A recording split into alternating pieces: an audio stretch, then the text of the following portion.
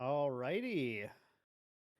How's it going, everyone? Welcome, welcome. We are here at the Banish Zone Regional in Wernersville, Pennsylvania. Super excited to have you all here. I'm Main Deck Dan, and I am going to be, this is going to be kind of a fun stream today. I am going to be Dan Solo. Don't get your games confused here. That's Dan with a D, not an H. And I'm just gonna be casting this whole thing kind of on my own today. Should be kind of fun. Should be exciting. So I hope you all are ready for a super fun time. Um, I'm gonna get a little bit of info here, hopefully on our players here, if it's relevant, I suppose. But I'm looking forward to some exciting matches in the PTM season. I hope you all are as well. Players are just shuffling up, and we are gonna get kicked off here again. This is the regional, a 3K regional at Banish Zone in Wernersville, Pennsylvania. A lot of players here today. Actually, I don't have a read on the number of players yet, but hopefully that's some info that we'll be able to grab at some point. Ooh, we got a judge at the table here. Two judges at the table. This is fun. Players are just getting all shuffled up here, though. We will be beginning very shortly. How's everyone day? How is everyone's day going today? I think it's gonna be a bit more of a chill stream. Should be an exciting time. I am in chat here as well, by the way. So chat, just let me know if there's anything that you catch that is not how it should be. We'll try and figure things out together. But yeah, PTM season been a very exciting one. Obviously, we're in one of the coolest metagames that the game has ever had. We have tons of incredibly viable decks right now. And we're expecting to see, I think, a lot of really interesting matches play out today. I personally am hoping someone here is on Astra Diana because I definitely want to see some more Astra Diana action happening here. Yes, it does look like we have Abe on stream. I agree. I was coyly mentioning that with the judge that we have here. This is looking good though. We got looks like they got the first turn. Looking Glass pregame action. Spirit of Fire coming out. Fragmented Spirit of Fire on the other side.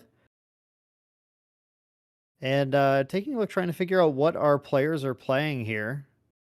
Or actually, just a regular Spirit of Fire. Sorry, that art. That's the DTR art. That's why I got confused. See a Dungeon Guide. See Gentle Respite, Ghost of Pendragon. Okay, so we're looking at a Krux deck here, and it looks like our Krux player. I mean, obviously from the Looking Glass, that was quite a possibility. Going for a simple Library Witch and Pass. Doesn't have a Cremation Ritual to sack to it yet. I think I see a Flame Sweep in hand and a Dungeon Guide. Passing on to the other side, we have a horse. We have a Flashfire horse. Are we seeing some crazy stuff happening? Yeah, we have a Flashfire horse fast activating into play 2/2 in the Recollection into Guoja with a Genboo. With a Fabled Sapphire Fate Stone. What I have not seen this list. Whatever is happening right now, I am unfamiliar with this. This is wild right now. Okay, so Fabled Sapphire Fatestone hit play with a Flashfire horse, a Spirit of Fire. We did mill a March Hare, which is like the craziest mill I think you could get in this deck because now we can kindle that March Hare and bring it into play. This is wild. This is insanity. Okay. And yeah, players playing another fire card, actually one that I'm not positive I'm familiar with. I don't know the Tech Bobo. I haven't seen this. Where can I see this list being played? I have not seen this one popping up at all yet. This is crazy. Okay, then Hasty Messenger coming down. Looks like nothing to pitch, so just getting some bodies on board right now. So just using Genboo to mill to get Kindle fodder is the idea, potentially. Swinging in for 1 with the Hasty and 2 with the Flashfire Horse. So the Library Witch intercepted the Hasty attack. Flashfire coming in for a 3 damage swing. It's a 2/2. Trying to figure out where the 1 came from here. Must have been, oh, there's a peppered chef that got banished. Okay, it must have been the card that I didn't recognize. Going to Lorraine level 1 now, so still not entirely sure if Abe's rocking Lorraine or Merlin, but banishing a Gentle Respite, about perfect. Should have plenty of cards here for an Inert Sword, perhaps, as the sword of choice. Wanting to potentially take down either of these 2 life units. Played Who Are You in MA Man as a Cooker. Yeah, this is definitely cooking. This is this is wild. The Inert Sword coming down, triggering the Liminal Guide, so everything going absolutely perfectly on this side as well. Drew into a cremation ritual as well. That's really strong. That looks very, very good for our judge friend right now. Ooh, wow, blowing away the ephemeral. What a powerful ability. Oh, excellent. I just got a DM with the list so I can take a look potentially. Thank you for that, Bobo. I'm going to see what we're, yeah, this is, oh my God. Okay. All right. Okay. I see what we're working with here. This is going to be very, very, very fascinating if this is, if this is the same list. This is definitely, chat, y'all are right. This is a monstrosity of a deck. This is going to be something crazy to see play out, especially if we can see them go to level 2. Wow.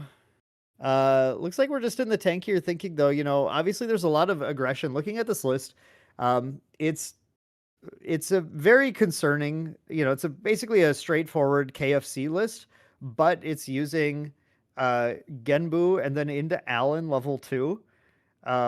And you just have to be on your toes because it is fire aggro. It is KFC. It doesn't have the Suzaku lines, but I'm excited to see the kind of insanity this pulls off otherwise, and I love seeing Beast Soul Visage in here too.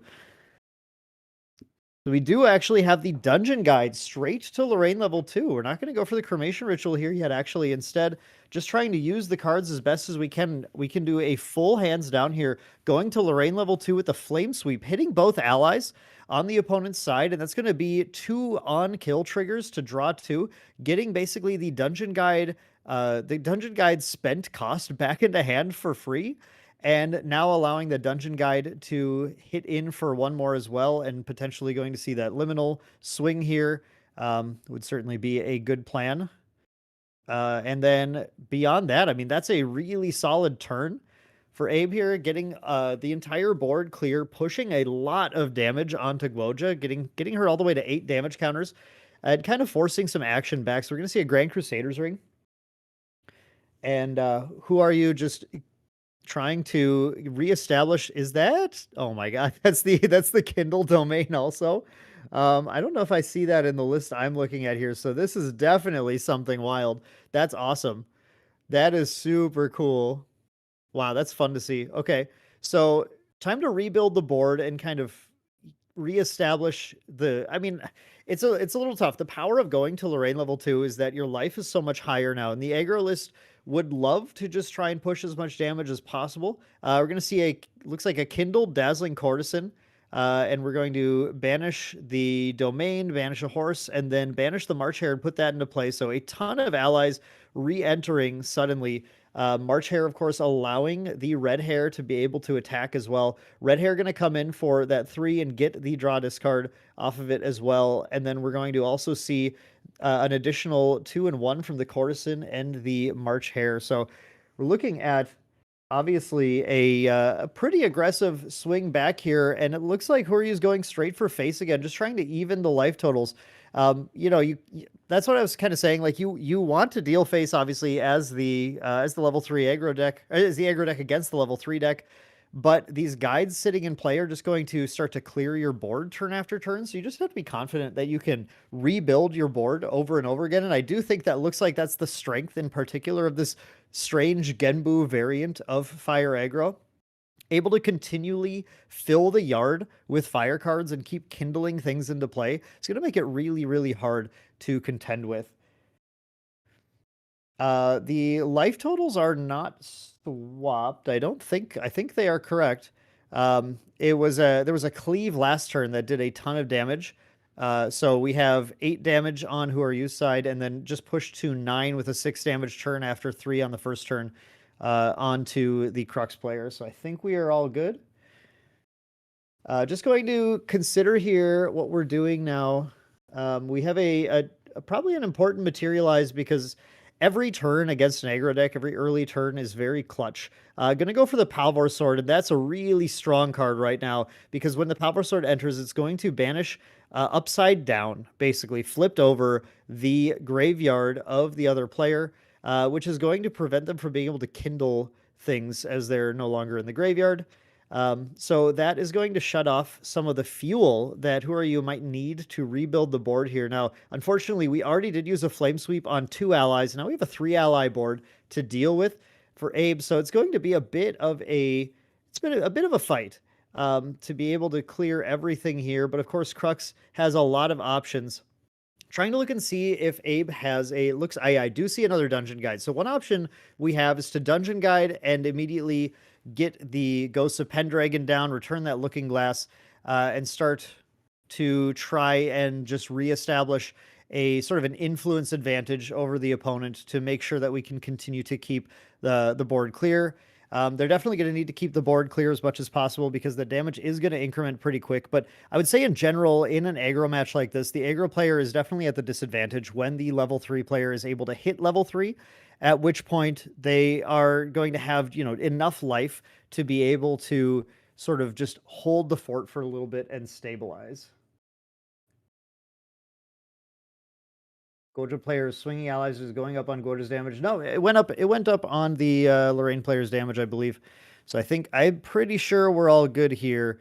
There's at least a lot of judges at the table, so we better hope that it's all correct. And we are going to see exactly what I was saying. The dungeon guide banishing 2 cards that they don't need at all anymore to be able to level to 3, get that Krux Knight out. It looks like that's the variant of Lorraine that we're playing, and now we have some potential to do some decent swings. Now we haven't seen Abe go for a Clarent Reimagined yet, so we don't actually have, I believe, any swords in the banishment at this point. We have an Inert Sword that still has 1 durability left on it, a Palvor Sword with 2. So the Lorraine currently has no additional bonus from any of this. But there's 3 guides in play, an Inert Sword and a Palvor Sword, which is a lot to be able to potentially clear things. We are going to see an index search happening live on air. Let's see what's going through their head. Looking for, again, there's a card with a lot of fire on it, and I just wasn't able to recognize it immediately. But I'm glad that both of us don't know the text on whatever this mystery card is. So we are going to see the swing in, and I think the life totals were flipped. We fixed it. Okay. It got fixed right away is what happened. We're good. So we're going to see the swing in with it looks like with the Palvor Sword and the guides to be able to get rid of the red hair. And then we have the additional guides coming in. And really it's the Krux player's prerogative right now just to try and get the board as clear as possible. They really need to make sure that the board never gets out of control, or the fire deck is going to be able to push their life total far too close for comfort and finish the game with some fast speed action card damage. But this is certainly going to make it hard for them to stabilize now as the Ghost of Pendragon does come down, returns the Inert Sword to deck. Obviously, we want to keep the Palvor Sword in play right now because that is what's keeping a lot of cards currently banished face down to prevent as much kindling from happen. But the issue is when you continue to clear the board, then you refill the yard with more fire cards. I think this Genboo version of Fire Aggro is so interesting in how it keeps refilling the yard with cards every single turn. So there's a lot of Kindle fodder available constantly. It's very fun to see.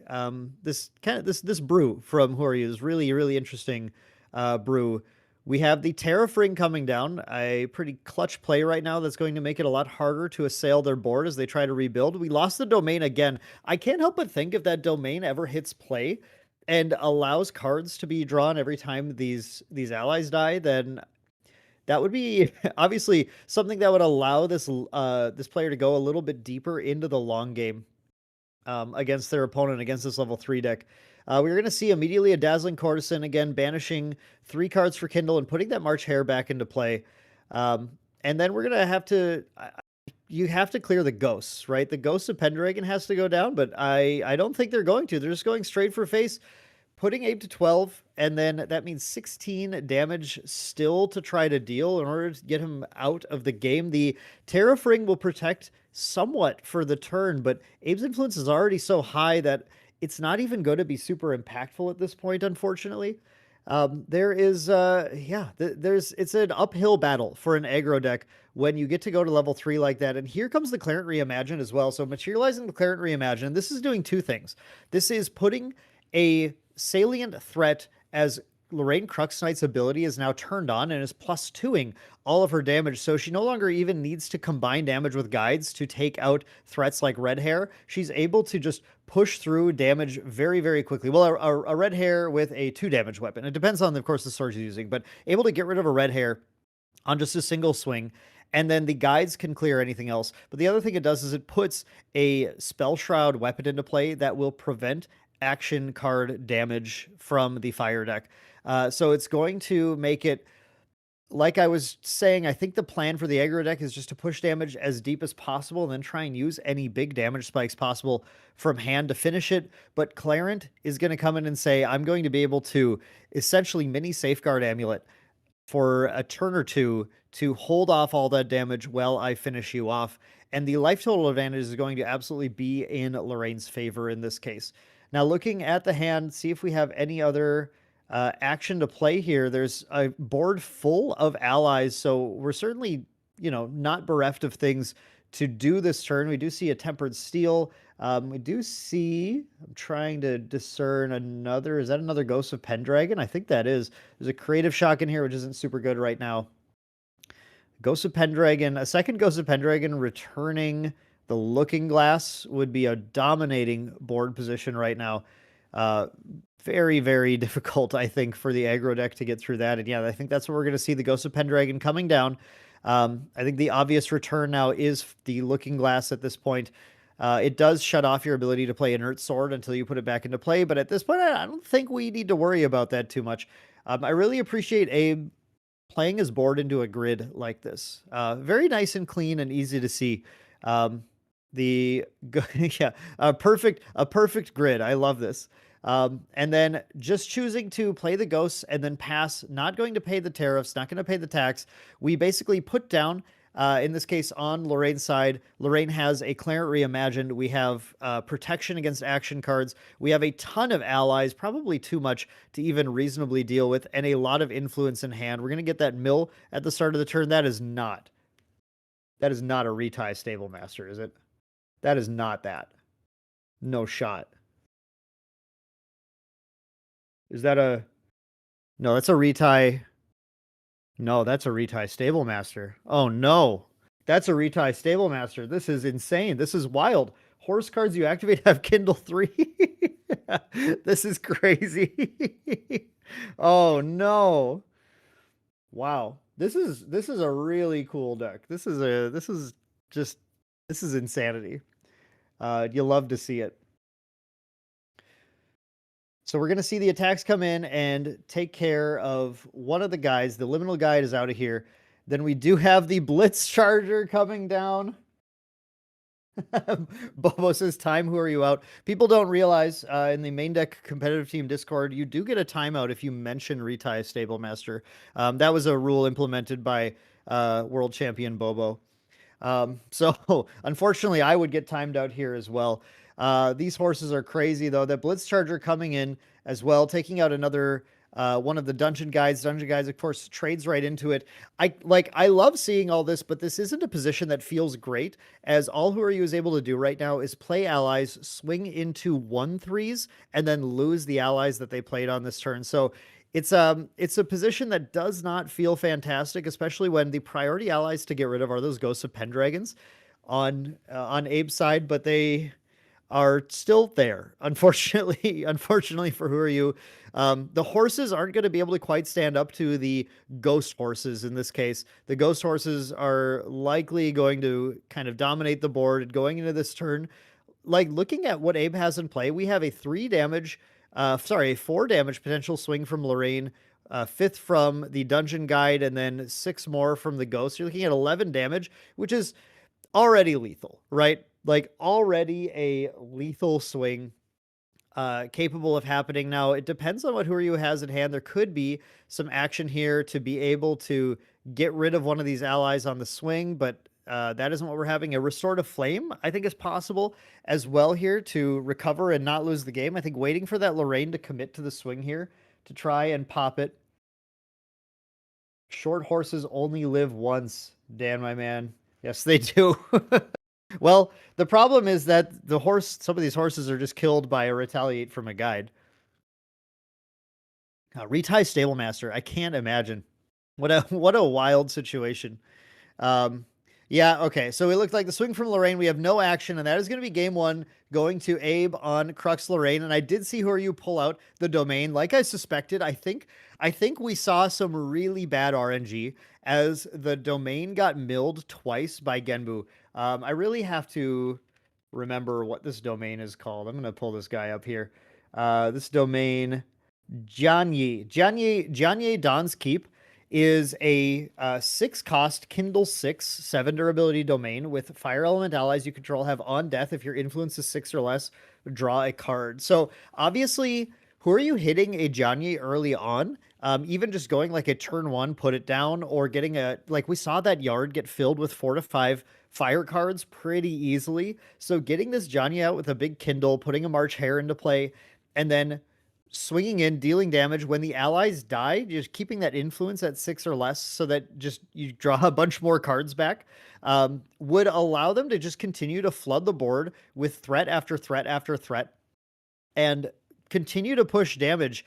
Theoretically, pushing damage to face before the opponent is able to like actually get the board clear enough to be able to push in and kill you back.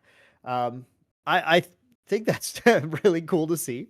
It's a really fun tech. This is a really, really fascinating. And I mean, I guess I wonder what has to go through your brain to develop a deck like this. This is like one of the things I love about Grand Archive is just how many decks that I think exist like this Retie Stablemaster Fire Horses Genboo list. Just they're floating out there and people haven't found them and people haven't been playing them. And sometimes people do find them and play them. And I think they don't find the lines or they don't like learn the high level tricks yet that that would make them actually competitive at least a regional level like this. So it's really awesome to see a player who has been working with this deck, practicing. I see from chat a lot of people are aware of the cooking, the chefery that this guy gets up to with this deck. So it's really fun to see that and see them show this off. Round 1 here at the Banish Zone Regional. Unfortunately, not a great game 1, but it looks like an extremely aggressive deck, and we'll see just how fast it can punch back.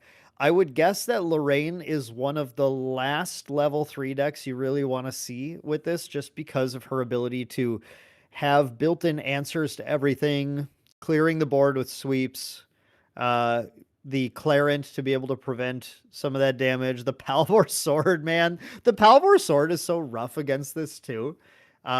Just to shut off, basically, like need to rebuild a turn of kindling fodder in order to keep pushing. So yeah, there's a lot of just like incidental hate in the Lorraine deck that is going to allow her to sort of tame the steeds that are going to be across the table from her. But we'll have to see how game 2 goes. Obviously, we're going to have our Fire Horses player here on the play. Taking the first turn of the game seems ideal.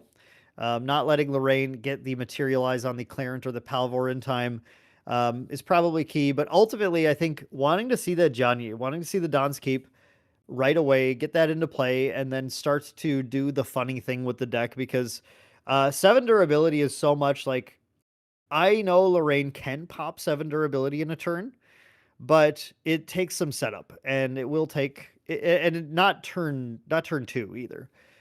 So we'll have to see here. We'll go I'm sure no one's changing. Yes, Spirit of Fire on both sides. And we'll see what our opening hands look like.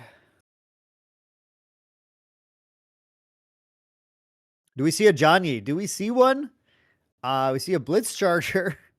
I don't see it. I don't think I see a Johnny, although I can't say I'm super familiar with that card. Yeah, see, I'm not because it's right there. There's the Johnny, turn 1. Excellent. Excellent play from Who Are You here. Getting the Johnny down right away. There's basically no shot Lorraine's going to be able to clear that at least in one turn and possibly not in another. So this is going to be a potential huge value where it's kind of the priority target now. It's got to die before the allies die to prevent the influence from being regenerated. So Abe has to make a choice. Do we let a board of allies live for a turn once we're even set up to do this and take the Johnny out? Or do we just clear the allies, allow the card draw to happen, and just push through and say, it's not about the cards in hand, it's about how many actions you have per turn? And I think that's not an unreasonable strategy. I think depending on the hand, depending on what you have, just trying to like push through and get rid of the allies and continue to push damage to face, get a good sweep off again, to kind of lower the threshold might be fine because at the end of the day, even though you're going to keep your influence at 7 or 8, it still is going to be just a couple of allies you can play in a turn. Well, with the Kindle, a few allies you can play in a turn. And it might be something where just the power of having a level 3 champion can allow you to push through that anyway. We're going to see Abe just dropping a liminal guide and swinging for 1. And I think this was very telling. The 1 was swung at Spirit, at Champion, not at Johnny. So I do believe the plan is, unless a really opportune moment presents itself, we're going to ignore the Johnny. We're going to not worry about it too much and just try and play a regular game, controlling the board and pushing in damage when it's relevant. We do see a Peppered Chef. I see a Dazzling Courtesan. But yeah, none of these are things that you, I guess, like really want to play right now. This is interesting. The Johnny was there, but we banished the Blitz Charger to level, and it seems like Who Are You just wasn't satisfied with any of the turn 1 plays. So we must have a Flashfire Horse in here. Yeah, there it is. Okay, so we have a Flashfire Horse. So Who Are You is just going to push off until the Recollection phase of the next turn, drop the Flashfire Horse then, and just allow Abe a turn here with that Liminal Guide to potentially find a Cremation, maybe get rid of it that way. It does mean that we're not going to see, like we saw in the first game, the Dungeon Guide into 2, Flame Sweep. We don't have any of the advantage to really make that work right now. Both players, I think, kind of dealing with like slightly clunky hands, but Who Are You probably in the better position with that Johnny in play, and the Flashfire Horse feels like a much better turn 1 than just dropping a Liminal Guide and not having any way to get rid of it. Did draw a Gentle Respite. So still no way to get rid of it. We do have the Dungeon Guide here, but you don't really want to waste your Lorraine level 2 ability. There is an option where, while, Who Are You's not playing anything, still obviously holding onto that Flashfire Horse. Abe's certainly aware that the Flashfire is going to come down in the Recollection phase because that's probably the only reason you pass the turn as the Fire Aggro player in this case. He could decide just to level to 2 and try and out aggro the aggro deck. Already kind of having damage on board, ignoring the Johnny, and seeing a slightly slower aggro game. But I think that would be a very silly play to do. I think you do hold on to the Dungeon Guide right now for when the board gets out of control, to be able to clear salient threat or threats if you find the Flame Sweep and draw the card. Instead, we're just going to get a push with that Inert Sword for 2 in. And then we do have, on my end, my stream has frozen. So there we go. We are back here. Is that a Tempered Steel? I'm just going to Tempered Steel the Inert Sword, get another durability counter on it, and that means that Abe is ready just to continue to push damage there. We do see Who Are You dropping the Flashfire Horse as well. The Flashfire Horse is going to put an immediate threat on the board now, and I think a board can be built very quickly. We're going to see a Grand Crusader's Ring coming down, going to get to draw a card off of that. There's a Pelagic Fate Stone in hand. That's so cool. I love seeing that as well. And we're going to mill a Pelagic Fate Stone with the Genboo trigger, the Fabled Sapphire Fatestone trigger. That is really nice. That means when that floating memory is used, it's going to be the Dolphin coming into play as well, which is going to be able to mill even more and continue to set up crazy, crazy Kindles. Grand Crusader's Ring. Ooh, popping. But then before we pass, we're going to see a Topsy Decree imbued from Abe to get rid of that yard before we move on to the main phase. So I assume we're going to see a discard. There's a discard of the Peppered Chef, and now we get to banish 2 cards from the graveyard. The Pelagic Fatestone, as cool as it was, unfortunately will not see the light of day yet, as that's going to get banished alongside that Peppered Chef, getting rid of the most threatening card in the graveyard, leaving just with 1 fire card right now for the potential Kindles that will want to happen. And we'll see how Who Are You, now that they've got a Flashfire Horse in play, we'll see how they want to try and push the damage in this match. They do have a lot of ground to kind of regain here, as it's been a slow start to the game with no damage dealt to their opponent, but the Retie Stable Master is going to come down. And again, I have to stress, this is a wild card that a lot of people don't often see play, but on enter allows them to discard up to 2 Fire Element cards and draw a card into memory for each one, and gives their horse cards Kindle 3. So this is setting up the yard for potential Kindles. And is, but actually let's see, did we even, I don't even know that we discarded anything. I had a little bit of a glitch there on the stream end, but it doesn't look like anything was actually discarded. We did see a mill of a Pelagic Fatestone here as well. Or a discard of a Pelagic. Discard up to 2 Fire Element cards. I'm trying to figure out what they discarded the Pelagic to, because Retie only allows you to discard Fire Element cards, so it couldn't have been that. The Pelagic, yeah, I must have missed an effect that discarded the Pelagic Fatestone. Retie would not have been a sufficient way to do that. We're getting a little bit of lag in the stream here, folks, so I do apologize about that. And I'm just waiting to get the game back on here. There we go. So players are considering what's happening. We do have 4 damage pushed in onto our Krux Lorraine player as well. So evening it out, 4 damage on either side, as both are at their level 1 champion. The Lorraine player is just going to make a decision here on materialization, I believe, deciding if it's time to go to Lorraine level 2 versus time to potentially set up a sword. I think putting Clarent out is reasonable. Palvor Sword. Palvor Sword we saw last game. Very strong card right now that can get that Pelagic banished so that it stops getting value again. And I do see the consideration for the Palvor here. Definitely, I think deciding between Lorraine level 2 and Palvor, whatever makes the most sense. Lorraine 2, with that, trying to actually figure out what's yard and what's banish. Oh yeah, I think that's all yard on the bottom. So we have 1 float in yard with the Tempered Steel. So that float can be used to pay for 1 of the Lorraine, meaning that ultimately after getting 1 kill on something, she's going to cost nothing basically to go to.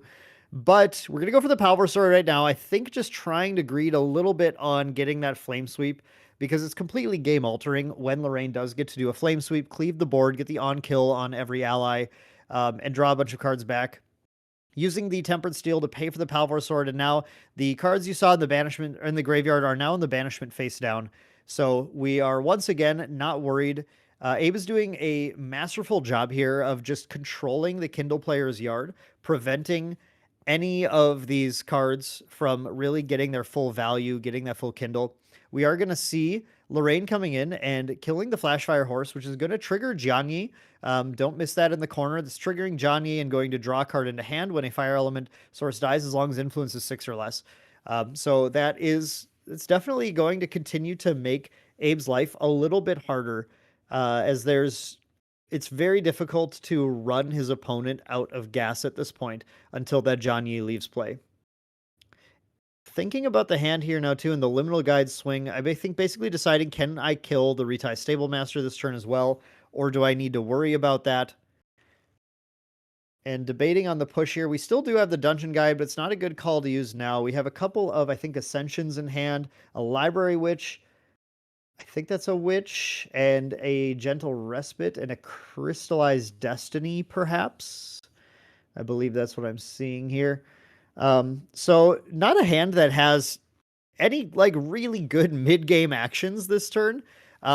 Gentle Respite is like maybe the best play you can make, but you kind of need to just stay defensive here, and you're still Lorraine level 1. So you in this case, Abe really wants to hold up the Crystallized Destiny just to make sure he doesn't get got by some insane like Kindle turn happening, lots of damage coming from nowhere. So it doesn't make any sense, I think, to go for sort of a greedy value play with that Gentle Respite. King, this is round 1. Welcome to the stream, by the way. Round 1 of the Banish Zone Regionals. We're already seeing crazy things happening with this Genboo Fire Horse list. We saw a mill from both players. There's a Devastating Blow and a Creative Shock Lost. Both pretty solid cards. Devastating Blow, certainly a card that A would want to have to be able to close the game off pretty quickly. And we're going to immediately just see some kindling happening, I think. Or let's see, banish and draw. Censor of Restful Peace was played as well. So the censor is going to shut off any of the extra float that Abe might find. Censor, of course, doesn't do a lot to this deck because that March Hare, while it does have an ability, the ability triggers when it's banished, so it's no longer in the graveyard. So it does have the ability, so it's a very powerful card for these decks to play, which has almost no impact on what they're doing. So we have that Kindle coming down for the Dazzling Courtesan, a 2/2 coming into play alongside the Retie Stable Master. Both swings going at the Liminal Guide, getting the Liminal Guide off the board and making the board a lot more protected. Again, forcing Lorraine to have to continue to play things on her turn in order to keep clearing the board, keep the allies off the board. Otherwise, the damage is going to start to mount very quickly. And then when she has to do that, because of that Johnny, we keep drawing cards back into hand, giving us more play. And sometimes that can even let you draw into hand things like a Flashfire Horse to play on the Recollection phase, which is very, very strong. One of the powerful things about drawing into hand versus drawing into memory. Think we're passing the turn on to Abe here and just going to consider a Materialize again. We're trying to think if it's time to finally go to Lorraine 2. I think at some point you can't just hold off this Lorraine 2 forever because you need to get to Lorraine 3 in order to play the game, especially when your hand is looking like this. And the Crystallized Destiny and the Krux cards are the only like actually relevant cards here. We do see the Gentle Respite and the Library Witch banished for that level to 2. Even though we don't yet have the Flame Sweep, and our influence is kind of low, honestly. We've had very little influence generation, plus we, with that censor coming down, Liminal Guide being cleared, the censor shut the Liminal Guide off, which is a very, very smart play from Who Are You? Clearing the guide and then shutting off its ability to get value after that. We're looking at Abe just not getting the Krux game plan that he wants this game. I mentioned it earlier, but both players seem to have clunky starts, except that Who Are You had Jianye. And Who Are You having Jianye really was able to just start doing, even though it's not like, we're not seeing the March Hare into Red Hare, we're not seeing the crazy things, we are seeing the graveyard being controlled constantly by different effects. Still, he's able to string together more of a game plan right now than Abe has been able to with this Krux deck, because he's got the clunky Krux draws. But that can all change very quickly as Lorraine gets a kill on the Retie Stable Master, shutting down that Kindle ability on the horses.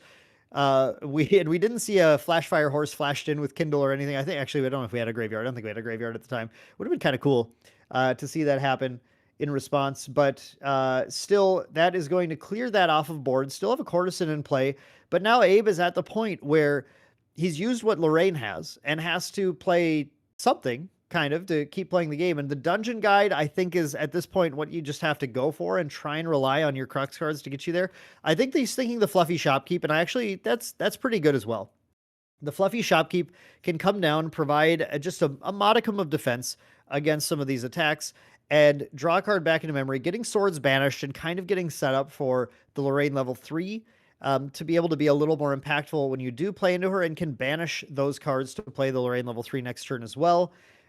Most importantly, I think, though, the Fluffy just helps you dig into the deck a little bit deeper, because again, with a clunky hand like this, you're trying to find more of your end game cards. This is the eternal struggle that Krux has, in that it has an extremely strong engine and has extremely strong late game. But when it draws the engine in the late game, or the late game in the early game, then it has a really awkward play pattern. We are going to ultimately decide just to go for the dungeon guide, go to Lorraine level 3, and enable our Krux. Decide to just start playing our Krux cards and hope that is good enough to get us there. And if we do have those Ascensions, one thing that's really cool that Abe can do is Ascension the Palvor Sword. Ascensioning the Palvor Sword allows you to, for a brief moment, bring the banished, face-down banished cards back into graveyard, and then it re-enters and banishes those again, plus everything that's currently in the graveyard. So every Ascension is just a re-banish of the graveyard, which is kind of fun. I don't know if it'll come up here, but I think it's a cool interaction. Okay, Portentous Tengu coming down from Who Are You? And that is going to draw another card, keep that influence up, and we just see a huge hand size right now from Who Are You for the stage of the game, for how many allies they've been putting out. We just have lots to work with, which feels really nice. Creative Shock happening now here as well. We drew 2 cards, found a red hair, which would have been so sick when the Retie Stable Master was in play. Going to pitch the Pelagic Fatestone, though. Really dead set on trying to get some value off of the Pelagic Fatestone, but the problem is actually the sensors in place. So the Pelagic Fatestone doesn't have any value right now, as it does not have floating memory. So unfortunately, that won't work. So I think just pitching it because it's a dead card in that case then. So no, sad to say, but no Pelagic Fatestone value unless Abe decides to be a cool dude and get rid of that sensor for everybody. But we do have the Xiao Chao coming down and just punching in for a little bit more. The Xiao Chao does have stealth, which is nice. It's going to be a lot harder for Abe to remove unless Abe finds the Flame Sweep, which we know he hasn't found yet this game. And if that Xiao Chao remains in play, that means the red hair is going to be enabled next turn as well. The problem is that it's only been 4 damage push so far. I feel like if Who Are You had Abe more into the teens right now, I would feel really nice about this position, but the worry is that the stabilization is happening right now. Clarent is being materialized from Abe, putting another wall in the way of some of the damage that our Fire Horse deck is going to deal, and putting a high durability weapon into play as well. So the Palvor Sword does not have to be sacrificed in order to swing. I do think the Ascension play is actually very, very relevant now as well. I believe that's an Ascension in hand. So we drew a Fluffy Shopkeep. Is that Ascension, Fluffy Shopkeep, and Dungeon Guide? I think that's our entire hand, right? No, Crystallized, sorry. Crystallized still, which is good. Clinging on to Crystallized, just 3 cards in hand. It's honestly very, very relevant, I think, at this point, to potentially Ascension the Palvor Sword to keep the yard banished. But of course, we can Ascension the Palvor Sword to put a Prismatic Edge or something into play as well to get some value off of it. I just got done with a weekend of playing Pantheon where I cannot tell you how many times I Ascensioned a Sword of Avarice into play, and it felt really good. So I almost said Sword of Avarice, but unfortunately not in Standard. We're not using fun swords like that. Might be with the Ascension, I mean, I think it's certain that there's a Prismatic Edge in Abe's deck as well. The only problem is in this match in particular, it's only a 3 damage ability, which, well, no, it's not, because the Pelagic Fatestone actually potentially can draw off of it. That's kind of funny. But we'll see. We just see the Lorraine swinging in and punching damage to face. Again, you're getting really close at this point as Lorraine, with Lorraine's ability sort of turned on by Crux Knight's ability turned on by the Clarent. The damage, you're basically 2 swings away from winning as long as you can survive. You have 24 life remaining. You do have a Crystallized Destiny in hand. I don't believe it's playable right now because I don't think we don't have the influence to play it, but we have a Crystallized Destiny in hand for next turn. We're holding on to an Ascension in case we want to use that at fast speed. And then we have the Clarent activations as well. So you have to feel fairly safe. We do see that red hair coming down. Like I mentioned, Xiao Chao turns on the red hair and allows it to freely swing in. And the red hair is going to come in at Lorraine's face with a March Hare to pitch as well. That is pretty strong. Wow, that's pretty good. There is an opportunity here to Ascension the Power Sword in the combat phase after the on attack resolves before we can kindle anything, but we're not gonna see that happen here. Instead, Dazzling Courtesan just coming in for 2 more. We're gonna see Xiao Chao coming in for 1 more as well, just punching the damage out. I think it's fair because you do go down a card when you use the Power Sword, unless you are feeling very threatened. You don't necessarily need to do anything, but we did give up all the opportunity to activate the Power Sword before a Kindle card is played. Here we do see a second Dazzling Courtesan, another 2/2 coming down, swinging in and banishing the March Hare on the Kindle. The March Hare coming down as well for 1 more damage, and suddenly this board escalated from 2 allies to 5 allies with a Tariff Ring materialized this turn as well. And out of nowhere, honestly, this feels like a very threatening position to be facing. I do understand holding onto the influence with that with not playing the Ascension, because you are waiting to try and use your have enough influence to use your Crystallized Destiny on the next turn. You're not quite threatened yet. But I also wonder what would have happened if we Ascension the Palvor during one of those attacks to prevent this Kindle play from happening here. It might have been a more awkward turn. It might have been less damage coming in, but yeah, I don't know. It's tough to say. It's tough to say what I think the right call was in that situation. We have Morning Organal Sly Fox. Am I supposed to pronounce it Organal or Original? Good to see you in chat. Seeing a lot of the homies in chat today, which is really cool. Thank you all for tuning in again to the regional. I know there's a lot of competition for what you want to view today.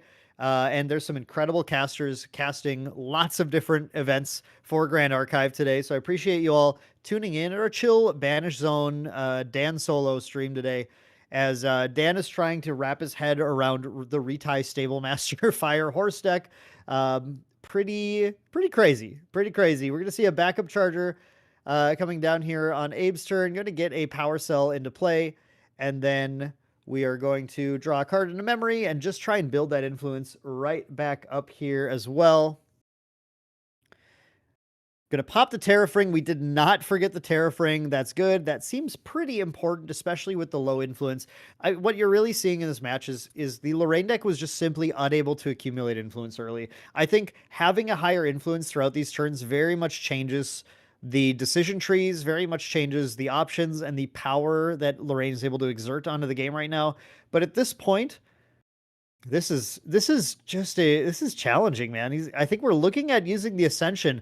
I think you have to use the Ascension to get the Prismatic Edge to clear 1 ally and then pay 2 to swing at 1 more ally just to try and clear as much board as you can. I mean, I guess if you edge 3 damage to face, 14, 3, 4, 5, that's a lethal swing outside of interaction. So you can decide. There's a decision here. This might be going for lethal. If Prismatic Edge, I assume Prismatic Edge is in here. If you Prismatic Edge, go for face and swing for face, you basically are putting full hand down, going the Palvor Sword. Okay. I mean, yeah, you want to keep the Clarent in play for protection as well. And at this point, you're hoping that you just win the game off of this, I believe, right? So, yep, there is our Prismatic Edge going to come down, reveal memories. There's going to be a fire card. Going to deal 3 damage. Question was if there was going to be a Pelagic Fate Stone, but there was not. Didn't actually put a fire card down. Abe was confident that their fire card would be there. Another thing well, he didn't have fire cards in hand, actually, so that's really funny. But I mean, yeah, it was going to be there. The deck is almost entirely fire. So that's 3 damage to face, and then we swing in with a lethal swing, potentially lethal swing, because we did get rid of a sword. Is this actually 5? This might only be 4 damage, but I think that's a Restorative Flames. I think that's Yeah, that's Restorative Flames. Restorative Flames coming in here as well. With that Kindle ability, recover 4, and if influences Restoring Embers. I think this is the new one. Yeah, this is the old one. There's so many, because these look so similar. Oh, these look so similar. Or this is Popping the Sword. This is Popping the Sword? Oh my god. That wasn't an Art of Reduced Stash that I'm not familiar with, is it? No, there isn't a new art for that. What card is this? I am not entirely sure, but it popped the. No, it was a heal. It was a heal. That's Shatter the Brittle. That's really oh, you're right. That is Shatter the Brittle. All right, thank you, Mogul Khan. Yes, that is Shatter the Brittle. So yeah, Shatter the Brittle coming in and taking out the Sword of Avarice. Sorry, not Sword. See, I've been playing too much Pantheon, guys. Taking out the Prismatic Edge. Yeah, it does not. It only hits one or less. That's why I was just taking a second here and thinking, yeah, Shatter the Brittle cannot target a Prismatic Edge because Prismatic Edge is 2 costs, not 1 cost. So, and then my stream like stopped for a moment and backed up. So I am not actually sure what happened here. I think nothing. I think we just had to take the damage, but because there was only one banished sword, because the Prismatic Edge was in banishment, not in the deck, the Prismatic Edge reduced the count of banished cards for Lorraine from 2 to 1. And Lorraine was only able to swing in for 18, which then allows Who Are You to get a full turn here where they are able to play even more allies and swing and swing and swing, and they are doing a ton of damage here and finishing it off with an intensified pyre for 6 more, and that is actually game 2 going to Who Are You. Absolutely crazy. Absolutely crazy to see the horse deck pop off there. That means we are going to go to game 3 in this horse versus Lorraine match. That's wild. Wow, with 1 life remaining, because the number of swords in banishment went down by 1 when the Ascension was played. There are so many minute things to pay attention to, and that's one of the things that it's both frustrating and that I love about Grand Archive, because it's frustrating when it happens to you, because there is a lot of stuff. Yes, DMB. Yep, thank you. We figured it out. I wasn't, for some reason, it didn't look like Shatter the Brittle to me. It had been a little while since I had seen a Shatter the Brittle played. So, but yes, Shatter the Brittle cannot target Prismatic Edge because Prismatic Edge is 2 cost.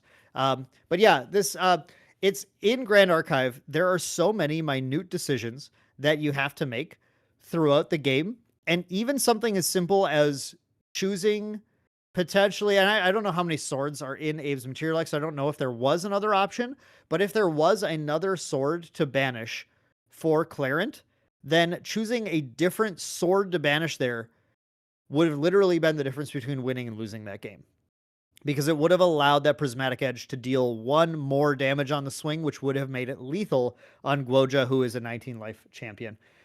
So that is very, very, very wild to see play out in this way. I can't believe that, but we are going to go to a game 3 now. In that game, there were a few things that were in Who Are You's favor. The early Johnny was nice.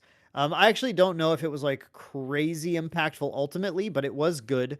I think one of the biggest things was simply that Krux Lorraine had a really clunky start. Had kind of the just drawing all the interaction pieces, drawing liminal, but no way to discard, no way to defeat, no way to destroy it, no way to get rid of it.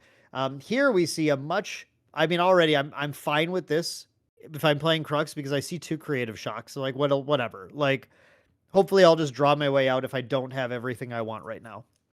So we have already kind of a nice start there. I do see a hasty messenger. What else do I see on Who Are You's side? John Yi. Yep.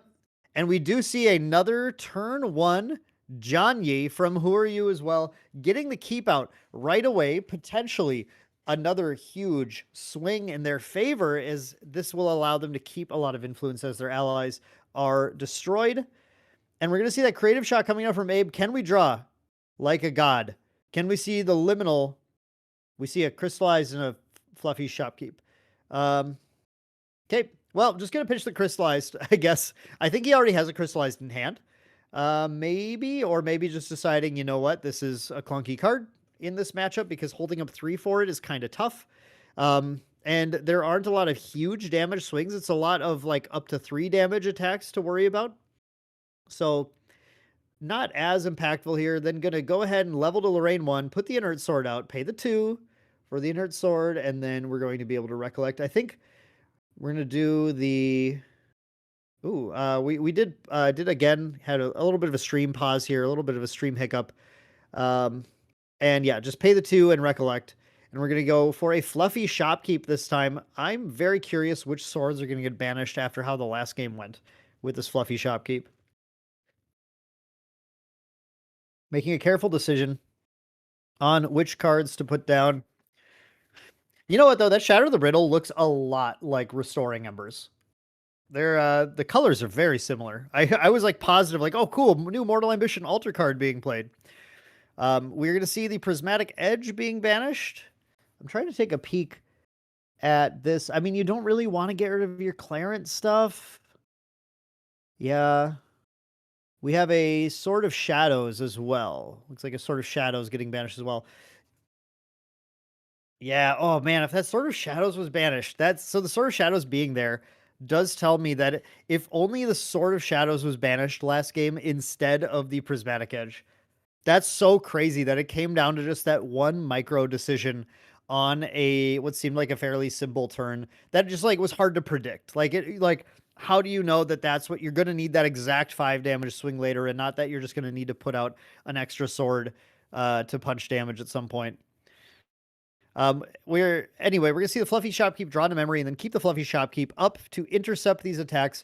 It looks like Abe's not playing any games this time, just wants to hold back as much damage as possible. And then there is the Guoja once again with the Fabled Sapphire Fate Stone, which is it's so funny. I was so thrown off when I saw this. I have not seen this deck going around yet. So very wild. Very, very, very cool tech. I'm going to mill a Retie Stablemaster and looked like either the Creative Shock or the Crystallize. Both of those were cards we saw in the last turn as well. But nothing that is super impactful here. And then it looks like we're not going to be holding off like we did last time with that Flashfire Horse. I think a Hasty Messenger coming down. Yes, there it is. Hasty Messenger is going to swing right into that Fluffy Shopkeep. Go ahead, because this is going to allow Who Are You to build up more fire cards in Yard, kind of force the action from the Palvor Sword as early as possible. Seems totally reasonable to me. And we're going to see then the Peppered Chef sacrificing the Hasty Messenger, which is nice. We saw second Hasty drawn, so we're going to be able to do the exact same thing again next turn with another Hasty Peppered Chef play. But the Peppered Chef does come down and take out the Fluffy Shopkeep as well. Now, the Fluffy Shopkeep did not retaliate, I don't think, that's kind of interesting.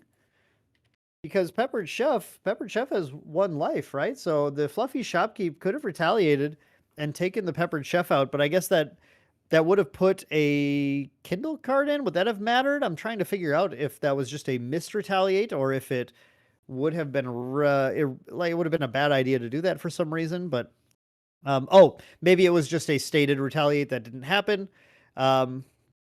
Because yeah, I guess we did retaliate there, and then that did draw a card in from Jianye into Who Are You's hand, allowing them to then also play this Xiao Chao and get 1 more damage onto Lorraine, as well as setting up a stealthy ally that's just going to be very difficult for Abe to deal with. And again, setting up for that red hair. So that showed you a lot of the power of the Jianye, allowing you to swing those Peppered Chefs in, get rid of the problems on the board.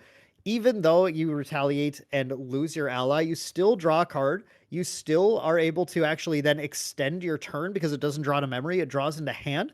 And you're still able to continue committing to board there. So there were actually 3 allies played on that turn, which is pretty cool. We only got rid of the Shopkeep and dealt 1 damage, but still that was stuff that had to happen in this game. So Abe going for the Materialize of the Lorraine level 2 right now. Do we have a... Let's see. Do we have a Flame Sweep? I mean, Flame Sweep's obviously not like high value right now, but it does remove the Xiao Chao, who otherwise has stealth and is very difficult to remove from the board. But instead, just going to play the aggro player in this matchup. Lorraine just punching damage directly into face, losing that inert sword, getting a sword banished. And I think that's pretty smart right now. Getting those swords banished to try and set up for your Lorraine level 3. I think it makes sense to go as quickly as possible to get to 3, because once you're level 3 with Lorraine, you have that sort of inevitable threat. You know, every turn you can just attack, deal damage, and continue to just expend your cards to deal with your opponent's board as long as you can.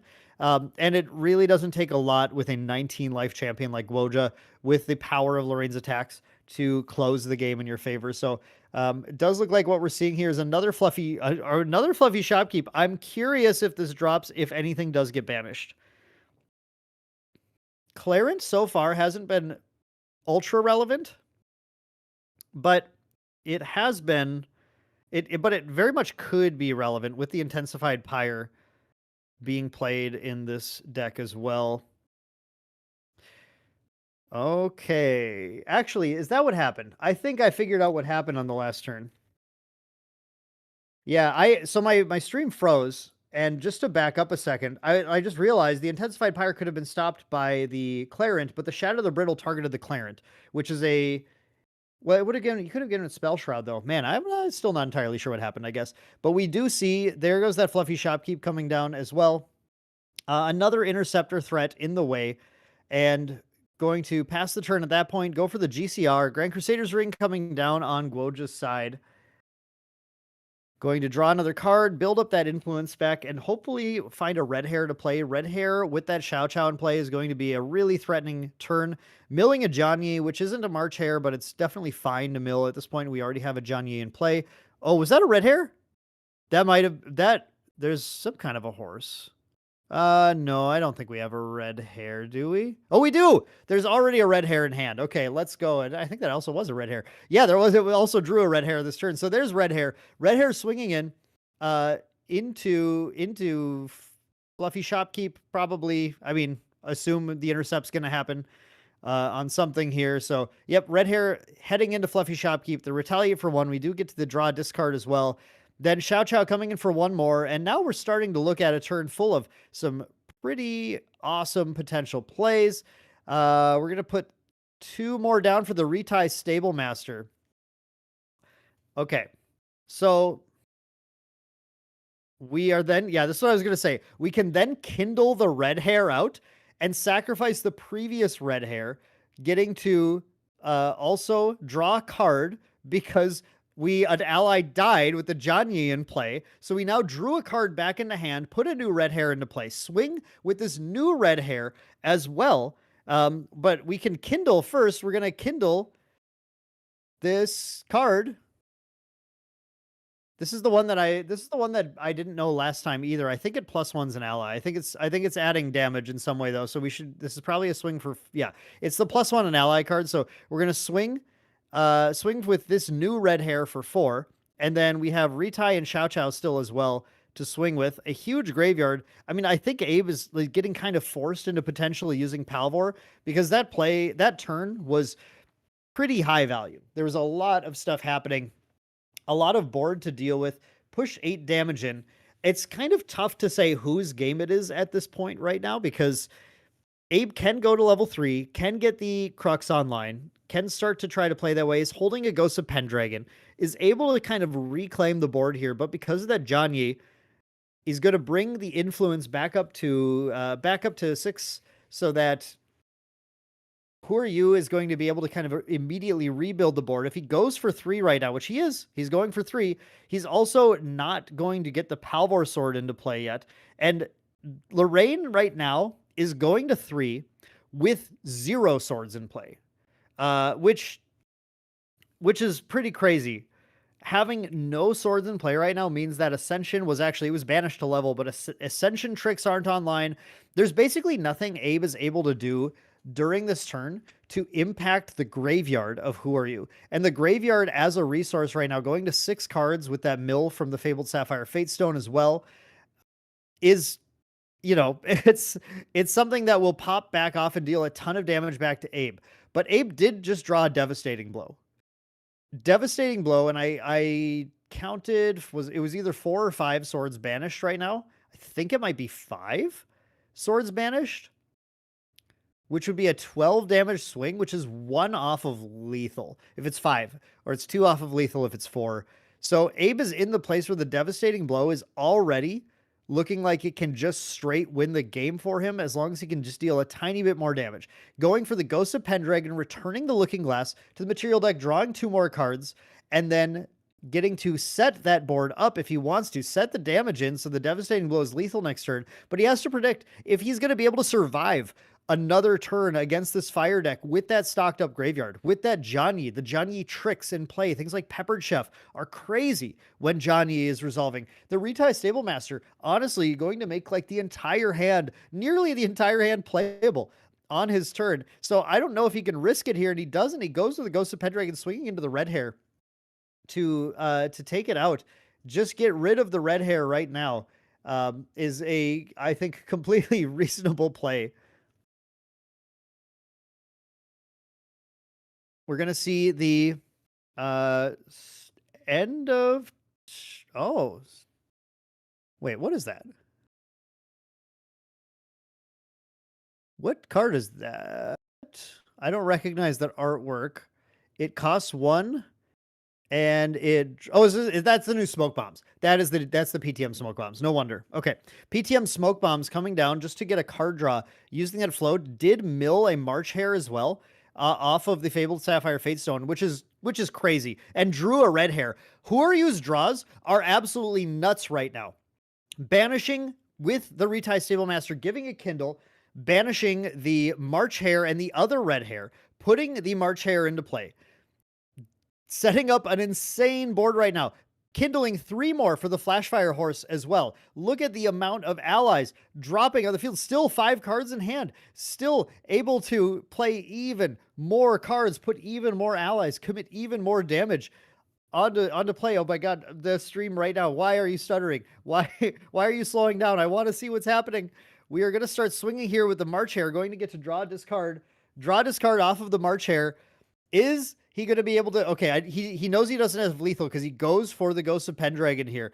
He knows he doesn't have lethal, unfortunately, but is going to continue pushing, pitching a Shatter the Brittle, drawing a card, now pushing in with the horse. Going to be another pitch, draw, discard, more damage, 11, 12. We're going to go 13. We're going to go 14.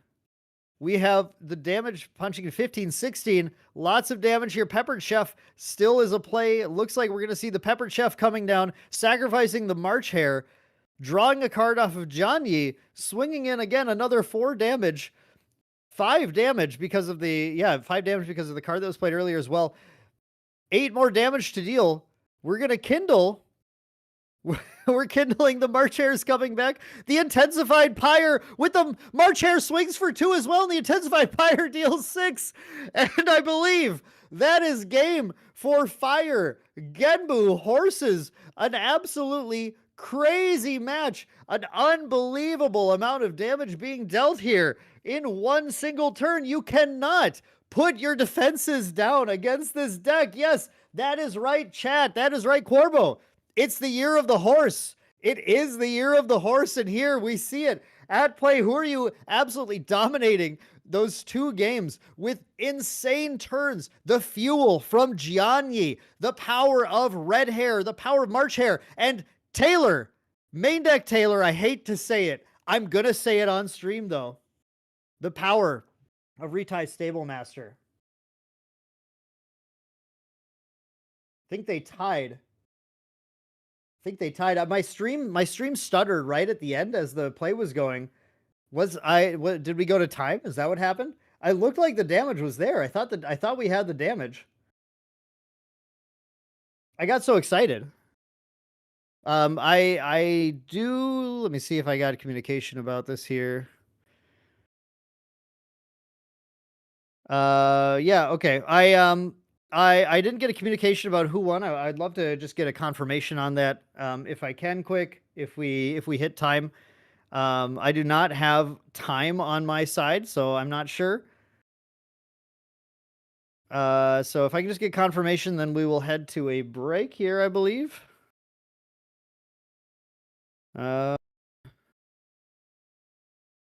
Yeah, okay. I don't know. I'm not currently they did tie. Okay. Well, man, it was so close though. You saw the amount of damage. So yeah, unfortunately the players did tie there though. That damage was crazy. That horse deck was popping off. It was so close to finishing it, but unfortunately we did hit the timer and they did run out of time, but man, you got to believe in that deck. Anyway, it looks like folks, we're going to head to a break here shortly. So We are going to be heading to a break, but you folks swing on back as soon as you can for game two. Match two of the Banish Zone Regional here. You're not going to miss it. We're going to have a lot more fun. We'll see you guys real soon.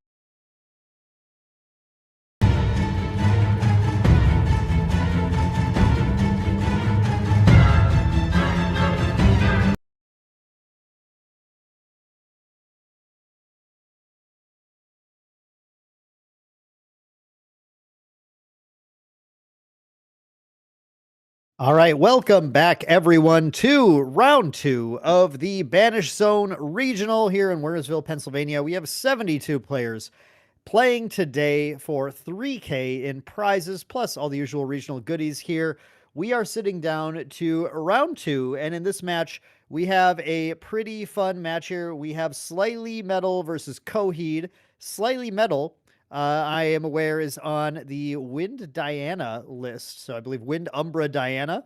And I haven't gotten the list yet for Coheed, but I do see a Spirit of Water, and I'm sure we'll figure it out pretty quickly. We're going to start with a Windmill Engineer imbued from Slightly Metal. And, solid start, exactly what you're looking for. Going to build influence, start to put out something to return to hand. All you're really trying to do right now is generate as much influence as possible as the game plan for Diana, to be able to go to level 3, start shooting your gun, and continue playing the game. Well, our water friend is going to take a very typical water first turn. Coheed just going to go ahead and pass the turn, holding up a hand of things. But once they start playing them, we'll start to perhaps have more of an idea of what we're seeing. Okay. Think we're seeing Genboo. I think we're seeing a Fugue. I think we're seeing Water Genboo, not Fire Genboo. No horses this time, unfortunately. Water Genboo. We see a Fairy Whispers on the wreck after a backup charger here from Slightly Metal. Do we find anything we like here? Fairy Whispers can be a pretty key card. We're going to put 1 on bottom, 2 on top, revealing revealing a focusing round and actually drawing nothing. Sort of a whiff on the Fairy Whispers here, unfortunately.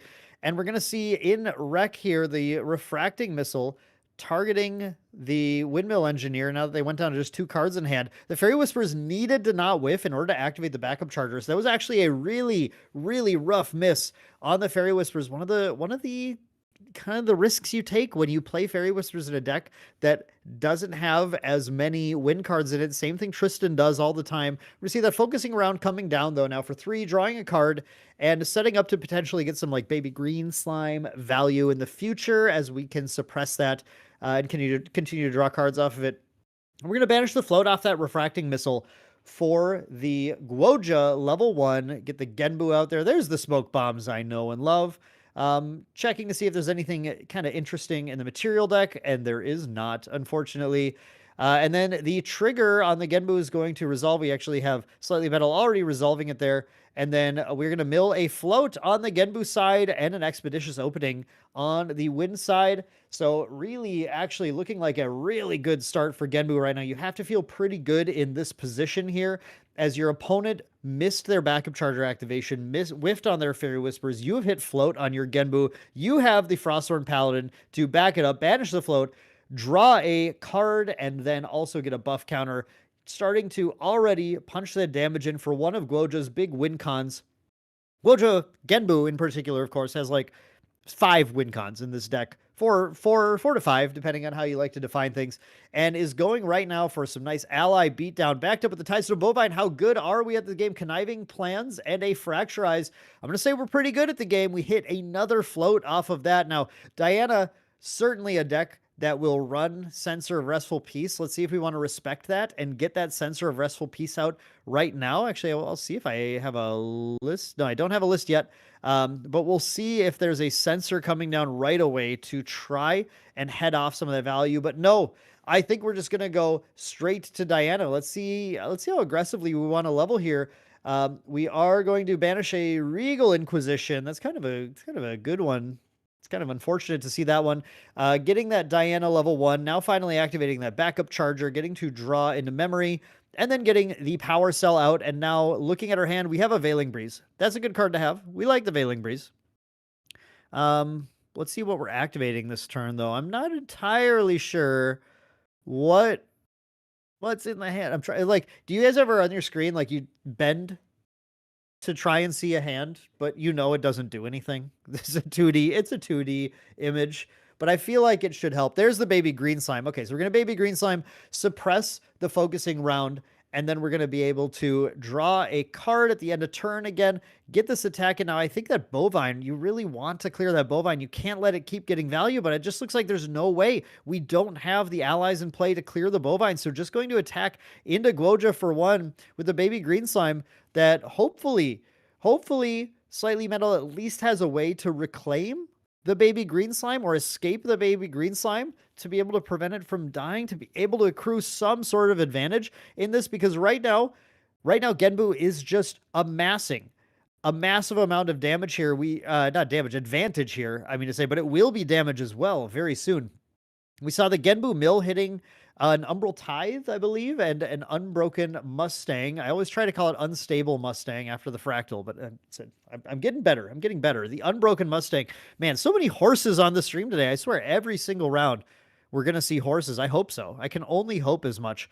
We are going to get a Scout the Land in response to the swing. I believe that Tidestone Bovine swinging in at the baby green slime. So we're going to scout and just try and find a reclaim with all of our might. We want to find a reclaim, set the top 4 up, draw in the hand. And did we find the reclaim? No reclaim, but there is a Calming Breeze. The Calming Breeze is going to be a nice thing to see, something that Diana can use to try and head off some of the damage and then level up a little bit more efficiently, or at least get to choose what card is being used while you're preventing some of your damage, which is pretty nice. And then there is that Calming Breeze in response to the Frosthorn Paladin attack. So kind of telling the opponent, all right, I don't think you should just go and play more Frosthorn Paladins right now. But it's going to give them an opportunity here. We're going to see 2 water cards revealed in memory, which means it can be nothing other than the Fractal of Rain being imbued, setting up another advantage accrual engine. The Tidestone Bovine, by the way, milled another Unbroken Mustang, as well as, I believe, a Gentle Respite. So another float. We have 2 float in yard right now, which is looking pretty good, with the Fractal of Rain and the trigger from Genboo that goes to 5, 6, 7, 8. It's very easy to get a Genboo flip next turn, actually, by simply using those float to level to Goja level 2. We are going to see now the Unmake, sorry, not Unmake Duality, that's a bullet. That's the Taser Shot coming out from the level 2. The colors, I suddenly thought there was Unmake Duality. Like, wait, there's nothing to unmake. Diana level 2 on enter puts the Taser Shot into play. And now I think our opponent, just considering here our Diana player, I shouldn't say our opponent, because we're all fans of both of these decks. I mean, I'm a Genboo fan. I love Genboo, and I absolutely love this Wind Diana deck. So we're going to see if Wind Diana has a dungeon guide right now to be able to level to 3 and start to punch in some big damage. We doesn't look like we have it yet. We do have the baby green slime, a second copy coming down, suppressing that focusing round, 1 more swing into face, and I think we're maybe just, oh man, there's a Dream Fairy. Dream Fairy on the Frosthorn Paladin is one of the hardest things to do, I feel like, in the game. Like, it's possible just to clear the board right now. If we had attacked into the Tidestone Bovine with the baby green slime attacks Tidestone Bovine, Dream Fairy attacks Tidestone Bovine, Dream Fairy triggers on enter and puts the Frosthorn Paladin into memory as well. You can clear the Genboo's board, but you've now given them back a Frosthorn Paladin when they do clear the Dream Fairy, which does not feel good, and you put another float in their yard by getting rid of the Tidestone Bovine, and you aren't putting any damage on them as well. And ultimately, the Diana deck does need to take the reins and be the aggressor at some point if they want to win the game. So it is good to punch damage in. It's a tough position to be in right now. But we are actually just going to see a Tidal Lock coming down, negating the Dream Fairy. So the dreams are shattered. The lock has occurred, and now the Dream Fairy goes actually to the banishment as well. And we're going to see Diana actually lineage release the level 1 to put the Seeker's Rifle out to shoot the shot right at the Taser Shot right at the Goja right now, punching in just a little bit more damage and saying, okay, if you do want to level and you do want to go to your level 2 and try and put the Genboo out, you're going to take some damage for it. This is a very interesting line right now where the Diana player, I think, recognizing I'm not getting the influence accrual. I'm not getting the advantage that I'm looking for. So I have to take the reins. I have to take the reins right now and just start to be the one dealing damage. Yeah, that's kind of interesting to see. I don't see the damage. Oh, there's Song of Frost. We had a Song of Frost played with float. Sorry, I looked away for a second. And yeah, we Song of Frosted the Taser Shot as well. That is, yeah, That's pretty rough. That's a pretty rough position. Basically, their full turn was stopped. It was, I think, kind of a suboptimal turn, but one of those turns like when you go, look, I just have to take this route, and yet still the Genboo player had the answer for everything that happened. Now we see an Attack of the Tidestone Bovine with the Seaside Ringleader being discarded as well. The amount of float is huge. The amount of value with the Ringleader now as well going crazy all the way to with those triggers. Just like I said, we go to the Genboo, we go to the Guoja level 2, we get the quest counters, we swing at the Tidestone, that's our 9th counter, we flip the Genboo. The Genboo can swing in here now too. We might even be able to Resonating Fugue combo. Full hand is down. Yeah, looks like we can do it. We're going to flip the layer, we're going to add to the life stat, and then we're going to flip the total. Swing with Genboo, and I believe we are at lethal already with a decisive Genboo attack. Here it comes in, and yeah, that is going to be game 1 going to Coheed with Genboo with a massive Resonating Fugue swing once Diana went full hands down trying to punish them as much as possible, but it wasn't enough. That is crazy. That is the power of the Genboo deck. We saw everything go their way in the first couple of turns, from missing the Fairy Whispers on Slightly Metal's side, to which then cascaded into not being able to activate the backup charger, and then those incredibly solid mills, not having the reclaim, not scouting, not finding a reclaim. It was, yeah, just nothing went wrong for Coheed, and sort of everything went wrong for Slightly Metal in that game. Very unfortunate bit of luck here, but plenty of game left in this match. We have 2 more games to go, with Slightly Metal going to be on the play this time. And if Diana gets a rocket off start like I think Slightly Metal is looking for, that can suddenly turn the tables on that Guoja and her ability to sort of prevent everything that he's doing. It really comes down to being able to get your Diana to that level 3 as fast as possible, because once you start putting on against Genboo, once you start putting on the Creeping Torments and start getting those taser shot, the taser lock trigger happening, that makes it very difficult for any of Water's plays to really get you back into the game, because everything you do is going to kind of punish you. Frosthorn Paladin now triggers the Creeping Torments for more damage on you. And while Water and these Genboo decks often have some ways to recover, at least sometimes they run things like Revitalizing Cleanse, it's going to be pretty tough to fight. Oh, I got a PDF of the deck list. That's fun. Excellent. I'll have to dig into this for the next match here, but I think right now what we're seeing is a lot of decks that I think we are quite familiar with in general. I don't think we're seeing anything particularly shocking out of these lists. Ever since Ascent Akihabara, this Wind Diana deck put on the map by Advanced Elements has been it's been a breath of fresh air for a lot of the players who have been missing the playstyle of Gun Diana, haven't felt like Gun Diana really had what she needed in order to play the game. We've seen new cards coming in PTM that are certainly options to play in there, but we are especially just seeing the benefits of figuring out a play pattern, right? That like actually works for Diana, not just honing in on, let's play the fire deck, let's discard and draw, but finding a different line. And I have to say, it's an extremely fun deck to play, and it's great to see hit the table here as well. Right away, I see a Baby Green Slime, a great card you want to see. Your opener for the Diana, I mean, you're really happy to see something like Baby Green Slime. Any of your card draw, like your focusing rounds with the Baby Green Slime and a Reclaim, feels really good. Here we see a Windmill Engineer. Ooh, I think there's a Reclaim in hand as well. I think we have Windmill Reclaim. I believe that is the A and B art of Reclaim. That is going to be a pretty solid start, a lot better than the start that Slightly Metal had in the last game. Imbues coming down from both players, but this is a double imbued Fractal of Rain from Coheed as well, with a third Fractal of Rain in hand, followed by a Gentle Respite. Absolutely immaculate, incredible, amazing, stellar value happening on this turn. I cannot imagine a stronger influence generating start from Guoja, then getting that gentle respite drawn to memory. The float is set up to level to 1. Then we get 3 mills on the next turn, 3 quest counters on Guoja.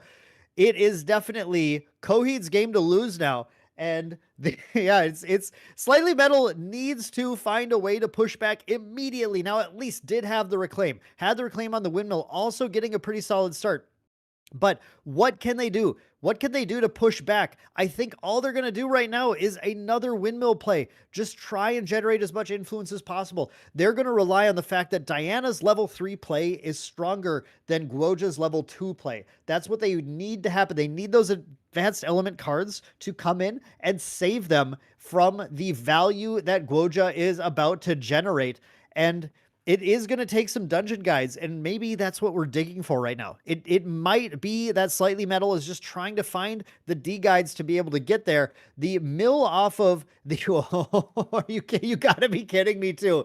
The 3 mills hit a focusing round on Slightly Metal side. On Coheed's side, 2 float, a Fracturize, a Bullfrog, and a Seaside Ringleader, with the fractals to activate the Seaside Ringleader in the recollection phase, drawing a card into memory. And now, I mean, don't tell me there's a Frostthorn Paladin in hand. If we have like a Tidestone Bovine that gets to come down with the buff counter, I don't even know. How do you follow up this insane opener? Absolutely ridiculous. Like, the high roll of high rolls, the jackpot, the dream with Genboo here, coming down with the Frostsword Paladin, following it up with a card draw, gets that buff counter, still sitting on, what is that, 6 cards in hand with the Frostsworn in play. I mean, what could possibly go wrong at this stage? Absolutely good player from our lovely tournament organizer here. You know what? It's pretty good play. I can't argue with that. Censor of Restful Peace coming down. So we're right. The Diana is running and says, okay, I'm going to need to slow down what's happening here as much as I possibly can. But I mean, how can you stop the train right now? Next turn, Guoja's already set up to get 6 more quest counters. Again, a level to 2. Now, at least the censor stops the high value level to 2, right? Would have to lose cards to do it. But a level to 2 brings you to 8. And then there is at least a Conniving Plans in hand. Go to 9. Genboo can flip again next turn. Genboo already can flip, hit the board. Seems absolutely crazy. Now, we did have the Frosthorn Paladin left back on defense. I love this respect from Coheed. Respecting that, yeah, Diana can go level to 2, dungeon guide, shoot, and then everything might be over.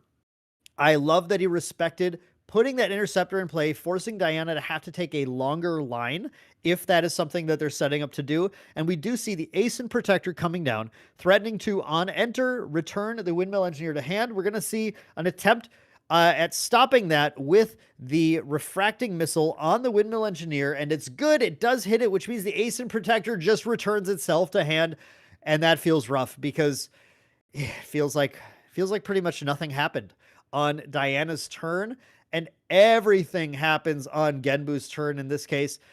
This Diana deck was an incredible choice for the Akihabara meta when it happened, when Advanced Elements brought it, because water was so not present. The only water decks we saw were water Diana decks, which didn't even play as controlling as other ones. But right now, Genboo, probably one of the worst matchups for Diana to see. Something where she can, like I said, she can push back. She can level fast. She can get those Creeping Torments on. But there are so many things in Genboo's favor in this matchup. There we got another triple mill. Only 1 float this time. Only 1 float. We did hit a Tidal Lock and a Resonating Fugue as well. But we did have that Portentous Tongu activation as well. Puts us all the way to 7 quest counters still at level 1. It is actually still possible to flip the Genboo this turn, I believe, as well. And yeah, definitely is. Because there's the Polar Depths. Swinging in, no, actually, yeah, okay, go for it. Swing in with the Frosthorn Paladin for 3. Good to go for the Veiling Breeze now. Just try and do anything you can. You're having a bad game, right? You're not seeing the cards you want. Your opponent's seeing everything. Your opponent's answered everything you've tried to do. So we're just going to Veiling Breeze right now and prevent as much damage as possible. Try and prevent that Genboo flip from taking us out. Because, of course, if that hits, pop the Polar Depths, Conniving Plans, Suddenly Genboo is online and swinging. I think we don't have the influence necessarily to then do the combo afterwards, but you're set up, right? And I think that's the thing that you have to be aware of in Diana's shoes right now, is that your Genboo opponent is basically entirely set up to combo off on you on the next turn, and you need to play this turn very carefully in order to make sure you can play around whatever is going to come your way. I think, unfortunately, it is tough to go full aggro here, although at least the Gwoja is level 1. So your threshold isn't that bad, but there's really not a lot that Slightly Metal has to do right now, and simply has to pass the turn. We're going to the materialize phase, and we're going to see a Grand Crusader's Ring. There's no need to level right now. We're going to get that Genboo online no matter what. We're going to mill a Windmill Engineer, and here we have Seaside, Float, and a Frostsworn. Of course, the Sensor Vessel piece being in play prevents any of those abilities from mattering, but I just have to point out the Genboo mills have been, as I said earlier, absolutely immaculate for a Genboo player. Let's go ahead and pop the Grand Crusader's Ring as well. Just get more influence into hand. Go for the Conniving Plans. We're getting as many water cards as possible. That Sensor is in play, but a Nullifying Lantern certainly is not in play right now. Get the Mill, get the Deluge, draw into memory, and now we are going to get ready. We get these quests. We're stacking up the quest counters. We got triggers. We don't want to miss them. We got lots and lots of quest counters sitting on Gwoja right now, and I think we are going to be looking at a potential flip if we have the cards to be able to swing and try and win the game. The problem is that Diana held up the whole hand, right? So we don't have to do that. We can certainly play a little slower right now, and I think it's in Genboo's favor to try and play a little bit slower right now with that Fractal of Polar Depths in play. There is very little threatening them, and it just takes finding a second Polar Depths to be able to set up a game-winning mill combo. In this case, we're getting really, really close, at least, to seeing that in this match. We don't need to pull the trigger yet, though, and that's really that's the strength of the Genboo deck. Is the Genboo deck has so many ways to win the game. You can do a fast win, like we saw in game 1. You can do a slow win as well. Here, I think it's going to be a little bit more of a methodical ally plan. The second Frosthorn Paladin is coming down. Now, again, the Sensor is in play, so we don't have a float to banish. As much as Coheed would love to banish a float to the Frosthorn Paladin, it's not going to happen right now. We are going to see the Scout the Land played in response, looking for... I'm not sure, actually. Scout the Land in Diana... There's really, doesn't do you any good to Stifling Trap the Frosthorn Paladin unless they've forgotten that the Sensor is in play. So I don't think there's anything in particular you're trying to find right then, unless they just said play Frosthorn Pass, which actually looks like what happened. They very likely just said Frosthorn Pass, and we're scouting, and we're now thinking about our materialize phase here. Do we ever fracturize the Sensor in response to on enter? It's certainly an option to do. I have seen that happen plenty of times. I think, in fact, I think Main Deck Mitch did that in Boston, back one of the streams when he was showing off the new Frosthorn Paladin. That was fun to see, but yeah, that's something that certainly can be done. But I think here in this case, Genboo is just happy to play slower, right? Like, what are they worried about right now? They're just going to play the Frosthorn Paladin, keep the Interceptor up.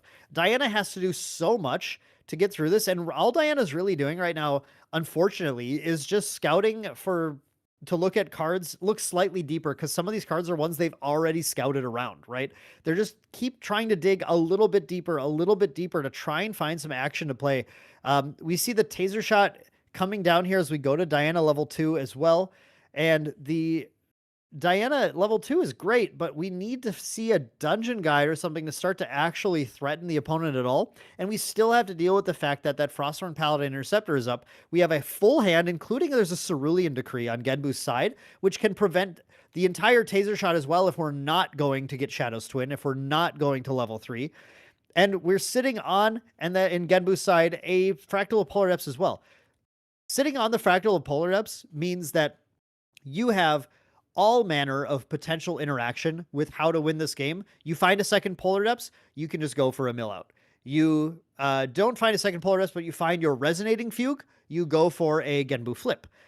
There is just it's a stratagem also. Sorry, I have stratagems in here too. If you find stratagem, you can stratagem Polar Depths, and there we're going to see end phase fracturize on that Sensor. So now it looks like Coheed is ready to start pulling some triggers here. And perhaps they were thinking about doing that Fracturized Frostworn, but we're worried about a potential response. I don't know, you can't baby green slime the sensor in response. So not entirely sure, but maybe just didn't want to give anything away here. Just wants to set up for when they're passing the turn. Hopefully they go hands down a little bit. Diana's still not going hands down, right? Diana's playing slowly as well and just attempting to sort of hold up and have any sort of interaction or bluff interaction as much as possible to make sure that the Genboo player doesn't get a little too excited. And we do see a second Polar Depths milled there, so that is 3 Polar Depths that we've seen so far. Another float was seen as well. And there is a resonating fugue in hand. So we definitely have the possibility to go for the Genboo flip, but it's not safe right now. I don't know that it's very safe with the amount of cards in hand. I'm trying to think about what double stifling trap would be able to take care of the Genboo after it flips its power and life stats, because that is not a spell, and the Guoja would not be level 3.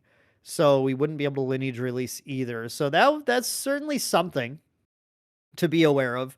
Yeah, I mean, at least that. I'm sure there's some other interactions that I'm not considering right now that could come down from the Diana player to stop the Guoja swing. But at some point also you say, look, I'm doing fine anyway. Maybe I just go for it. You can also do the simple, I'm just going to fugue my 3/9 and just deal 9 without going all the way in. But it looks like we are going to dive all the way. We're going to activate the Genboo. Counting up the number of water cards here, we still have not, it looks like, activated the Polar Depths, though. So we see Coheed activating Genboo, not activating Polar Depths, just trying to punch a lot of damage. In response, what do we have? From Slightly Metal, we're putting down a lot of cards for the Ensnaring Fumes. I did not see that in the list. That's excellent. So the Ensnaring Fumes interaction, very strong here right now, still holding 3 cards up. This is why Slightly Metal was playing so slow, so methodically, not pushing damage, not trying to be the aggressor of this match. Holding up 3 cards means that I think there's a Tidal Lock in hand, but it is not going to be able to do anything here. The Ensnaring Fumes actually will completely get rid of that Genboo, sending the Frostworns back to hand. Now, on the plus side, the Frostworns will be able to get played and get value again. But unfortunately, they did not swing before the Genboo flipped. And so we did not get the initial attacks off of those Frostworns. The Genboo is now gone. The Frostworns are in hand. And that was all in recollection. No wonder they didn't swing. Oh my goodness. That was all in recollection. So we did lose the Genboo, but now look at this ridiculous hand that we have here to play with, to be able to find answers to things. We're going to start with the Unbroken Mustang, using the 3 fractals to be able to hit that taser shot as well, get the bullet off of the board. Now that should trigger the renewable. The renewable on the bullet, I believe, should trigger and send it into the material deck, but we'll see if that gets caught. Because that is taser shot, right? So that should be. There is a Tidestone Bovine coming down as well. Of course, the Seaside Ringleader did get activated in the recollection phase, so all of these animals are coming in with a buff counter as well, which has to feel pretty strong in this situation. Feels good. It might have been just a little greedy to activate that Genboo. I don't know how many Tidal Locks are sitting in hand, but feel like you kind of have to hold up and make your opponent force you to have them or something. But in this case, still, like, again, what is Genboo as worried about, right? We did lose the Genboo, but we are going to start punching it with these allies. We still have a ridiculous influence, 3 fractals in play, a Polar Depths. We want to find the 3rd Polar Depths. There, the Taser Shot renewable did get triggered, and now we're going to bring the Taser Shot out one more time. Do we have Dungeon Guide? Do we have Dungeon Guide yet? Because I think a Dungeon Guide Regal this turn might allow our might allow Slightly Metal, might allow our Diana player to pull a little bit more back into the game now after being able to enable that. Yeah, there it is. There's the Dungeon Guide. So they got rid of the Genboo, they got rid of the threats, they got rid of the Frostworns. Then the Dungeon Guide comes down, and we are going to be able to go to Diana level 3, lineage release, bring out the Shadow's Twin, and taser shot, get 2 creeping torments onto the Guoja potentially here. There's a wow. Okay, so we're gonna start actually before Regal can be played from Coheed. Pretty smart play here. Going to go for the Cerulean Decree. Okay, so the Cerulean Decree. We have a couple options, man. I wonder what Coheed's gonna choose. We can minus Diana's attacks. I don't think that's going to be too relevant though, because you're going to push higher than the 3 damage. I think you're just going to force 2 more to come down from, forcing 2 more down on the dungeon guide and then drawing into memory. But I think that shuts off the Regal Inquisition from happening this turn as well. So that is, that's solid. Definitely a solid play. Diana Duststalker comes out now. So Creeping Torments are a very real possibility this turn.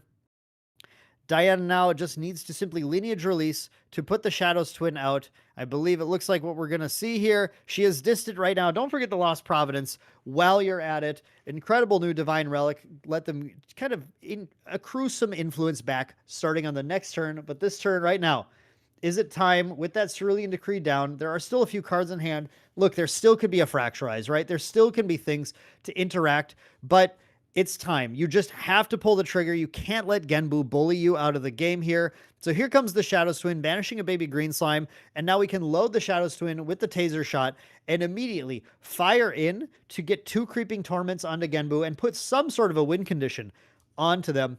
Some sort of way of winning the game if you can just stay in it for a little while longer. Here comes the loaded Shadow's Twin.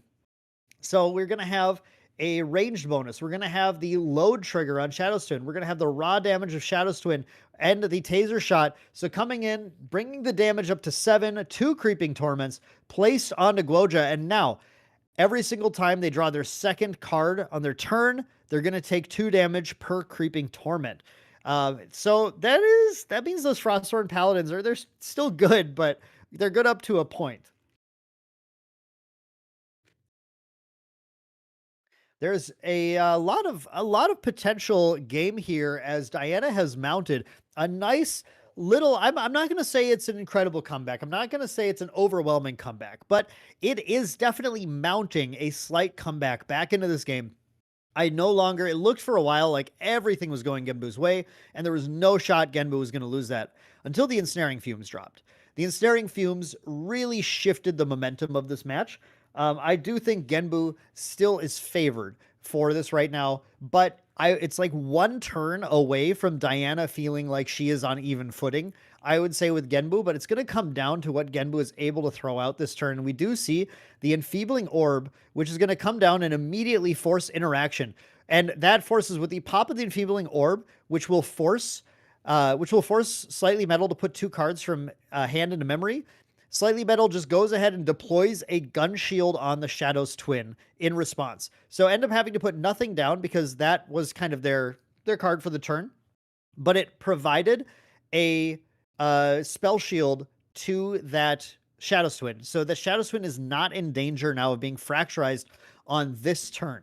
Now, still could be fracturized on the next turn, right? Something still could happen to it, but it was the interaction that Slightly Metal had. Just decided to play it out here, but that means they're hands down now, and Genboo just gets to dive in, starting with the swing of the Tidestone Bovine, get a mill of 2 there, and swinging in with the Unbroken Mustang as well, then going to rest these 3 fractals and put down 3 more. I think that means we're seeing the stratagem of Myriad Ice coming down, which will be in response.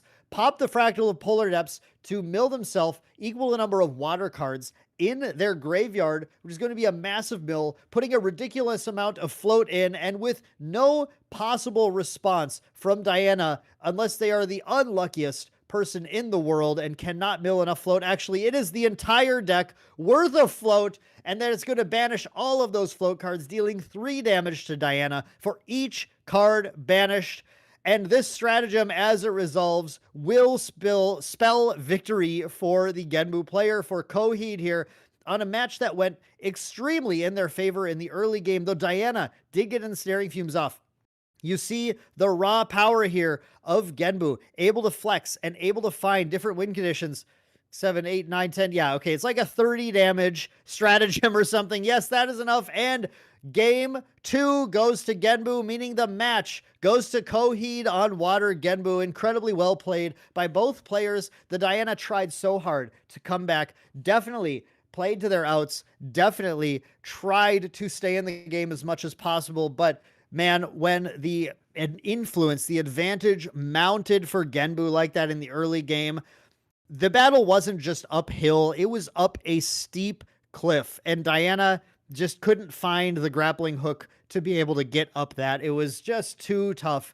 Very, very cool match to see, though. I love seeing the Diana play, and it's great to have Genboo back in the metagame as well, because this is a very different style of deck. It's a very threatening deck, and it's a very fun one to see play. And it's got to feel good when you high roll on all of your mills like that. That was very incredible, but well played by both players. Match 2, again, going to Coheed on water Genboo as we head into match 3 in the Banish Zone 3K Regional in Wernersville, Pennsylvania. 72 players battling it out today for tons of prizes, and Coheed has to feel pretty good right now, starting the roundup 2-0.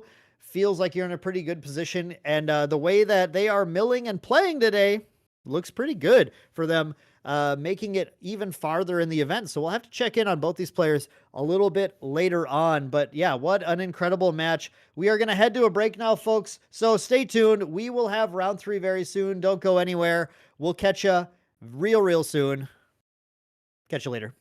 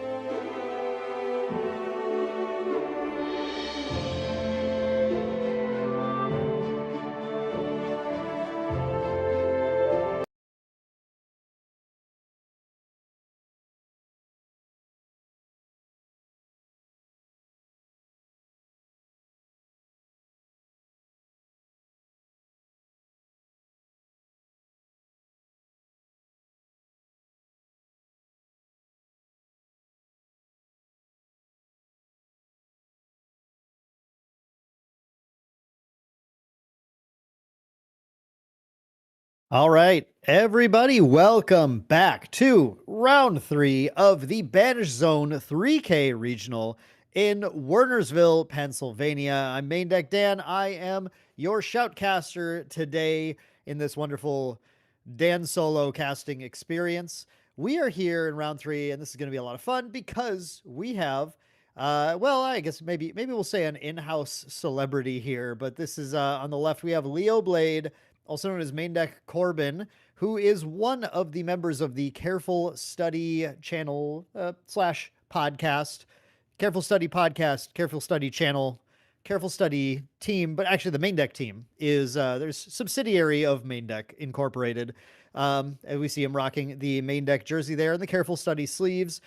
And then on the right, Slayer 13X, a player who has been pushing around for a while now, ever since 2024, has been playing the game and has been in particular playing a fun deck for the last few months, has been kind of a Kungming stan in a lot of the events that they have attended.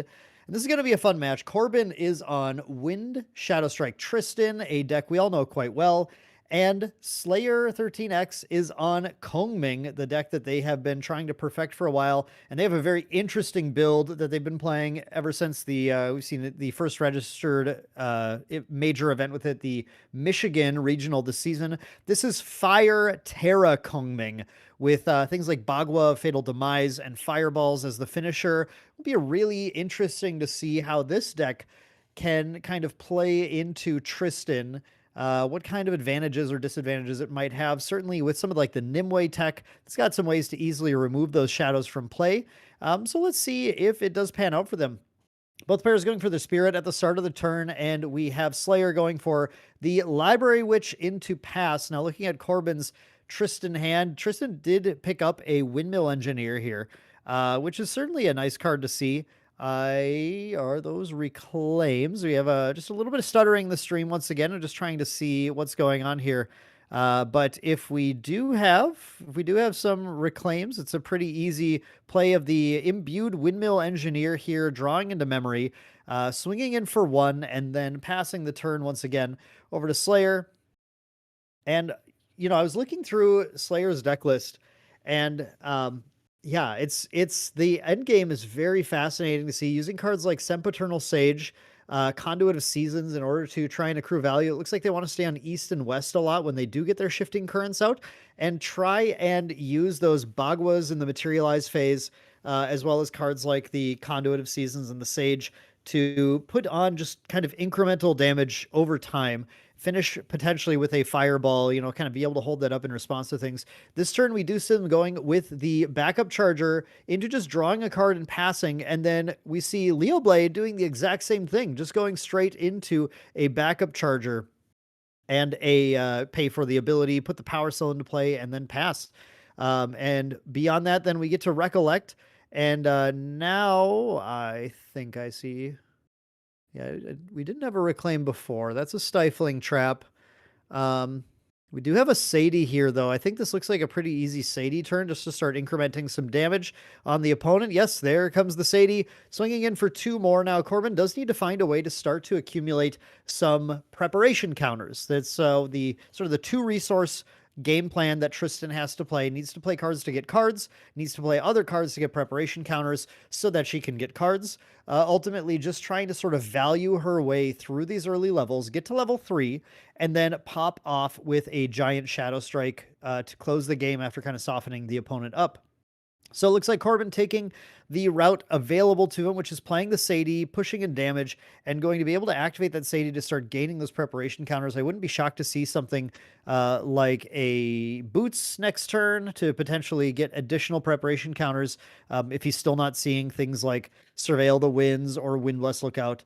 But we are going to then pass the turn over to Slayer, going to the Kungming, level 1. Kungming getting the shifting currents into play, and now time to start doing some like mage shenanigans pretty soon here. We're going to start actually with a dungeon guide. What a traditional Kungming, or actually I should say mage level 1 play, trying to get to the mage level 2, and Kungming in particular with that ability to just draw a card at a turn definitely feels good, and certainly feels like something Corbin wants to drop a Stifling Trap on right now. Now, is there a response? Is there a way to remove the dungeon guide? No. There was no way to potentially negate that Stifling Trap, apparently in Slayer's hand, so just loses the Dungeon Guide trigger, goes for the swing in on the Windmill Engineer to try and clear that from the board, and we do have a... Ooh. We have the escape. That's yeah, is that escape the wreckage? I think so. It just looked at artwork I wasn't familiar with. No, it's not escape the wreckage. She doesn't play escape the wreckage. That's, oh, sorry, that is undeniable truth. Yeah, just okay. Goes to the undeniable truth. Must be instead. Interesting. Just to get the preparation counter, get the value there. Yeah, exactly. Cool. Okay, so yeah, since it's going to die anyway, you just go ahead and sack it, get the preparation counter, and continue to accumulate those prep counters here. One of the new kind of routes that Tristan can take after PTM is being able to play these cards as well. It's super strong, too, because it can be used to negate opposing stifling traps on your on-enter plays as well. So that is pretty solid and gives just Corbin a little bit of extra value here when his opponent was already trying to clear that. He goes for the level to Tristan 1, does lose the Shadow Strike, unfortunately.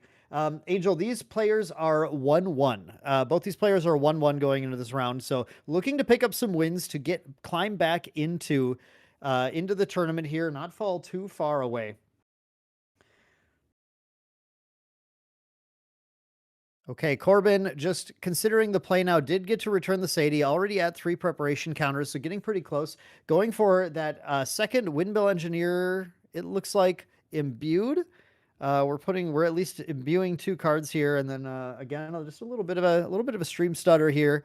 And yeah, we're not imbuing anything. We are putting 3 cards down. We're gonna play that Sadie, I'm sure, once again.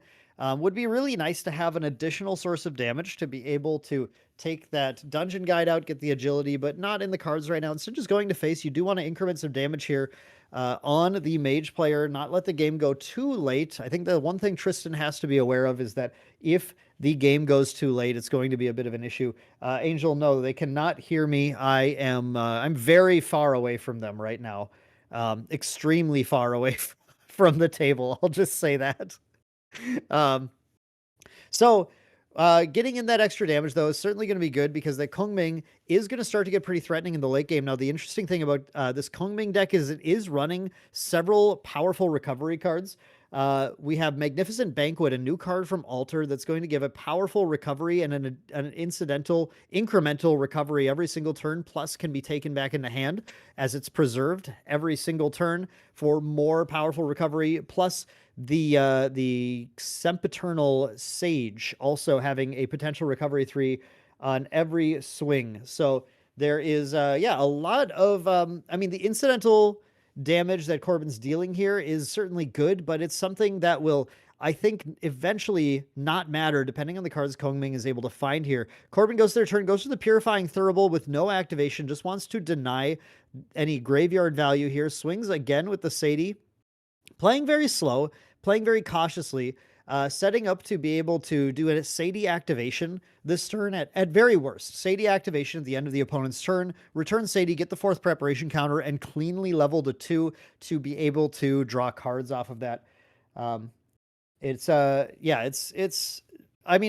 not ideal because Tristan is really looking to utilize more of her turn, but he keeps his Thurible up to activate here as well, which I think is the reason for going the Thurible this route. He's got a lot of cards to be able to still return that Sadie, activate the Thurible in the wreck if he wants to, just draw a ridiculous amount of cards and set up to go for a potential Dungeon Guide play into 3 and start pushing lethal before stabilization can occur.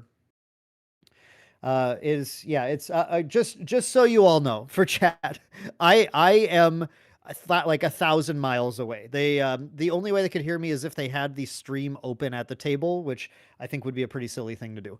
No shot that they can hear me here. Calming Breeze is going to get played in response to the Solar Providence, preventing some damage this turn, setting up a float here. Another pretty clean way to get that level from Corbin, as he's just trying to use his cards in hand right now. He's built up a pretty good stock to try and manipulate his resource game so that he is as effective as possible at getting to that level 3 and pushing a lethal play. It is a little bit on Kungming. Kungming's feels a little on the back foot right now, as she is facing down some potential serious Tristan damage starting to come in really soon. But as she did level to 2 this turn, at end of turn, she shifts the current south, does get to draw a card, has the Tariff Ring, which is very smart from Slayer. Slayer's very prepared to try and fend off as much damage as possible, fend off a lethal slice and dice that could be coming in this turn from a level 3 Tristan. So a lot of, I mean, there is a lot to be concerned about in this case. So I really like that cautious Tariff Ring play here. And just see what Corbin does now. He goes to 2. In response to the trigger, he does return Sadie to his hand, which is going to then increment one more prep counter, then resolves the trigger on the Tristan level 2 to draw 2 cards, finding another Undeniable Truth and a Mastermind Scheme. The Undeniable Truth would be great if you were worried right now about dungeon guides not resolving or even had a dungeon guide in play, but unfortunately, we're not seeing anything like that. But that Undeniable Truth is that Mastermind Scheme, very powerful for his ability to go late and just kill the Kungming in one swing, which might be necessary if those Magnificent Banquets are going to drop. And he goes for the pop the Thurible, get rid of the entire graveyard, and then draw a card into memory. Just try and hold the opponent off kilter as much as possible, prevent the Kungming from gaining enough influence, establishing any real footing in this game, and drops the Windblast Lookout. Now, he's, again, I think Corbin really would love to have a dungeon guide in this exact scenario, but doesn't. But what you can do when you don't have your dungeon guide is just continue to play your resource game, right? Get those preparation counters. You want to set up to be as lethal as possible. It is actually a reasonable play, even at level 2 right now, to potentially try and resolve the Mastermind Scheme, go to 10. Just so you don't have to try and do that on the next turn. He does have 2 Mastermind Schemes in hand. And I feel like maybe he's looking at doing that right now, because you will get the Agility 3 at the number of preparation counters you have. So it's not going to cost you that many cards down. And it sets you up for the Shadow Strike to already be lethal on the next turn as well. But we're going to just, I think, go for the Sadie. You know, we have enough cards. We have the ability. We can return the Sadie and go even higher with that Mastermind Scheme. You'd have to play around Crystallized Destiny, and I don't think I've seen an Incapacitate hit Corbin's hand yet. So to even make a lethal play like that work, the opponent either has to go hands down, you have to regal them, or you have to have several incaps to back up your line here. And we are going to see the opponent just go ahead and try and take that Sadie out in response. But Sadie is returned to hand immediately, getting Corbin up to, it's tough to tell on the die there, but it's 6. There we go. So thank you, Stream Judge, replacing that right away. 6 preparation counters, a lot more clear on the Tristan, meaning that when we go to 3, we are going to be at 7 preparation counters.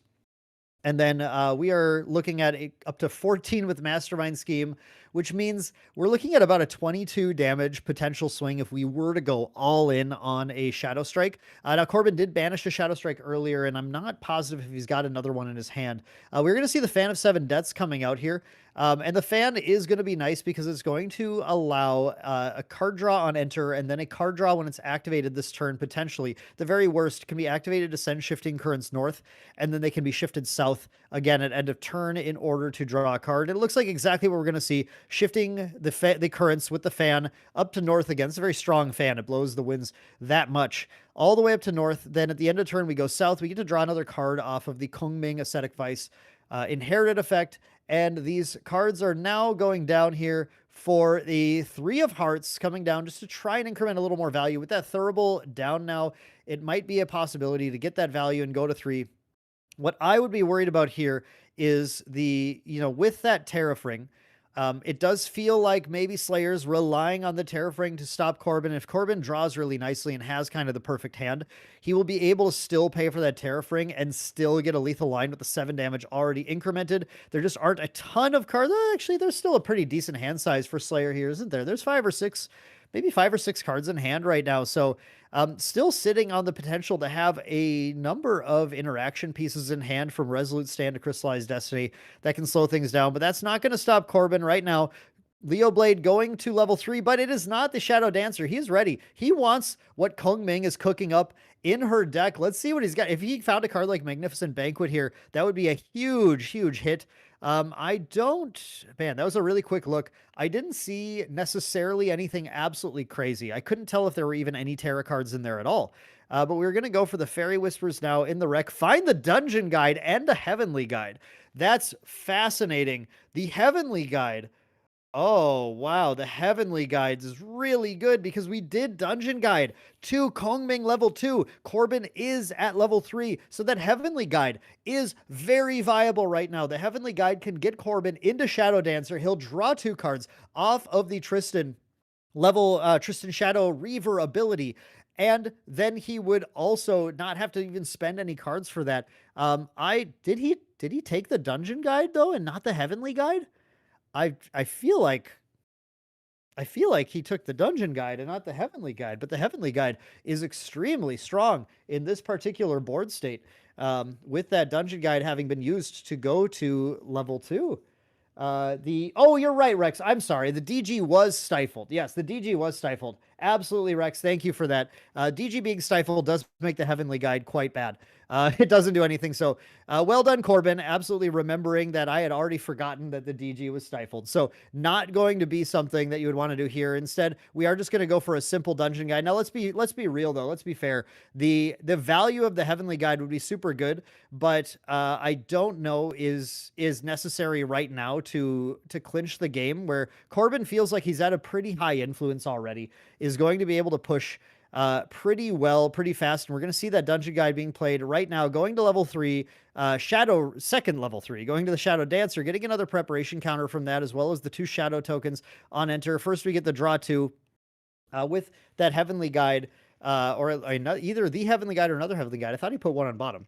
And then there are our Shadow tokens, and we did find an Incapacitate now. So the Incapacitate is going to start to open the door a little bit to Corbin going for things. He's going to start with activating the Shadow's Claw out of the material deck, which will allow him to swing with the Tristan and then swing in with the Shadows for 2 damage each. So he's just got a simple 5 damage from that if he wants to. With the amount of preparation counters, he can actually do a Test the Waters Slice and Dice, though. I think it's pretty reasonable in this stage to go for a Slice and Dice, try and get the opponent to play around it, because the Slice and Dice will be lethal, and the Terrafring was not popped in the recollection.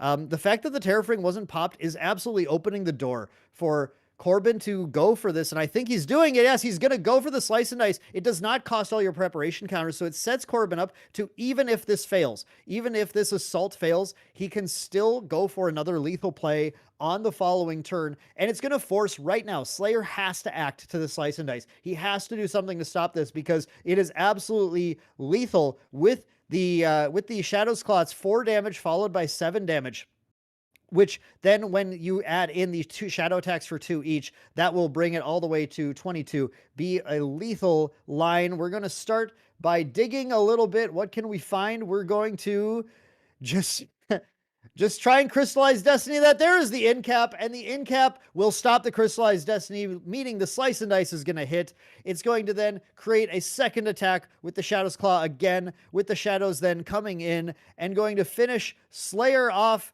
in a very, very clean victory for main deck Corbin. For Leo Blade, that's game 1 going to Leo Blade again.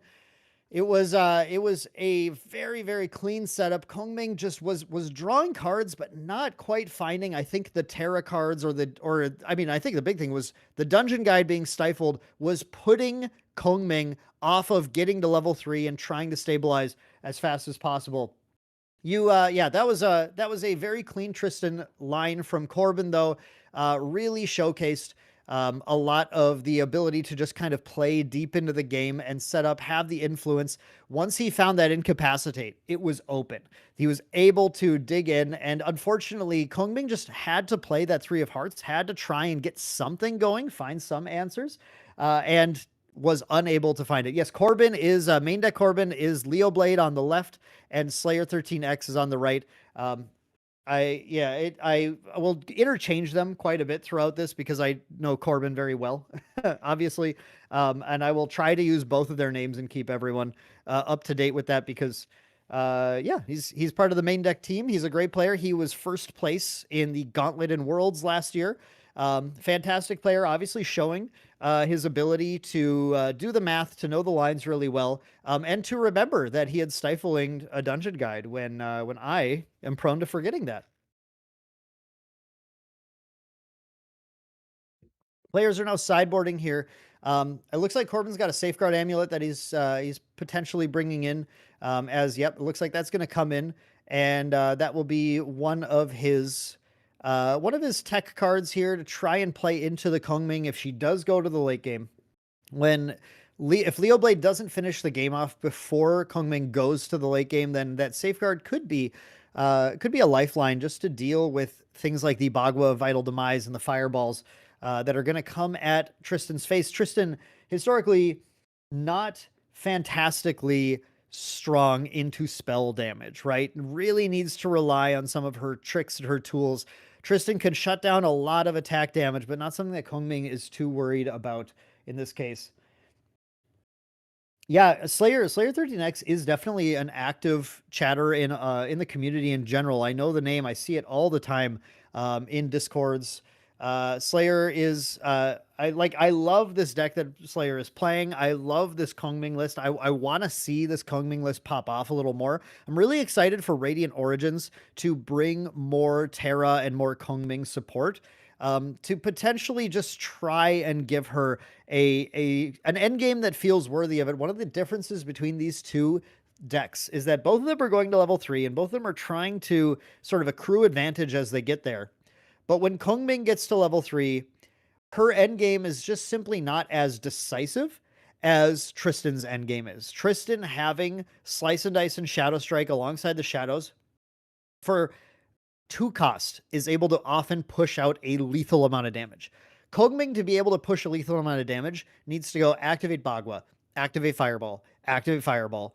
These things are just like, you have to do a lot of extra work, sometimes empowering that stuff too, to be able to do kind of the same amount of damage. Now, on the flip side, Kungming's survivability in Terra is a lot higher. Cards like Magnificent Banquet from AMB Altar are a huge boon to the Terra package in her ability to just stay in the game to be able to get those activations where, Tristan can run cards like Abnegation. They feel a little more counterintuitive to the general game plan because cards like Banquet will preserve and then set up other Terra effects or allow you just to get them back every turn to create sort of an ongoing advantage. And Abnegation is a card that I think should be run in Tristan in a small quantity, and it saves you for 1 turn. But Tristan was really reliant on popping off and finishing the game. And when she runs into too much interaction, that's where she ends up getting stopped, where Kungming can maybe attrition through that. But we'll see how all of our champions do with the release of Radiant Origins next, just over a month away, the start of April. And that'll be really fun to see. But we're going to see at the start of this game now, Kungming going first, getting the 3 of Hearts into play, and then is able to activate that at fast speed. I did not get a look at the hand to see if there's the liminal guide sitting in there, but the well-known play of going to level 1 in response to materialization, activate the 3 of Hearts, discard the liminal guide. It feels very strong. Certainly, Corbin going for the tried and true, once again, imbued Windmill Engineer, drawn to memory. Seeing what he's holding here, and I think he's got the Reclaim as well. I think he does have the Reclaim. There must be a fan above the table here because these imbued slips, they fly away all the time. There we are going to see the Kungming go to level 1, but we don't see any activation of the 3 of Hearts right now. Interestingly, no liminal guides, no float to pitch at end of turn, just going to raw level, keep that cardistry ability active. Kind of, I assume Slayer waiting for a better card to be able to discard to the cardistry, and then looking to just start to swing in and put some damage in. Probably going to try and force the Reclaim out. There it is. Attack the Windmill Engineer. Do you have the Reclaim, Corbin? And yes, there is the Mortal Ambition artwork of Reclaim. Send that to hand and get the float set up now. I mean, it feels pretty good, right? It feels pretty ridiculously good. And we're going to go now for the dungeon guide. Now, chat, you're not going to stop me on this one because there is no response from Corbin. Dungeon guide is going to bring Kungming up to level 2 right now. And if Corbin finds that heavenly guide, once he gets to level 2, it will be active this time. until we see Kungming go to level 3 at least, which is more likely than not what's going to happen. End of turn, we're going to shift the current south, and now that we do have the Ascetic Vice inherited effect active, that is going to draw a card into Slayer's hand, which is why you always feel pretty fine, I think, dungeon guiding to 2 in this Kungming list, because you're going to just immediately get a card back from it, which feels pretty good. Now Corbin draws the Undeniable Truth as well. I think Corbin looks like he's enacting, Leoblade is enacting kind of a similar game plan to what he did in game 1, can potentially go that Windmill Engineer once again, but is missing the Sadie this time, I believe, importantly. So that's not having that Sadie is going to put a stifle on the ability to get those preparation counters. Again, might be looking at Windwalker boots this game if we can't find other ways, but that Undeniable Truth is at least a nice card to be able to do that. Does he have a second Reclaim in hand, though? I'm not positive if I saw one there, but no, I don't know if that is that. He is going to have at least some sort of response to be able to start gaining preparation counters here, though. Just going to keep pushing in the damage and sort of forcing Slayer to keep acting on his board here. Slayer goes for the backup charger, draws into memory, swings with a dungeon guide into the Windmill Engineer, and Corbin goes for the activation. It must be another Reclaim. Yeah, that is... Yes, it is another Reclaim indeed, reclaiming the Windmill Engineer back to hand again, setting up that float one more time, swinging in with the 3 of Hearts Slayer into Leoblade, 2 more damage marked, still has not used the cardistry ability on it, and chooses to do nothing else with the turn, having a pretty hefty hand, but just end of turn, shifting the currents back to north, and going to try to set up to draw another card in the next turn. I'm not sure what he's going to activate, though. He's going to have some fast speed action for sure to be able to play with Leoblade a little bit. And it's okay. It looks like Kungming can be a little slower right now, because as long as Leoblade is not finding preparation counter sources, then he is not quite excited just to immediately level to 2 with that Tristan. We're going to just get the Purifying Thurible out right now. And that's really interesting, just because that 3 of Hearts is in play. Leoblade is definitely preferring just to try and play around what that 3 of Hearts might pitch. We see the Windbless Lookout coming down, getting a first preparation counter finally, and then a Glimpse. And the Glimpse saw what looked like a Shadow Strike to me, and then the stream stuttered. I'm not sure if you put it on top or bottom. Pretty hard, I think, to put a Shadow Strike on bottom, though, but he does have one in hand right now. So actually, it's very reasonable to do so if you just want to play really protectively around your Shadow Strike. And we do see Corbin has picked up a Surveil the Winds as well.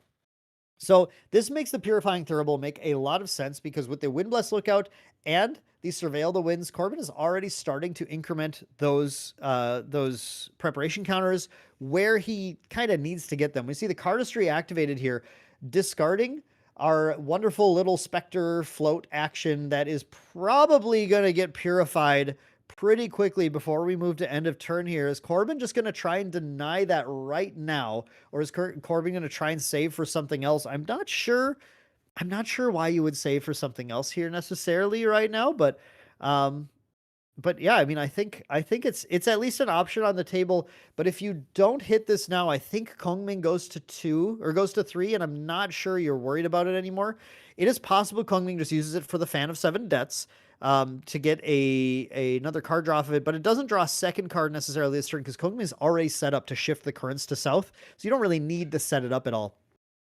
I think he's just Leoblade deciding which cards to put down for the Thurible activation at the end of turn. And yes, there we do see it happening. Activate Thurible, banish the float, draw into memory. So Slayer has at least baited the Thurible out. So now he doesn't have to worry too much. If he can find more ways to discard cards and more good cards to discard, then he'll be in a safe spot to try and get that influence generation going with his Kungming as he goes to level 3 here.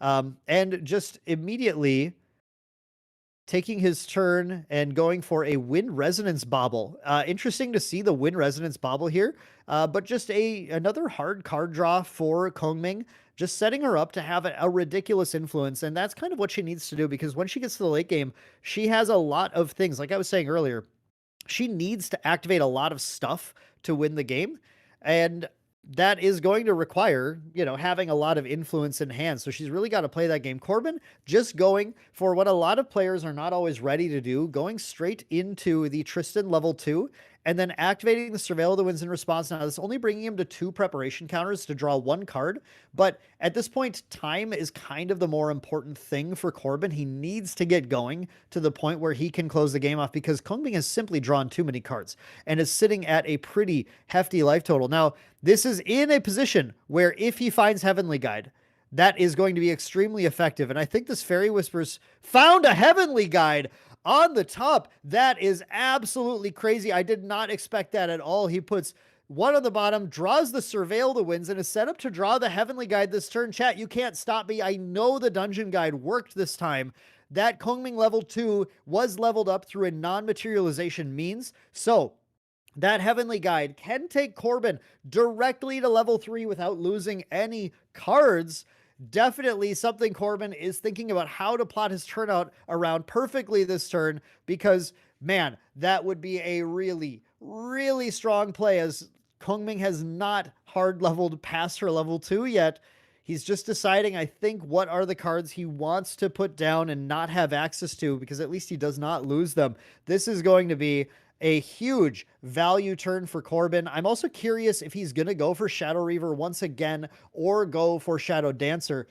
He has got a hand that is so stocked up. I don't know that you actually need to go for the Shadow Reaver in this match. It can be potentially strong. Those Terra cards can be really good value for you, but we'll see. We'll see if he can, if he wants to. I mean, they can and they can't. Some of them are not. If you don't have shifting currents, they don't do anything. He's gonna, yeah, okay. Okay, I see you, Corbin. I think Corbin's going for the big double up here. Exactly, gonna Dungeon Guide to Shadow Reaver right now. Gonna steal those 4 cards. Potential value, right? It still is a fire deck. There's a lot of ways just to plus off of these cards. Even just finding something like a Terrasite is an obvious, just immediate plus. And now that he is in Shadow Reaver's spot, get the attacker with the Dungeon Guide. He actually can Heavenly Guide from here to level 3 Shadow Dancer immediately. And looks like that is exactly the plan here, putting 3 more down, going for the Heavenly Guide. Corbin goes from 1 to 2 to 3 to 3, all in the same turn.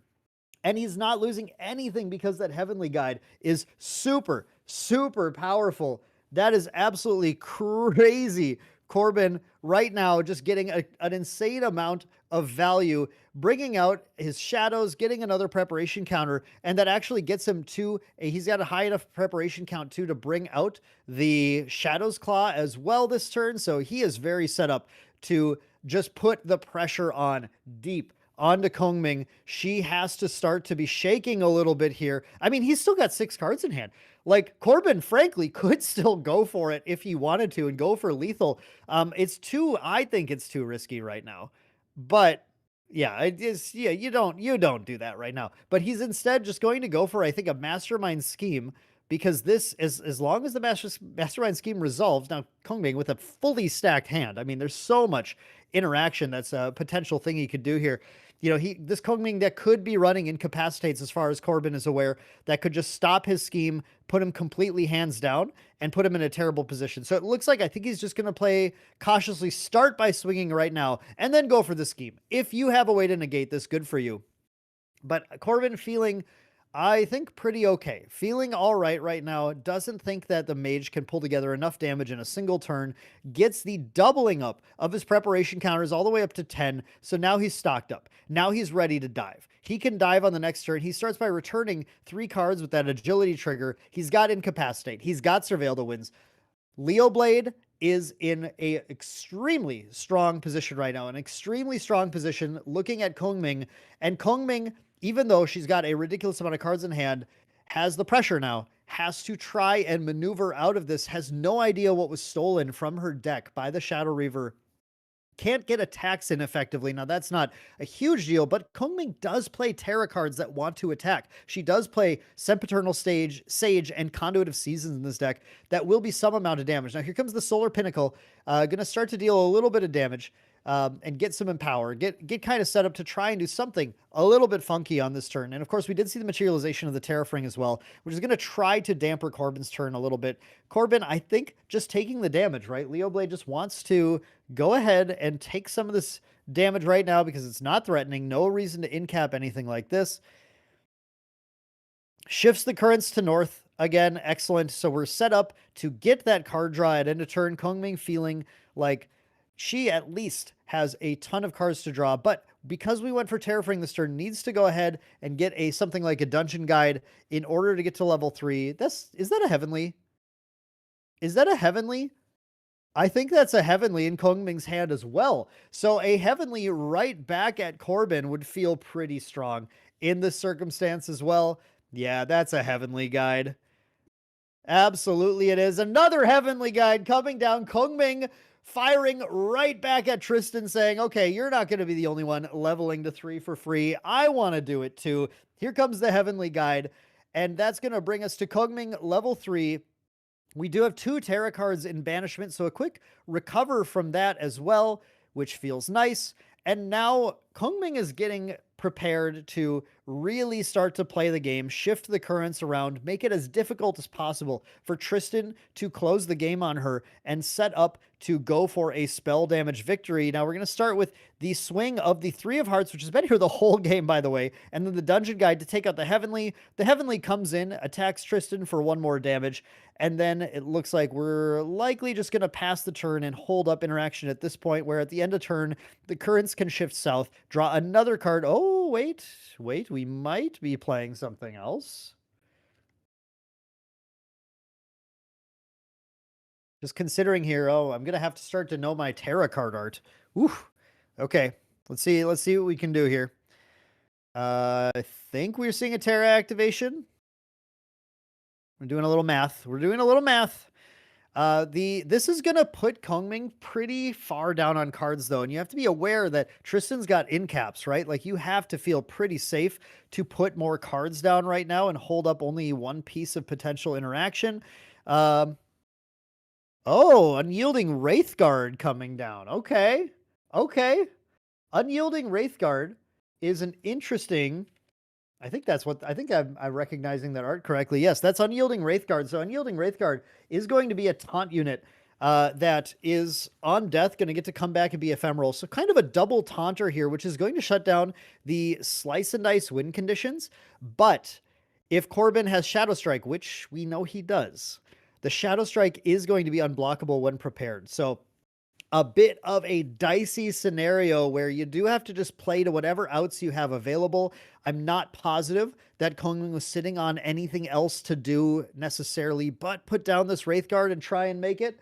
So this is going to be a bit of a threatening turn here as Corbin goes for that Recollection Phase Surveil the Winds, gets up to 11 preparation counters when this resolves. You're going to see that Terrafring popped in the face of the Terrafring and the Unyielding Wraithguard, though, with the 11 preparation counters, you're looking at a 16 damage Shadow Strike plus 4 more from the Shadows, which is certainly lethal on Kungming with an incap to back it up. So it does feel like Tristan has manipulated the Shadows to converge on Kungming. She is in a dark place right now. There is not a lot of sunlight, and we'll see if he's ready to try and finish the game. Or what is he doing? He's putting down 5 cards here.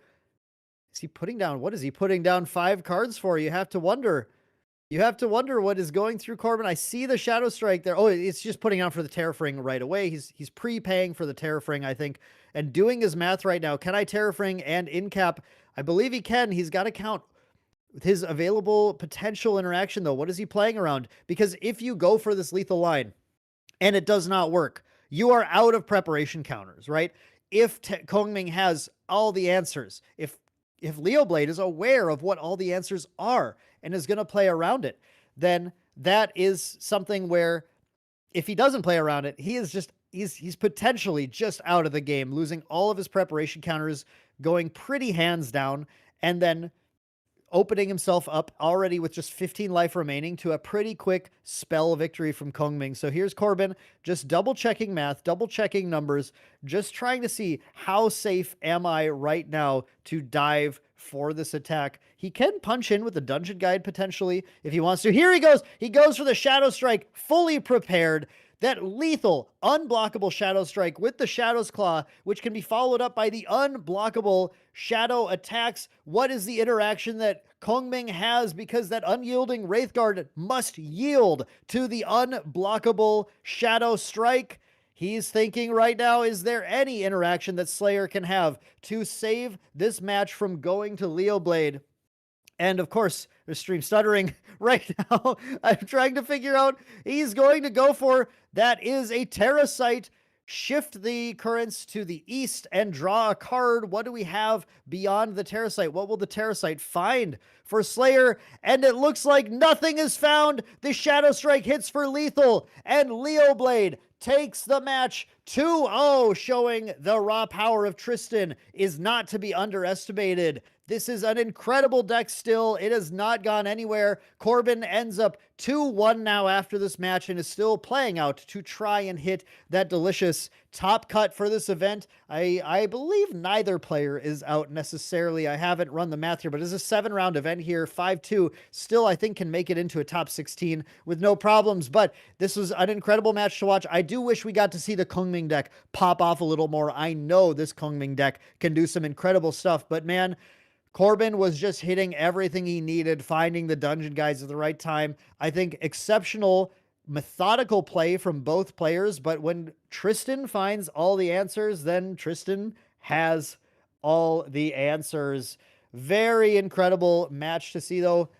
Excellent, excellent job. We are going to be going to a break here very shortly. Thank you all so much for tuning in. Stay tuned. We've got round 4 coming up, the Banish Zone Regionals, real soon.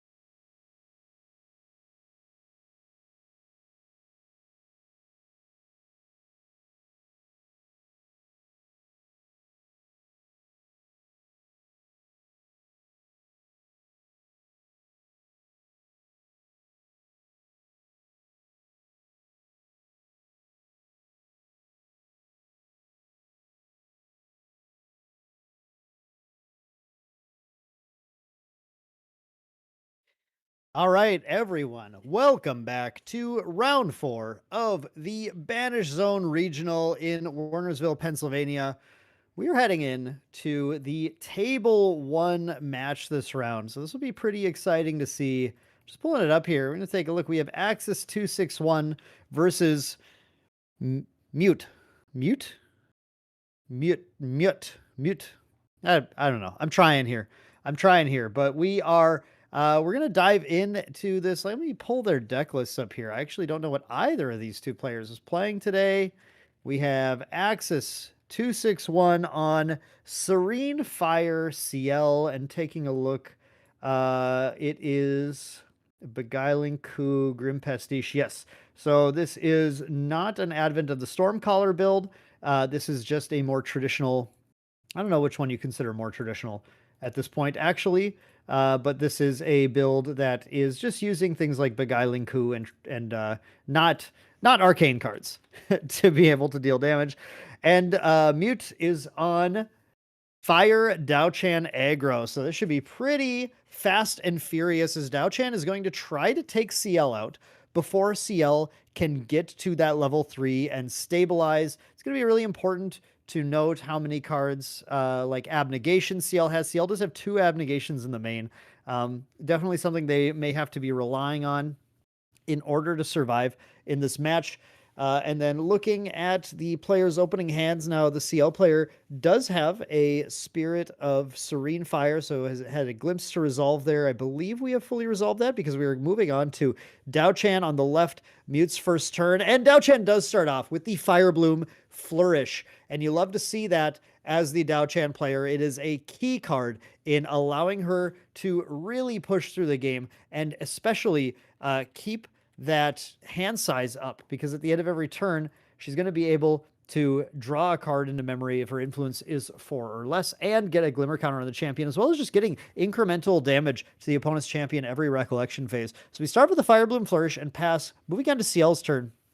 CL is sitting on a Gentle Respite, not good, into a Spirit of Serene Fire that also drops a Fractal, and you're on the draw here. Not able to quite accrue value that way, and actually looking like a little bit of an awkward hand, where it looks like our main pitch source, I think, is going to be the Flamme Sorcelle, but the Flamme Sorcelle needs an Omen to be able to get value. Dao-Chan is going to immediately punch back with that Ignis Deus. The Ignis Deus allowing her to immediately level to level 1 at fast speed at the end of the opponent's turn, and setting up to be able to get that Cleric class bonus and get those Glimmer counters and just get ready to push a ton of damage. So they're passing turn now, go to the Materialize phase, and Dao-Chan is, I would assume, going to be drawing a card here, going for a Bauble of Fire or something. Doesn't have any. I don't think you have a reason to set up a Scepter of Fascination or anything right now. Just fire. Oh, the staff. You could do an Everflame staff right now as well to push some damage, getting just a little bit of a stream stutter. So just waiting to see what we are going to guess. It isn't. Looks like an Everflame staff is the one that ended up dropping, just to start pushing that extra damage. And going to go to the Recollection draw, and now Dao-Chan just has to decide how many. What the most damage they can deal is on this turn. Of course, this is a very aggro deck, and you're going into Serene Fire CL. So you want to push as much damage as you possibly can. And we're going to actually start with a pretty nice little chunk of damage here with the Glowering Conflagration, just dealing few damage because we do have one Fantasia in play right now. So just going to put a couple of damage on the opponent and then put an Acolyte of Cultivation in. Of course, the activation of the spell made the Acolyte cheaper. Acolyte gets to come in, go to end of turn, and get to draw into memory because we did hit that 4 influence threshold, as well as get another Glimmer counter on to Dao-Chan. Now going to CL's turn, CL does level to level 1, just has to kind of raw level off of a Flamme Sorcelle that didn't actually accrue any extra value, just trying to get cards in there, but it does at least set up the level and then put a card into the yard to be able to omen. So if CL doesn't have any other good plays this turn, at least that is looking like a possibility here. Now, oh, don't forget, we do have to get the mastery out. So the Servile Possessions mastery did come into play as well. I do see, let's see, I see a dungeon guide. We did pick up a cremation ritual this turn. CL is going to be looking at trying to cremate something. Do we have a liminal? Do we have something that we can cremate? That gentle respite looking just very unfortunate in this matchup. Dao-Chan doesn't want to ever have much influence on CL's turn. She's just happy to put her hand down, get a draw into memory, and have the ability to activate her ability to play cards out of memory on CL's turn. So unless CL goes very, very far down. Oh, sorry, we did pitch the liminal with the Flom Sarcel. Excuse me, I did miss that, which isn't played. The big token on it, maybe not even look at it. I looked right over it. So yeah, the stream stuttered a little bit there. We did get the liminal in play. So the cremation on the liminal is a viable play as well. But it looks like we are just going to attack into a Searing Rebuke, played from memory from the Dao-Chan, which is going to prevent the 1 damage, send 3 damage back to CL. CL then cremates the liminal guide. If the ephemeral causes it to banish, then draws 2 and gets to banish as an omen that cremation ritual, passing the turn. Now that CL's level 1. The Spirit of Serene Fire activation is something that the Dao-Chan player has to be aware of. At any point, that lineage release can occur to recover 6. So even though 8 damage is marked, as long as we're playing around things correctly, it's more like Dao-Chan has only really dealt 2 of the champion's life total, which means we've got 18 damage left in order to actually close the game here.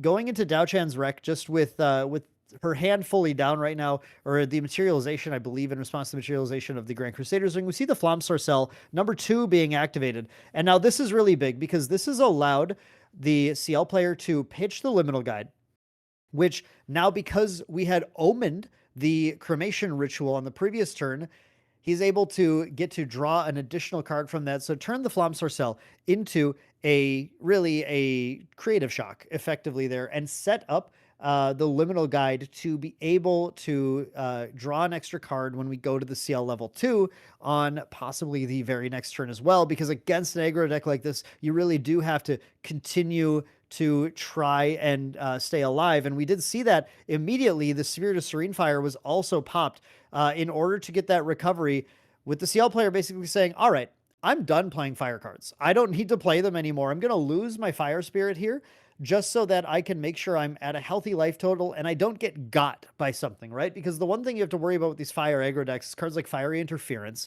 that are going to prevent recovery from happening, or a lethal fast speed play in response to the activation of the Spirit of Serene Fire. So a smart move to just say, look, I'm going to get my Flom Sorcel out of the way, and then I'm going to banish my Spirit, lineage release, get that recovery in. So now the damage you see marked is going to kind of be the final lethal total outside of the CL getting Umbra unlocked and finding cards like Abnegation that will allow them to recover pretty hefty amounts. And now we do see, I believe that's another, I believe that's a Demolition. I think Demolition is what that one was. Yep, Demolition just pushing another 3 damage at the opponent. We had the swing, of course, from the Acolyte of Cultivation as well. And going to the end of turn here with that 4 influence, allowing 1 more card draw into memory from the Firebloom Flourish. You're going to see this Firebloom Flourish being a huge component of this game. If the Dao-Chan player is able to take it, it is because so many cards are being drawn into memory every single turn. A new one gets drawn. Even this turn, the Everflame Staff got to get popped for an additional chunk of damage. We saw them really taking it up to a total of 18 damage dealt across those 2 turns that they took because of the Spirit of Fire being popped, Serene Fire being popped already.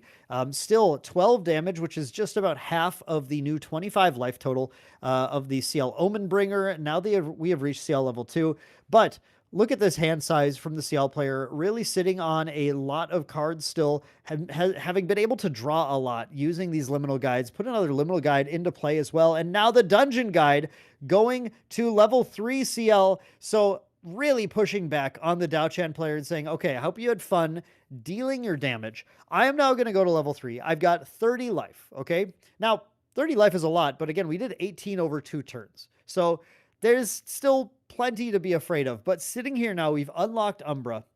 We've unlocked a lot of damage dealing potential.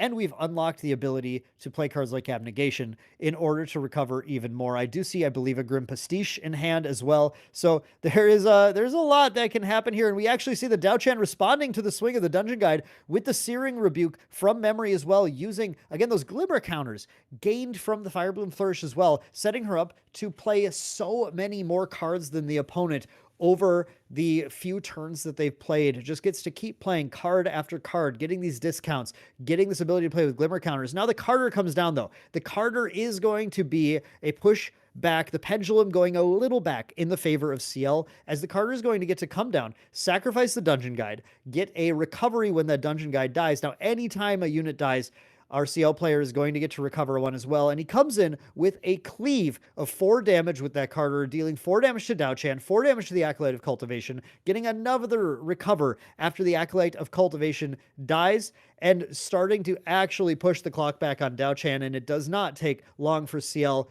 to be able to wrap things up after that. Now, the CL player just considering any additional actions to take on the turn here, but it's looking like it might be just a pass here onto Dao-Chan. Yes, Dao-Chan takes her turn now, goes for the Tariff Ring, try and hold back damage a little bit while she just continues to use cards in order to try and punch additional damage onto the opponent. It's 15 more damage left in order to win the game for Dao-Chan. She's just got to find that line here. And I don't think 15 is quite a possibility on one turn here, but depending on what she's able to string together, she's going to get one more Glimmer counter on the next turn. So at the end of this turn, so I don't think she can activate another card from memory realistically until the opponent's next turn after their next turn, 2 turns from now. So it's going to be tough for her to find such a massive amount of damage. She can really, I think, just push a little bit, Tariff Ring for the turn, try and hold back some of the damage. You see, we're going to get a Fractal of Sparks here. One thing I think we'll note that is also very relevant is that those Searing Rebukes were kind of min value. Every time they were played for a 3 damage play. Having this Fractal of Sparks that Dao-Chan played right now in play would have allowed those to be used for an additional 3 damage each, which would put CL all the way to 21, which is getting a lot closer. So very unfortunate that those Searing Rebukes kind of had to be used then to try and prevent as much damage as possible.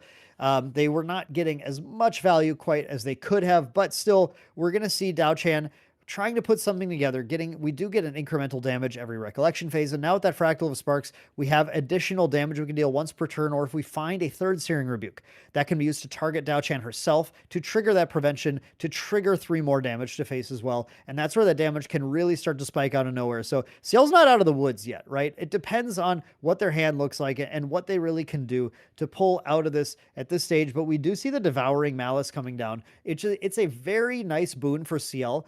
Gives them a few options. It looks like it just has 1 counter on it. And one of the likely ones is to deal damage to Dao-Chan and recover 3.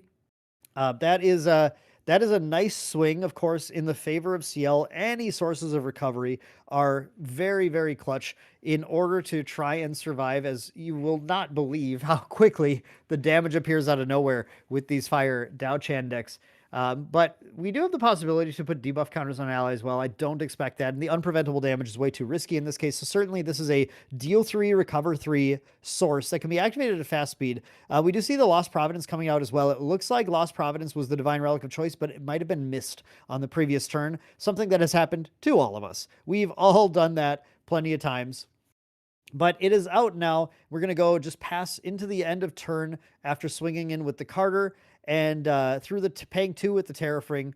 And then we are going to omen 1 more card, bringing CL to 3 omens and now triggering the ability to have attacks be +2 whenever CL fires them off. So we might see CL starting to try and push for a little bit more lethal on the next turn with that Devouring Malice, pushing Dao-Chan very close to the edge. Just see what kind of protection and prevention Dao-Chan might be working with going into the next turn. Again, she will get a 2nd Glimmer counter at the end of this turn, and when she gets the 2nd Glimmer counter, she'll now be able to activate a host of different potential spell reactions out of her memory on the opponent's turn. She does go for the Enfeebling Orb here. Enfeebling Orb, very interesting. In response to this, we're going to see the Devouring Malice activated again. Our CL player is very cautious and very proactive with his reactions. Just says, you know what, this Devouring Malice does not get any better than it does right now. I'm just going to activate it before I miss my chance, deal 3 to the opposing champion and recover 3, putting him back down to 14.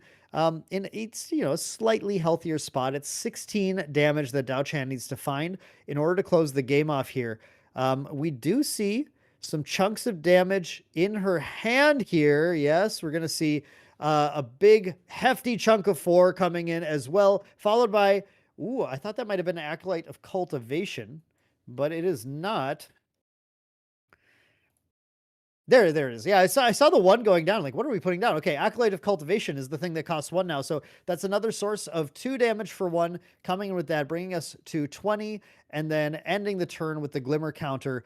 10 damage left, but this is the turn when CL is potentially able to close the door on Dao Chan, depending on what she's got sitting in her memory right now. I would say it's a Searing Rebuke would be scary. Very scary card, but it won't quite close the door again, because Searing Rebuke, even at max value, is just going to take CL to 29. And as a Guardian, CL has the biggest health pool in the game with 30 at level 3. Recollecting an extremely healthy hand size right now. Carter in play, Liminal Guide in play. A lot of potential action. We do, of course, have +2 on the attacks from the Servile Possessions Mastery this turn, which by bringing Dao Chan with this 2 damage attack from Carter into the range of 14 life, 5 left in order to close it. Very easy to find a big attack to be able to close the door on the game here, but we're going to see a response. There is another Searing Rebuke. Out of memory, we did, in fact, find the 3rd Searing Rebuke. This is going to be a lot of damage. Dao Chan is going to try and push it all the way here. Just going to soak up the damage from the first Carter swing and sit on the fact that we have a little bit more prevention, 1 more point of prevention to try and push around. And even if the CL player tries to end the turn, we can at least use the Fractal Sparks to trigger it to deal 3 more damage that way. So CL now, it's just 1 more point of prevention, right? CL, I don't think needs to be too afraid of this right now, but we're going to see. We're going to see where he goes, where he takes the turn here. Will he just attempt to close the door through that 1 point of prevention, or is he afraid of the lone final card in Dao Chan's hand?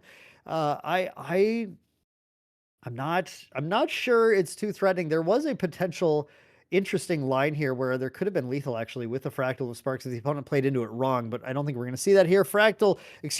Merlin plays the CL plays the Merlin sword. My God, I cannot talk. The Excalibur Reflected Edge coming down as a weapon for CL to use to punch in for 4 alongside this Beguiling Coup, which is our 5 damage swing. 1 prevented, 3 damage dealt. We go to 26, 1 damage left, and we see a coup activation to go into get a card into Omens and deal 2 damage as well. We omen the coup, I think, at a turn. Deal 2 unpreventable damage, which does close game 1 in favor of CL with 4 life remaining, clinging on barely to this game. Due to that Spirit of Serene Fire, you can just see how much damage the Dao Chan deck can deal. Firebloom Flourish turn 1, absolutely what you want to see every single time, and really showing those Acolytes of Cultivation, a lot of just efficient ways of putting a lot of damage in.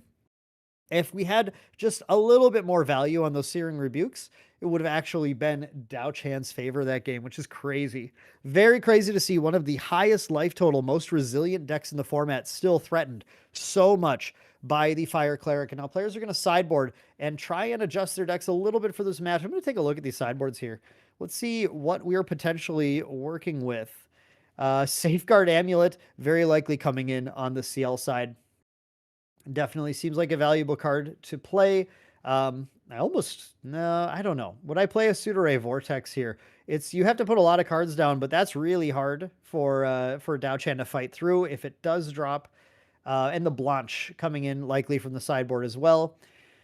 Our Dao Chan player, let's see. Stolen Chance, no, that's not too useful. I don't love a lot of these sideboard options against CL in particular. A Crystallized Destiny can be played out of the material deck to try and cling onto a game, but I don't know if that's what you want to do in this match. I think you just want to go fast and furious, as hard as you can. There's not a lot to reduce to Ash either, so yeah, I'm not seeing like a lot of like actually good sideboard to bring into this match. I think you just push as fast as you can, hope to have like Firebloom Flourish and another Fantasia right away to try and push damage just a little bit faster, get that influence going. Even 2 Firebloom Flourish would be potentially pretty strong. The players that get all shuffled up here, and Dao-Chan likely to take the first turn of the game again. A lot of this does come down to that opening hand. We'll see what that Dao-Chan opener looks like. Fire, of course, advantaged on the play. Fire aggro decks really like to take that first turn of the game. Probably has an outsized impact on their win rate. Players just offering a shuffle and a cut. And now let's get to our openers. We'll see what our glimpse is like from that Spirit of Serene Fire coming down from CL as well. See if we can find some more spicy action. Now, even after that Serene, had kind of a clunky start. Had to go with the Flamme Sorcelle without getting the extra value. Not finding things like the Creative Shock.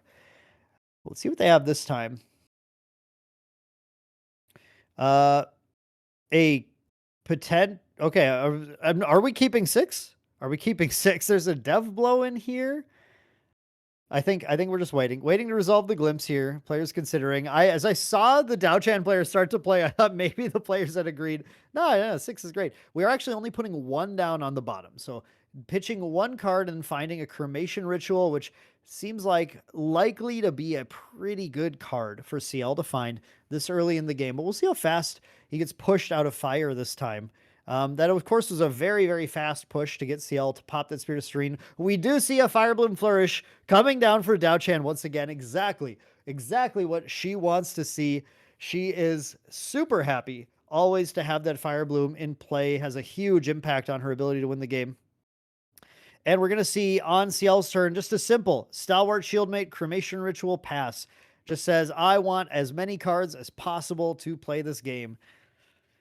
Going into Dao-Chan's next turn now, are we going to have... It looks like we're considering the math here a little bit. I think we're just going to push a Demolition or a Conflagration for some extra damage.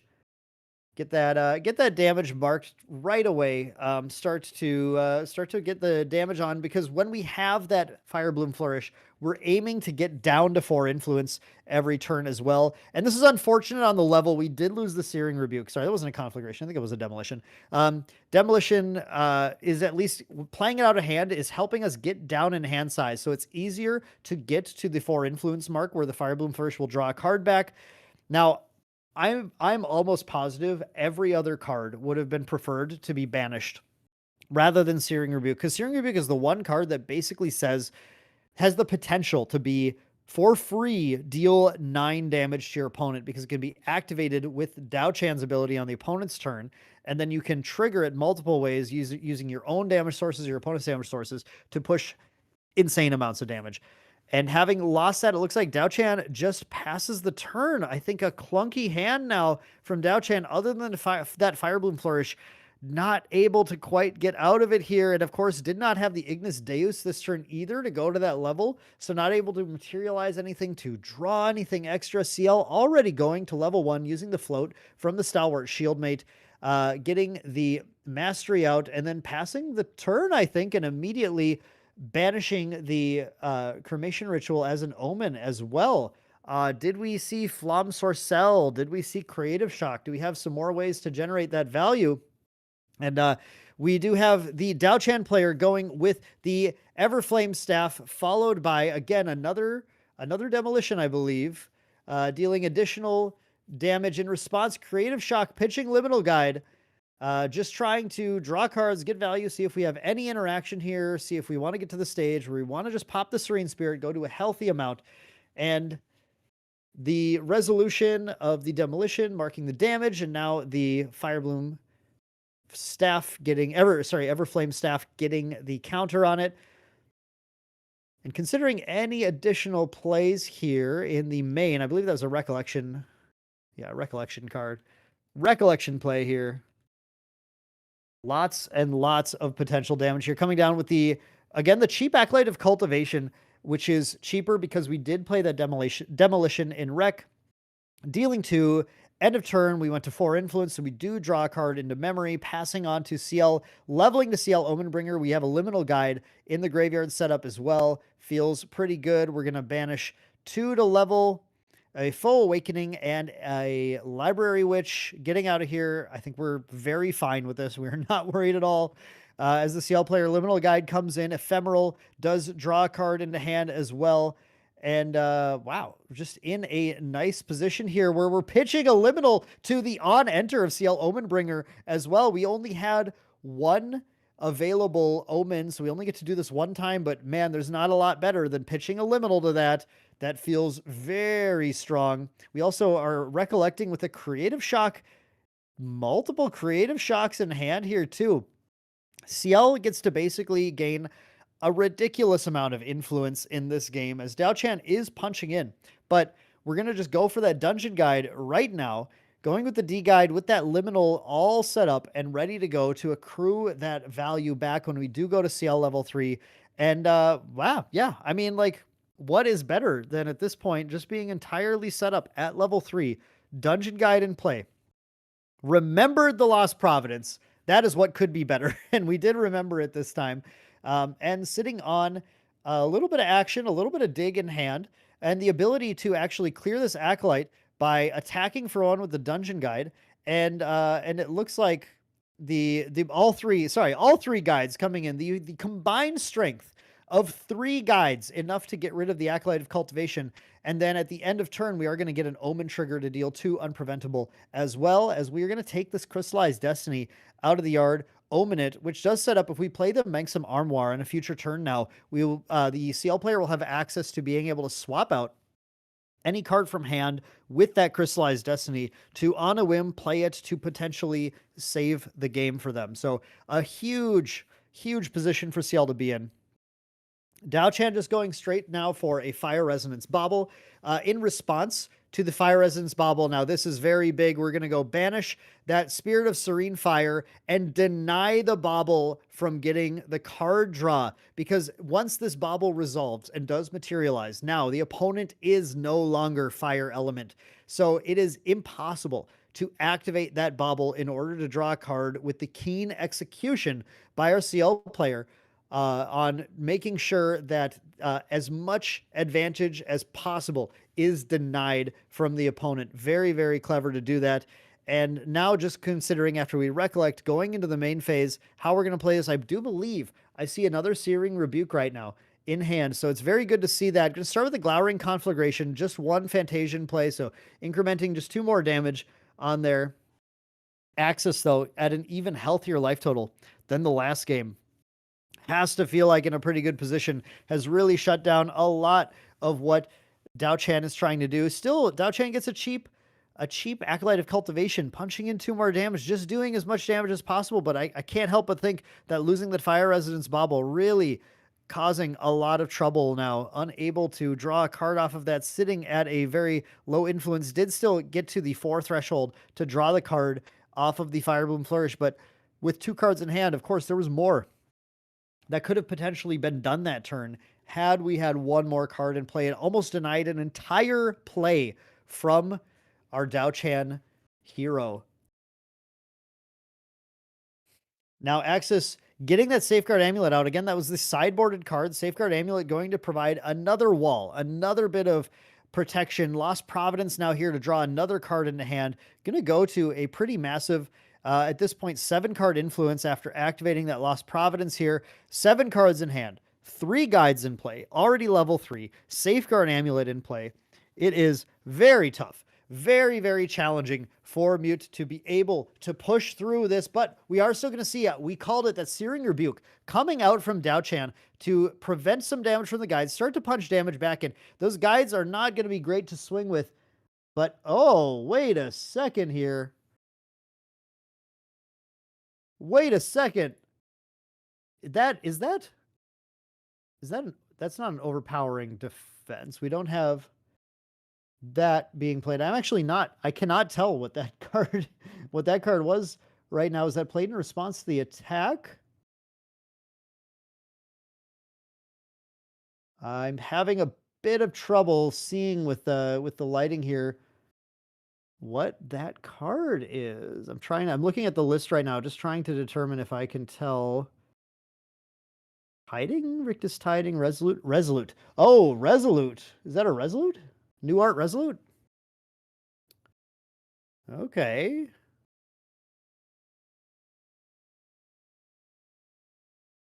No, I'm not sure what that was actually, but we did prevent the Searing Rebuke. That might have been the Resolute. Preventing the damage on that turn, uh, which is pretty crazy actually. No, that had to be something else. I don't think that was a Resolute because we're now swinging in with even more. Um, yeah, I'm looking through the list here and I'm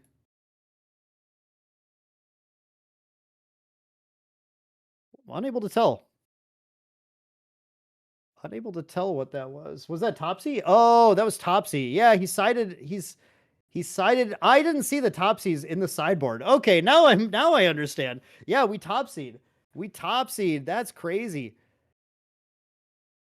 Topsy to give Spell Shroud? Topsy to give Spell Shroud. Preventing the preventing the prevention. That's that's pretty cool. Wow. Okay, that was a very very sick play. Um, yeah, I believe what happened here was the Topsy came down, gave Spell Shroud to Dao-Chan. So at that point, her prevention effect was unable to resolve, and then all of the damage just got it was able to be dealt directly, which is that is wild. We do see another Fantasia coming down here as well.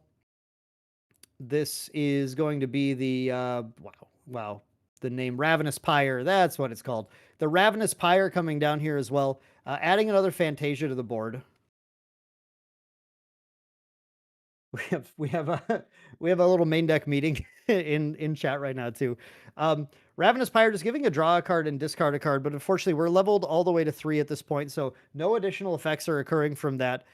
That was I'm just so thrown off. That was so crazy to get that Searing Rebuke, to be absolutely punished by having the Topsy Decree able to grant Spell Shroud. Or no, I guess it doesn't because it doesn't target. It's to dealt to your champion this turn. For the next, it doesn't target champion. Uh, but he prevented the damage to himself because the damage is dealt. Okay, deal 3 damage to target champion you don't control. Yeah, okay. Okay. So just using Spell Shroud to prevent the damage being dealt to himself, eating up the prevention. I see. I see what happened here. Okay, cool. So back to it here. We do have the Acolyte of Cultivation swinging in for 2 more. Then the Manxam Armoire coming down. And we did, it looks like, banish the Topsy as an omen at the end of turn. So now the Armoire is going to be able to bring the Topsy back into hand as well as another way to prevent even more damage and continue to punish this Dao-Chan deck as much as possible. Really just it's a tough fight for Dao-Chan to be able to deal enough damage, and you just see the CL deck continuing to increment damage turn after turn here, and there is another Topsy Decree coming down. That is a yeah. I mean, that is a bit of a, continuing just to deny influence, deny the Dao-Chan player the ability to continue to play the game. That Searing Rebuke being played in response. Once again, Topsy spell shrouding the CL champion, preventing any of that damage from being dealt, and then causing a discard from memory. So we're just basically keeping Dao-Chan off kilter turn after turn, unable to do a lot. Now, we are going to get the prevention from the Searing Rebuke still, but the damage from the triggers from Searing Rebuke is not going to occur because CL does have Spell Shroud. Go to end of turn shortly here. Sorry, not quite done. One more swing, and then go to end of turn, banishing the other Topsy Decree. Banishing the Topsy Decree once again because he's the Armoire to grab it in the first place. So it's once again banished, and then able to potentially, if we go as late as Omenbringer's activation, bring it back one more time. But a lot of power from the Manxam Armoire, getting the two damage when it was popped to Dao-Chan's face, as well as getting to prevent damage from the Searing Rebuke once again. Omening again, 2 more damage. CL has this just inevitability as a Guardian. That's his thing, is he will just sit there and prevent damage happening turn after turn while just slowly picking away at the opponent. Still hasn't had to pop that Safeguard Amulet at all, right? Not needing to do that. and just continuing to force Dao-Chan to be low on resources, low on influence, and play into a board that she just has lost control of at this point. But we'll see if anything else can come up in order to save the game for Mute.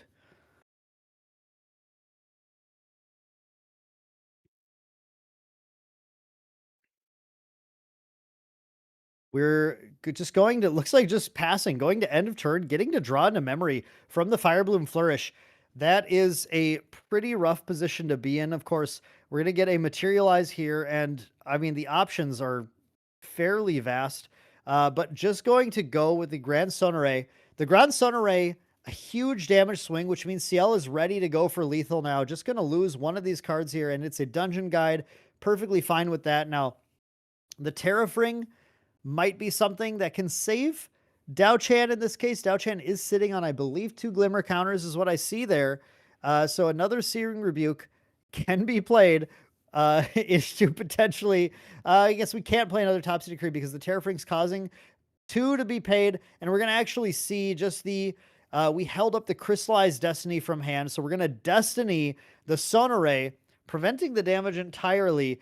NCL is unable to swing. I could just do one more swing, but does not seem worth it at all with a guide. Just going to go to end of turn, banish the Dungeon Guide to an Omen, dealing 2 more unpreventable. Still lethal on board for CL. Safeguard Amulet in play. 23 life remaining. It's going to be pretty challenging for Dao-Chan to deal 23 damage in 1 turn.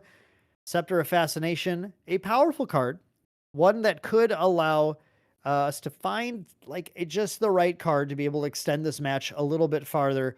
We're going to banish another Fantasia. Boy, I can just never remember the name of that Fantasia. I'm not sure why. It just never sticks in my mind. Ravenous Pyre. Ravenous Pyre. I have to say it 12 times to remember the name of this one. I know what it does. I just can't ever think of the name. We're going to then draw a card here. Sitting on a 5-card influence, Dao-Chan needs to find a way to get through. We do have the Everflame Staff for a little bit of extra damage, but it's lethal. It's just sitting in play, and we've used the Terrafring now on Dao-Chan's side, so what is really available with that Safeguard Amulet, I don't think a lot truly is.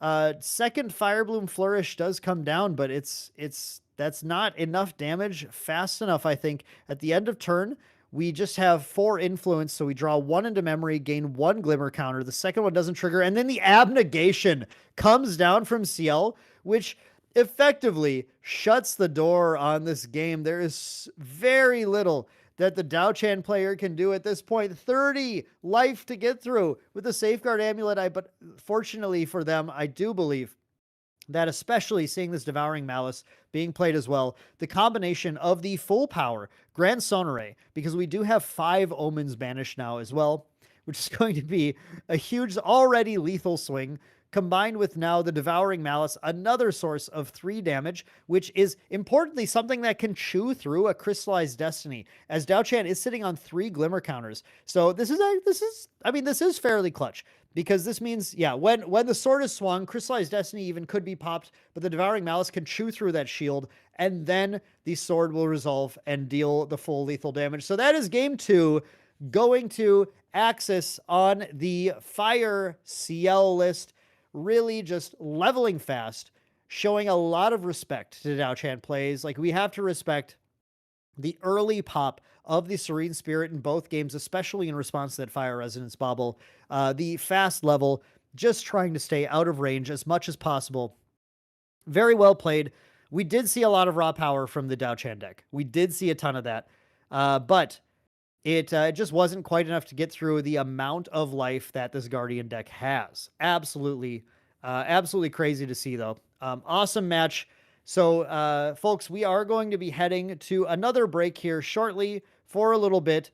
This was round 4 of the Banish Zone Regional in Werdersville, Pennsylvania, where players are playing for a 3K prize pool. So a lot on the line for these players. Stay tuned. You are not going to want to miss the rest of this. We'll see you soon.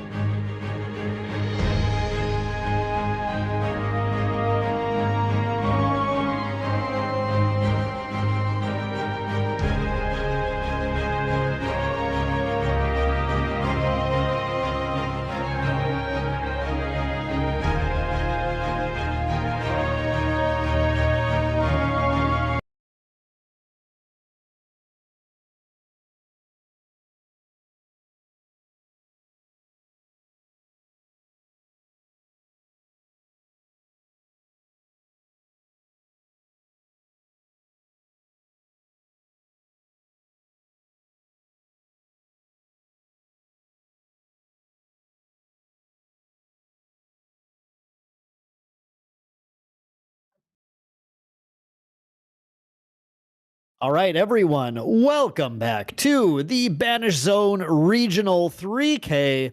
I am your what am I? I'm your streamer. I am your caster, shoutcaster. Boy, long day already, guys. Long day. Main deck Dan. I'm on my own here, so hope you enjoy a fun cast where we are going to be going over round 5 here. It's going to be Aura Bomb versus Chem Collapse. This is table 2 at the event, and we are looking at a pretty interesting matchup. 2 decks we have not had on stream yet today. We do have on the left Chem Collapse, who is playing Wind Guoja Seru, a deck that we're all very familiar with. And as you can see by the existence of the Looking Glass, this is sort of one of the more popular versions right now with the unmake dualities, while it is still legal. And then on the right, of course, after my own heart, Aura Bomb is playing Arasana, Wind Arasana, using the Fragmented Spirit of Wind. We have a resolution of the initial Glimpse 6 on the Fragmented Spirit of Wind, and we are going straight into, yeah, there it is, the Unmake duality on Seryu's side. So we do have Chem Collapse immediately getting to unmake that, draw 2 cards. The Looking Glass has gone past its need at this point. We have used it just to get some initial influence, and we're going to pass the turn. Now, this matchup is it is typically a pretty tough one for Arasana. Arasana has very little way to hold damage off in the early game until she reaches level 3. Once she reaches level 3, then the ball game's a little bit different, right? But until we get there, she is going to be at the mercy of the dragon if the dragon wants to flip. Now, she does get a good, solid start on her turn 1 with the Fertile Grounds, right? The Fertile Grounds is going to allow her to gather and then make duplicate herbs and really set up that powerful Polaris and potentially get extra nice effects. One thing she really wants to do is find plenty of those Recover herbs right now to get as much of a buffer as she possibly can against the dragon's damage. But if Chem Collapse decides to turbo that Seru out, and I do see a Beseech the Winds in hand. I do see some ways to potentially do that. We did go for a backup charger this turn as well, and we're going to go for a turbo charge. It does look like Chem Collapse is currently just planning to draw as many cards as they possibly can. We'll see if anything follows this up to start leveling. We are going to imbue, actually, nope, just draw is the name of the game with the current version of Seru. We're going to imbue Dream Fairy and Baby Green Slime for this Windmill Engineer to draw a card into memory and then likely at that point swing in and pass the turn. I don't think we're going to see. I mean, there's still a lot of cards in hand, but likely no additional interaction needed at that point, as Chem Collapse is set up with a crazy influence, already starting to punch the damage in on Arasana as well. I am going to hope that we can get our life totals back on the stream here so we can have a good note at what the life totals are for players, but currently I'm unable to discern that unless we're using dice as life totals. Is that one just the life total there? Maybe. But we're going to have an Arasana level 1 materialization happening where we're going to roll a 3 and a 4. So that's actually kind of what you want to see as Arasana, because these are the recovery herbs. And this can set her up to potentially get a little bit of a buffer on her life as she is trying to get to level 3 without dying as much as she possibly can. She is then just going to pass the turn and potentially play something to level on the next turn. Maybe even has a Vanish from Sight if she starts to be afraid of the Seru coming out. But the problem is, with the way this Guoja is playing, you do have to kind of predict in advance whether or not you think you're going to need to use a Vanish right now. But we do see the Reclaim on the Windmill Engineer. There we go. We get some life totals coming up, which is great. The Reclaim on the Windmill Engineer to recur that value and then use that float to go to Guoja level 1, getting the Fabled Azurite Fatestone out. And now Guoja is very set up to start to push towards the flip of the dragon and threatening Arasana with some lethal damage. Can we get there before she's ready for it is the question that Chem Collapse is asking themselves. We're going to see a final Recollection phase play with a Scout the Land to reorder these top 4 cards of the deck and replace it with a card. And now we are set. We are ready to go. Chem Collapse is going to Recollect, and with a ridiculous influence. What is this influence? Like 11 or 12 or something. We're going to see what direction Chemcollapse takes here. I think they're going to consider, I mean, I would be thinking about how to get the dragon to be in a threatening position. I am not, yeah, I'm not entirely sure. We're gonna just go for a forest cake. It looks like, and part of that is I can't really see the hand, so I cannot see necessarily which allies or which plays are sitting in there. But it looks like just a simple forest cake going into level. So we're not going to try turboing at all here, and putting the pressure onto Arasana, letting the game go a little bit later. Now, Arasana is also not choosing to activate the Polaris. That's kind of an important note here. The Arasana does need to potentially play around getting that Polaris to resolve, and it looks like she's going to be kind of happy to go a little bit later here as well, as long as the Seru is not threatening her. The ingredient pouch comes down, gets another herb rolled, and then the Fertile Grounds is going to double another herb as well. So sitting on 2 herbs of the 5 variety, which is sort of the mini mulligan, we like to call it. The put a card on the bottom and draw a card that she is able to do, and that is going to get probably set up mostly to be able to draw a card off of the Arasana inherit effect once we go to level 2. So I think we're going to see Aura Bomb looking to try and make a play here to level to 2 on the next turn. It's possible you could go for an aggressive Polaris here as well, but currently the Seru is just simply not trying to flip very hard and not pressing in for a lot of pressure. And again, this is kind of how we see this deck play out. Ever since TM32 kind of pioneered this version at Ascent London, these Seru decks play slow and steady and just have a ton of influence and try to control the game with their amount of influence. And I believe we do see some incapacitates in hand as well. Those are something that will be very clutch for stopping Arasana from either stopping the lethal damage or pushing lethal damage themselves. But after that Forest Cake, we do see also the Baby Green Slime coming down and in Recollection, I believe, and suppressing it for more value, swinging in for 1 and popping the Calming Breeze up from Arasana. Calming Breeze, pretty nice card to see right now because it is going to stifle most or all of Guoja's damage, unless she does something crazy this turn. It's going to stifle a lot of that damage and puts Arasana in the position to be able to use that float and 1 more card to level to 2 and start to additionally draw cards and start to actually get to the point where she maybe is going to threaten her ability to win the game here. But before we do that, we have a dungeon guide from Guoja, dungeon guide from Chemcollapse, which is going to help level to 2. Looks like we choose to get the quest counters on the level 2, and we're getting very close already to this ability to simply flip the dragon. Now with the Calming Breeze, is the Calming Breeze the only interaction that Arasana has? Is it time to actually just flip the dragon? And maybe, do we even have a lethal line this turn, depending on what commands are in play? This could be kind of crazy. Just considering the options and considering the plays here, yeah, I mean, I'm looking at this for 8, I think 8 influence is what I'm seeing. With 8 influence, you certainly can't do any holding of incaps, but a Beseech the Winds is, or a Displace on the Dungeon Guide, actually, that's the stronger play. Displace on the Dungeon Guide, which is going to bring it right back. I didn't see that Displace in hand. That's pretty spicy.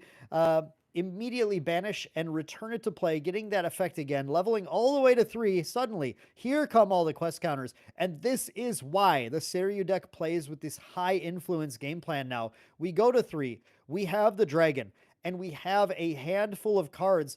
The Calming Breeze was popped, but it's not going to stop any of the damage that Seru can deal on its own. It's Seru swings the on-attack triggers.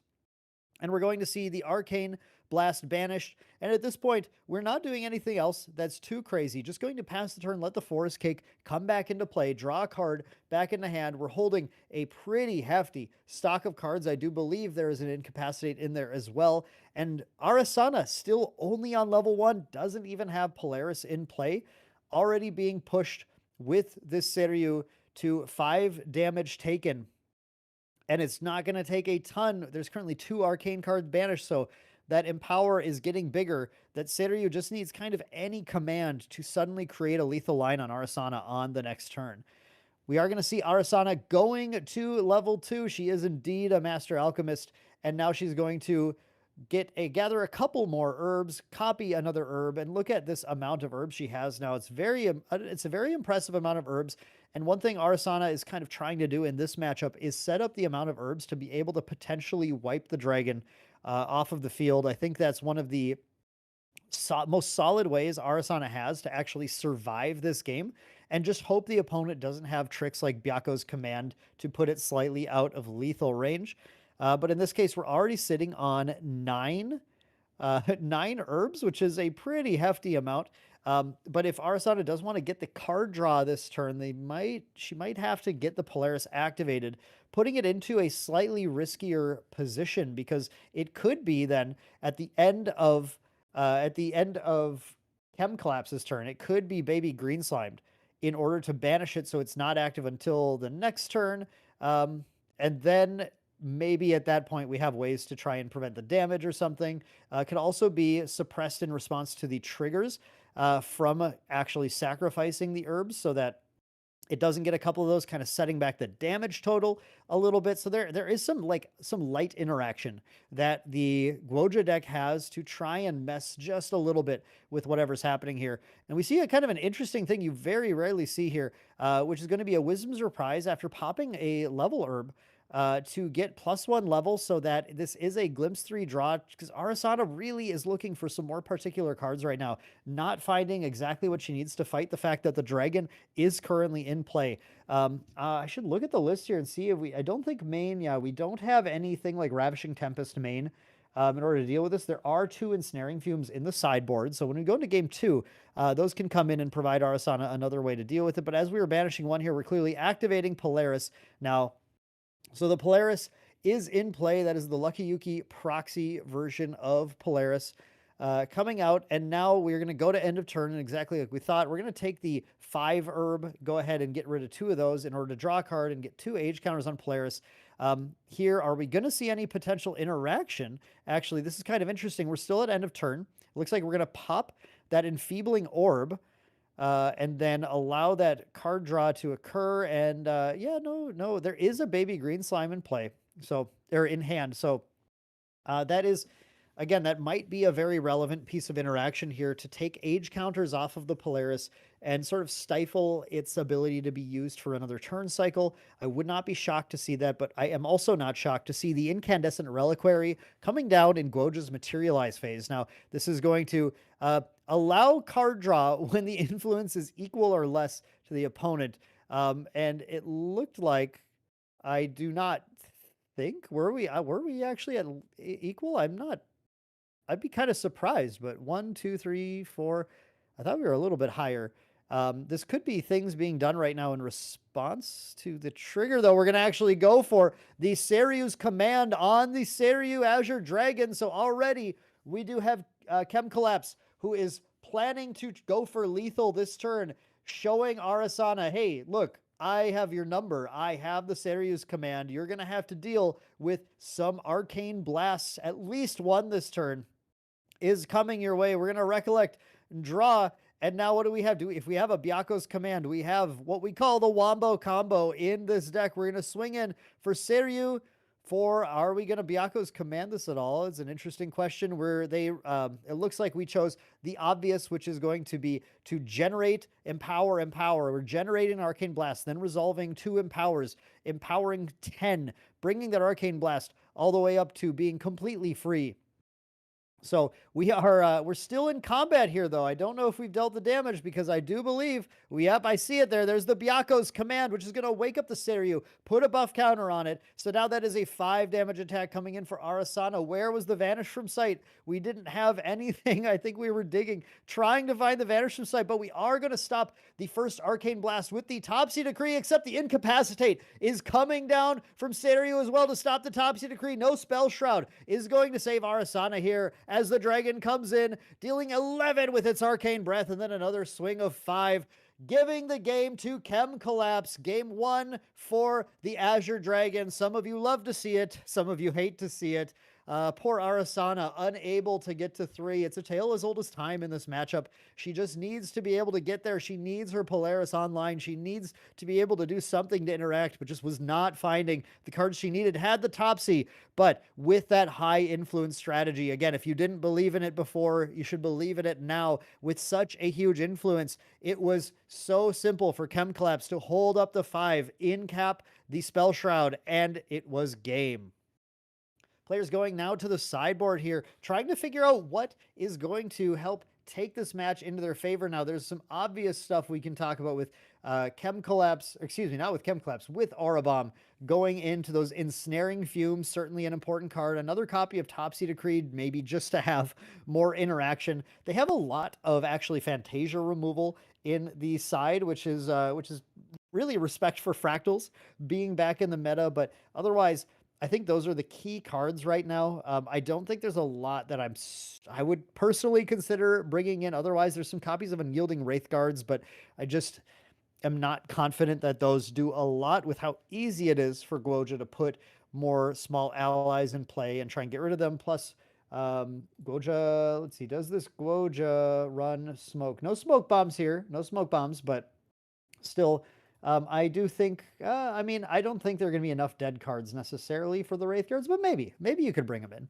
As far as Chem Collapse modifying their Seru deck after going up a game, what do we expect to bring in? We do have 2 Blanche Sheltering Saint in there who can be quite good at fending off damage, especially it fends off damage from Polaris that would be dealt to the Seru to keep it alive. So that can be a pretty clutch card. The Regal Inquisition can be absolutely insane. Another way just to remove any of your opponent's ways of stopping your damage. And we do have a, let's see, I don't know if you need to bring the Crystallized Destiny at all, actually. I don't think you're too worried about it. Oh, Verdigris Decree, though. I kind of like the Verdigris Decree coming in the Seru match just to hit that Fertile Grounds. If you can hit that Fertile Grounds early enough and prevent Arasana from getting as many counters, it's just impossible to actually get the dragon off. So I could see definitely bringing in the Blanches and the Verdigris Decree in particular as a nice package to be able to try and make sure that dragon is going to last long enough in order to win the game. Now, turn 1 is going to go to Arasana in this case. Aura Bomb looking for a very good start. We definitely need it in this situation. With that Fragmented Spirit of Wind, we'll try and glimpse the perfect hand and see if it can be enough to be able to survive the dragon. The dragon, the menace on the meta for a very long time. Now the meta is a lot more open. That's kind of an interesting thing that's happened since London, where water has come back into the metagame, and that has, you know, Seru has pulled back a little bit, even though we have this incredible new build of Seru, very powerful. We're just not seeing quite as many Seru lists hitting the metagame, as it's so diverse and it's so tough to be prepared to deal with absolutely everything. So for all the Seru fans out there, of course, nice to see the dragon back on the stream again. But I gotta say, I hope my Arasana fans are out there here. I'm looking for Aura Bomb to try and do a pretty challenging task, I would say, and pull this match back out from the claws of defeat. We're going to start by doing a little bit of a glimpse, and actually it looks like they're noting which cards they're putting 4. I should say not just a little bit of a glimpse, a pretty hefty glimpse of 4 cards on the bottom, just noting what's there, and starting off with that immediate Fertile Grounds. It's time to see if the Verdigris Decree came in from the side and was drawn in the opener. Can you imagine a stronger start than getting that Verdigris Decree out? I don't think we're going to see it quite yet, though. I can imagine, actually. Never mind. What am I talking about? I can imagine a stronger start. It's Unmake Duality. We're just going to go ahead and get rid of the Looking Glass, draw 2 more. Hey, maybe now we'll find the Verdigris Decree. Or maybe it didn't come in at all. But it is really quite impactful to remove that Fertile Ground. So looks like we're not going to see it yet. Arasana is going to have an opportunity to level immediately to 1 and get a couple copies of some herbs to gather, and then 1 gets duplicated with the Fertile Grounds Fantasia in play. Oh no! He did have it! He had the Verdigris Decree. Look, as he is getting ready to imbue 3 in response to the Arasana materialization. No, actually choosing not to imbue. fascinating. Doesn't have anything else he needs to do. I mean, it makes sense. Yeah, not really fascinating. What do you need to imbue this for right now? It looked like he started to imbue because obviously you imbue, but there's nothing else to do with the other effects. So yeah, just gonna hit the fertile grounds exactly as expected, just like it was written here. Making Arasana lose that ability to actually duplicate any of the herbs that will get rolled when this gather does finally resolve here.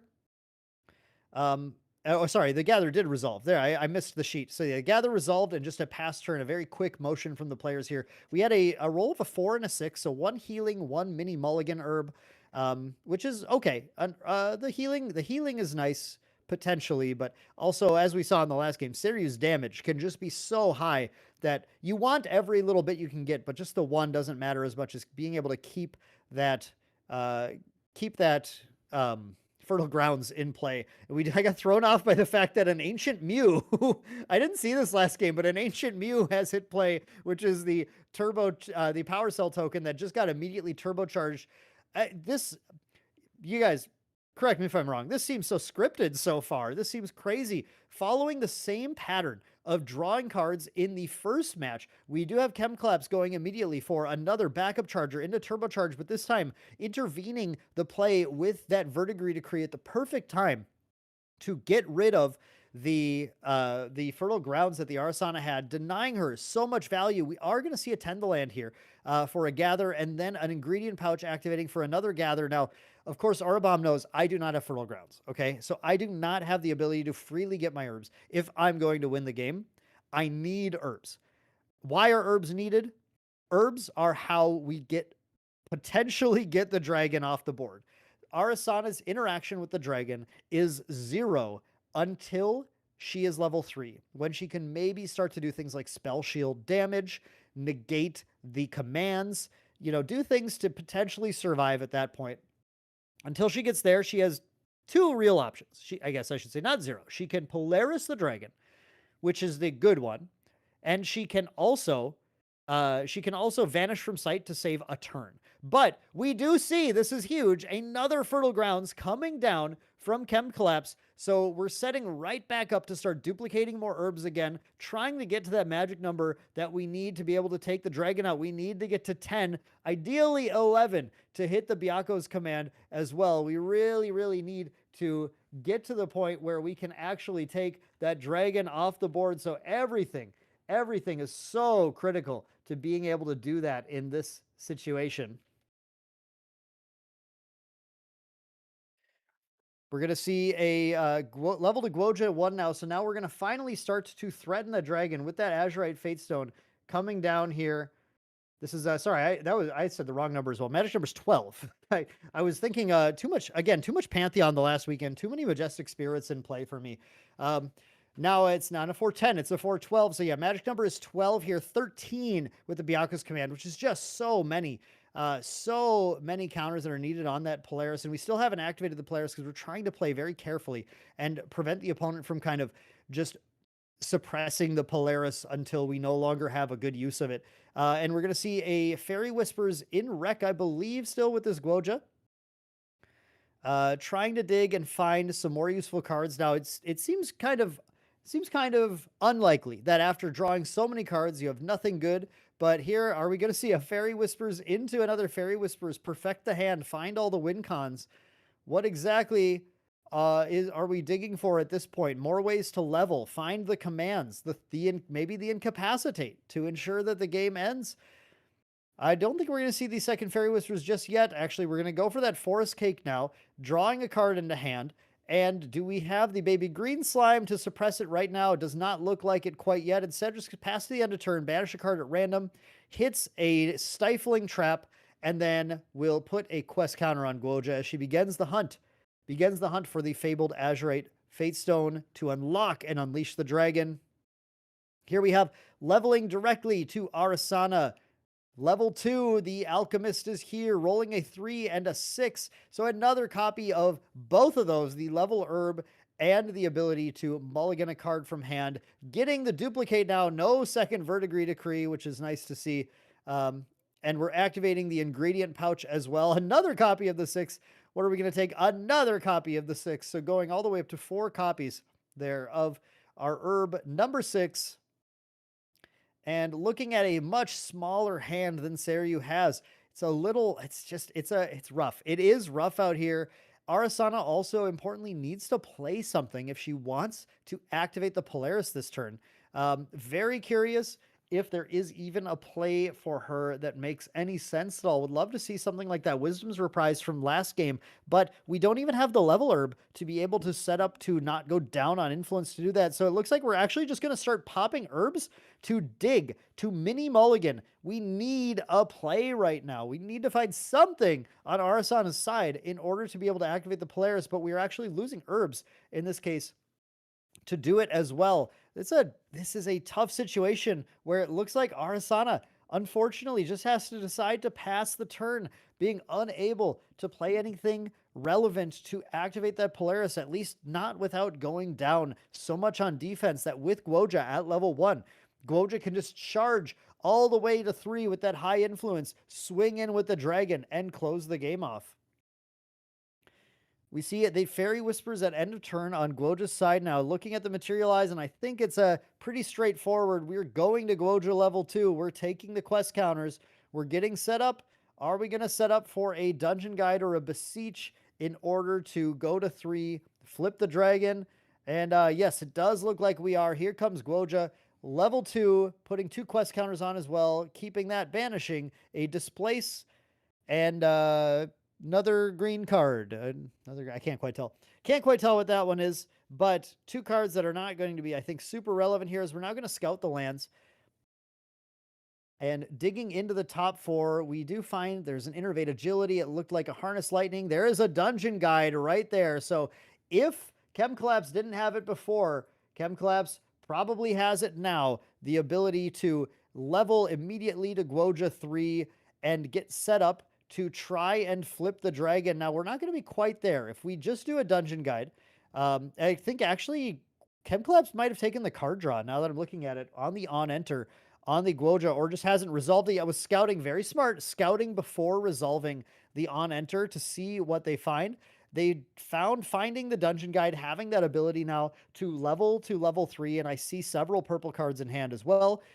They are now able to choose to take those quest counters, get 2 from the Banish on Dungeon Guide, 3 from the on-enter of Guoja level 3, which brings to 10, flip the 4/12 dragon into play, and get ready to rumble with the mightiest dragon in the game here. And I see 3 cards coming down. We are, I think, holding on to a Harness Lightning, maybe a Seru's Command as well, if the lighting isn't betraying me. It might be betraying me, actually. I see that's a Topsy Decree. I'm not going to get fooled by that one again. Here comes the Dungeon Guide coming down and banishing 2 cards at random. So did we put down any... Yeah, we did put down one of the Seru's commands, which is going to set up an Empower play as well. But the Seru's command gets banished to level to Guoja, level 3 on enter, 3 more quest counters, swing in with the Dungeon Guide. And now we're holding up a pretty healthy hand here on Chem Collapse's side, right? Chem Collapse has plenty of action. Does Chem Collapse want to risk the dragon right now? I'm not certain that they do. We're sitting at 6. When there's 6 herb counters across from you, can your opponent possibly take your dragon out? 6, 7, 8. Not, yeah, I mean, well, how about this? Let's just Regal. Chem Collapse goes for the Regal Inquisition right now, and let's see if anything is sitting in the opponent's hand. Now, when this is resolved, Chem Collapse is going to get to take a look at Aura Bomb's hand and actually select anything that might be a threat to them potentially trying to push for a lethal turn and get rid of it and see what they draw to replace it as well. So huge information from this Inquisition. Attend the land, played in response, gathering another herb up. And again, we don't have Polaris out right now. But the Polaris can be activated, materialized on the next turn for an immediate activation. Instead, we do see the Ensnaring Fumes in hand, which obviously very good against Dragon, and something that has to basically be removed right now in order to stop the Dragon from being removed next turn, unless Chem Collapse is positive that the game is over in their favor, and we do see that Ensnaring Fumes getting discarded right now. No preparation counters on Arasana. She's not an assassin yet to be able to use that with. And drawing 2 cards into hand, we're going to get, it looked like a Cosmic Bolt, I think, or at least a purple card of some kind, and a Topsy Decree as well. Very smart the way Aura Bomb put the Ensnaring Fumes and the Dungeon Guide into memory so that those would be banished from or discarded from memory so that they draw more cards back into hand to be able to interact. Because now that Topsy Decree does mean that the dragon's Arcane Blast would not actually resolve in this case, or at least it wouldn't resolve and deal damage. There would be a Spell Shroud target that would negate. Well, I guess it would not technically not resolve, right? Because it would fizzle. But in this case, that means the dragon's just going to come in, swing for 4, generate an Arcane Blast, and it looks like the turn is going to be passed at this point into Arasana with 3 cards up for Chem Collapse.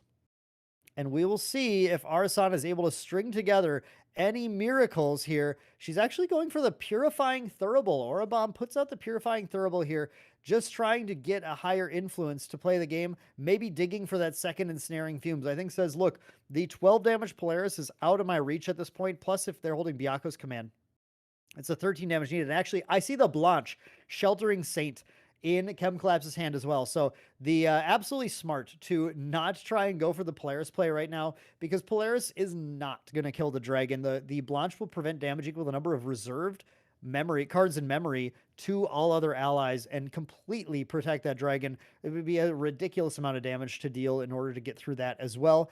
Instead, just using the Thurible to try and draw some more cards, find that in second copy of the Ensnaring Fumes that got sided in. If we found that Ensnaring Fumes, folks, we would have a game right now. We would certainly have a fascinating game to deal with here, as Chem Collapse is not sitting on enough cards to incapacitate an Ensnaring Fumes that would get played, but we are going to see a 3 visits, and we're going to dig a little bit deeper. Remember, we have these herbs.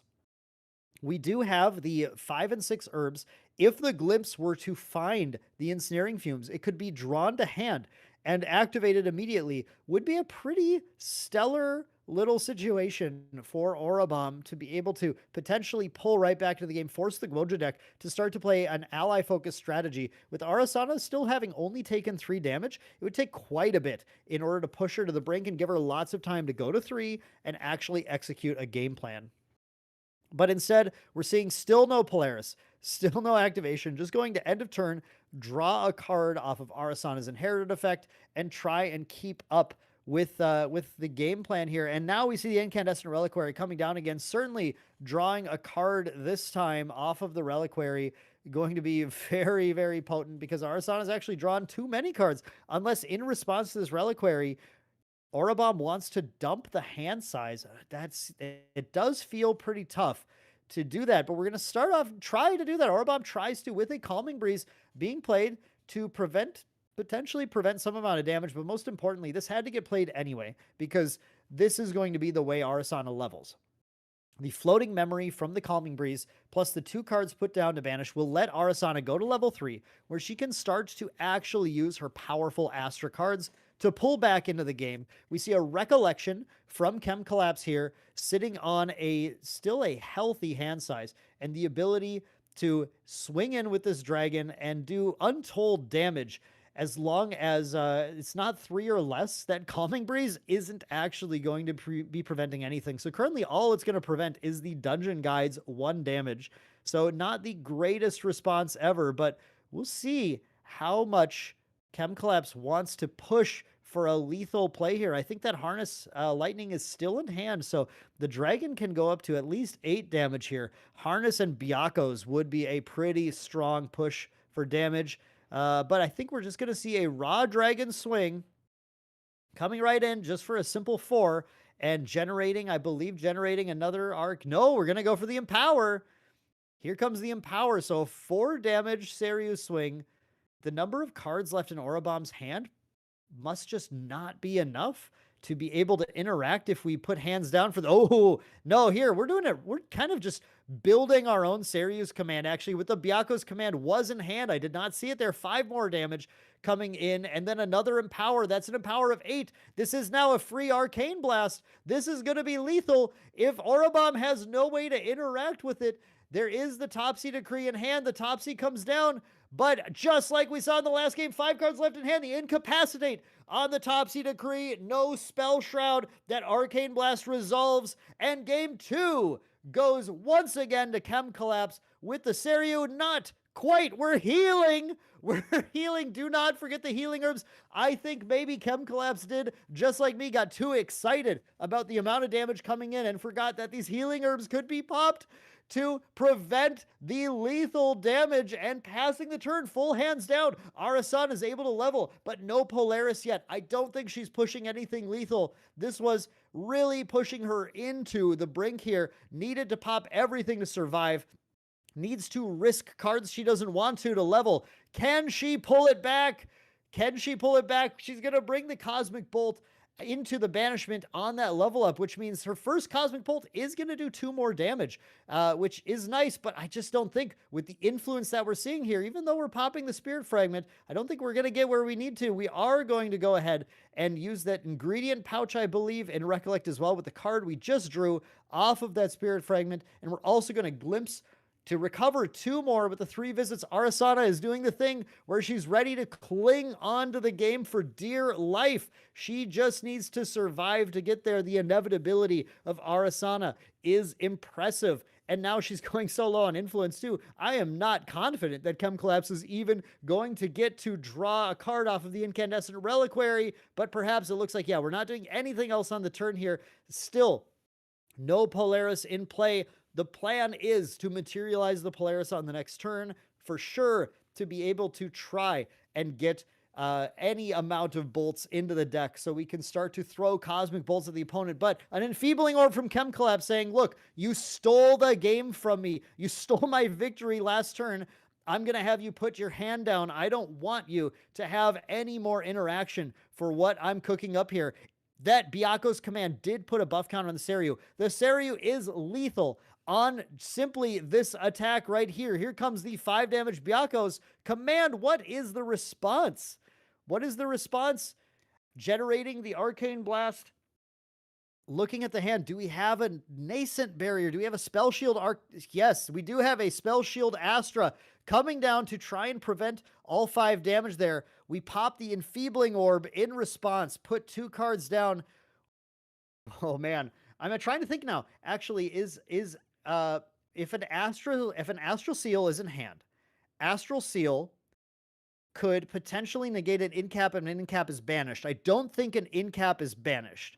So if there's an incap for the Spell Shield or any other fast damage source, as long as it's not banished with only 1 card in hand, there's still 3 healing herbs, so it is not lethal because of that. That's very true as well. Man, there is oh boy. There is a lot that is potentially going on here, and it's just going to you're going to let the prevention resolve. Prevention resolves, going to Glimpse 5, does find a Cosmic Bolt, a free star called Cosmic Bolt, can come out right now and start to deal the damage back onto Guoja. Is Arasana actually going to pull this together? I mean, I have to imagine with the, I didn't see that. There was a Looking Glass Astrocyte in there instead. Interesting. Okay, so Astrocyte just going to resolve, glimpsing and drawing a card. It looks like Orobomb is just going to wait until they can fill the deck up with more Cosmic Bolts before starting to actually push that damage. Wants to get a big enough influence to continue to interact with what Chem Collapse is doing. And of course, Chem Collapse bringing out that Enfeebling Orb tells me that they were ready, right, to try and push for a lethal turn. And I think they were baiting things out with that single swing and seeing what was going to happen. Now the Baby Green Slime just coming down, a value play, just a simple value play coming in from Guoja. No Byaku's command, no Harness Lightning. Popping the Harness would have made this lethal through the recovery as well. So now we're going to Harness Lightning. Wait a second. Harness Lightning on the Baby Green Slime. Now this is getting interesting. Going to force some of these healing herbs to pop before The Polaris comes into play, reducing the number of Cosmic Bolts that can possibly go in deck. Here comes Healing Orb number 1, gonna survive on 1 life remaining. Wow, this is so tempting. Can you try and force your opponent to pop more herbs, but do you want to go that far down? In hand size, I definitely don't think you do, as we pass the turn on Chem Collapse, bringing out the Forest Cake, drawing another card, and Arasana does survive one more turn, going into Banish 1 for Polaris. There is the Comet Fall banished.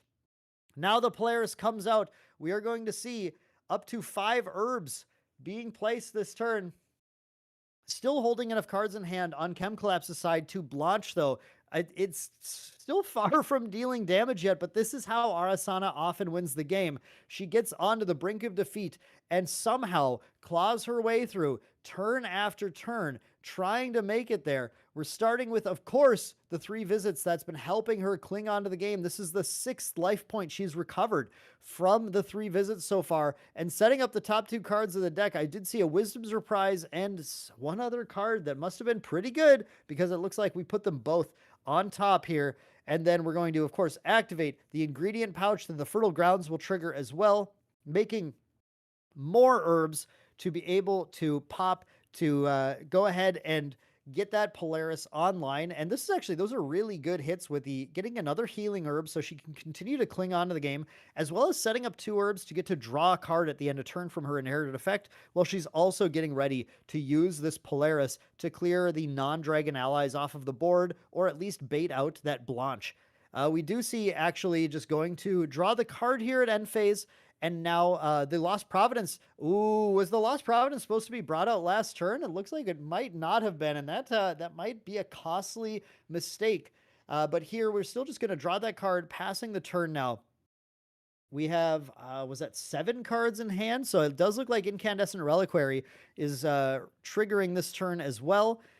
Going into the Recollection phase, a Vanish from sight was finally found from Arasana.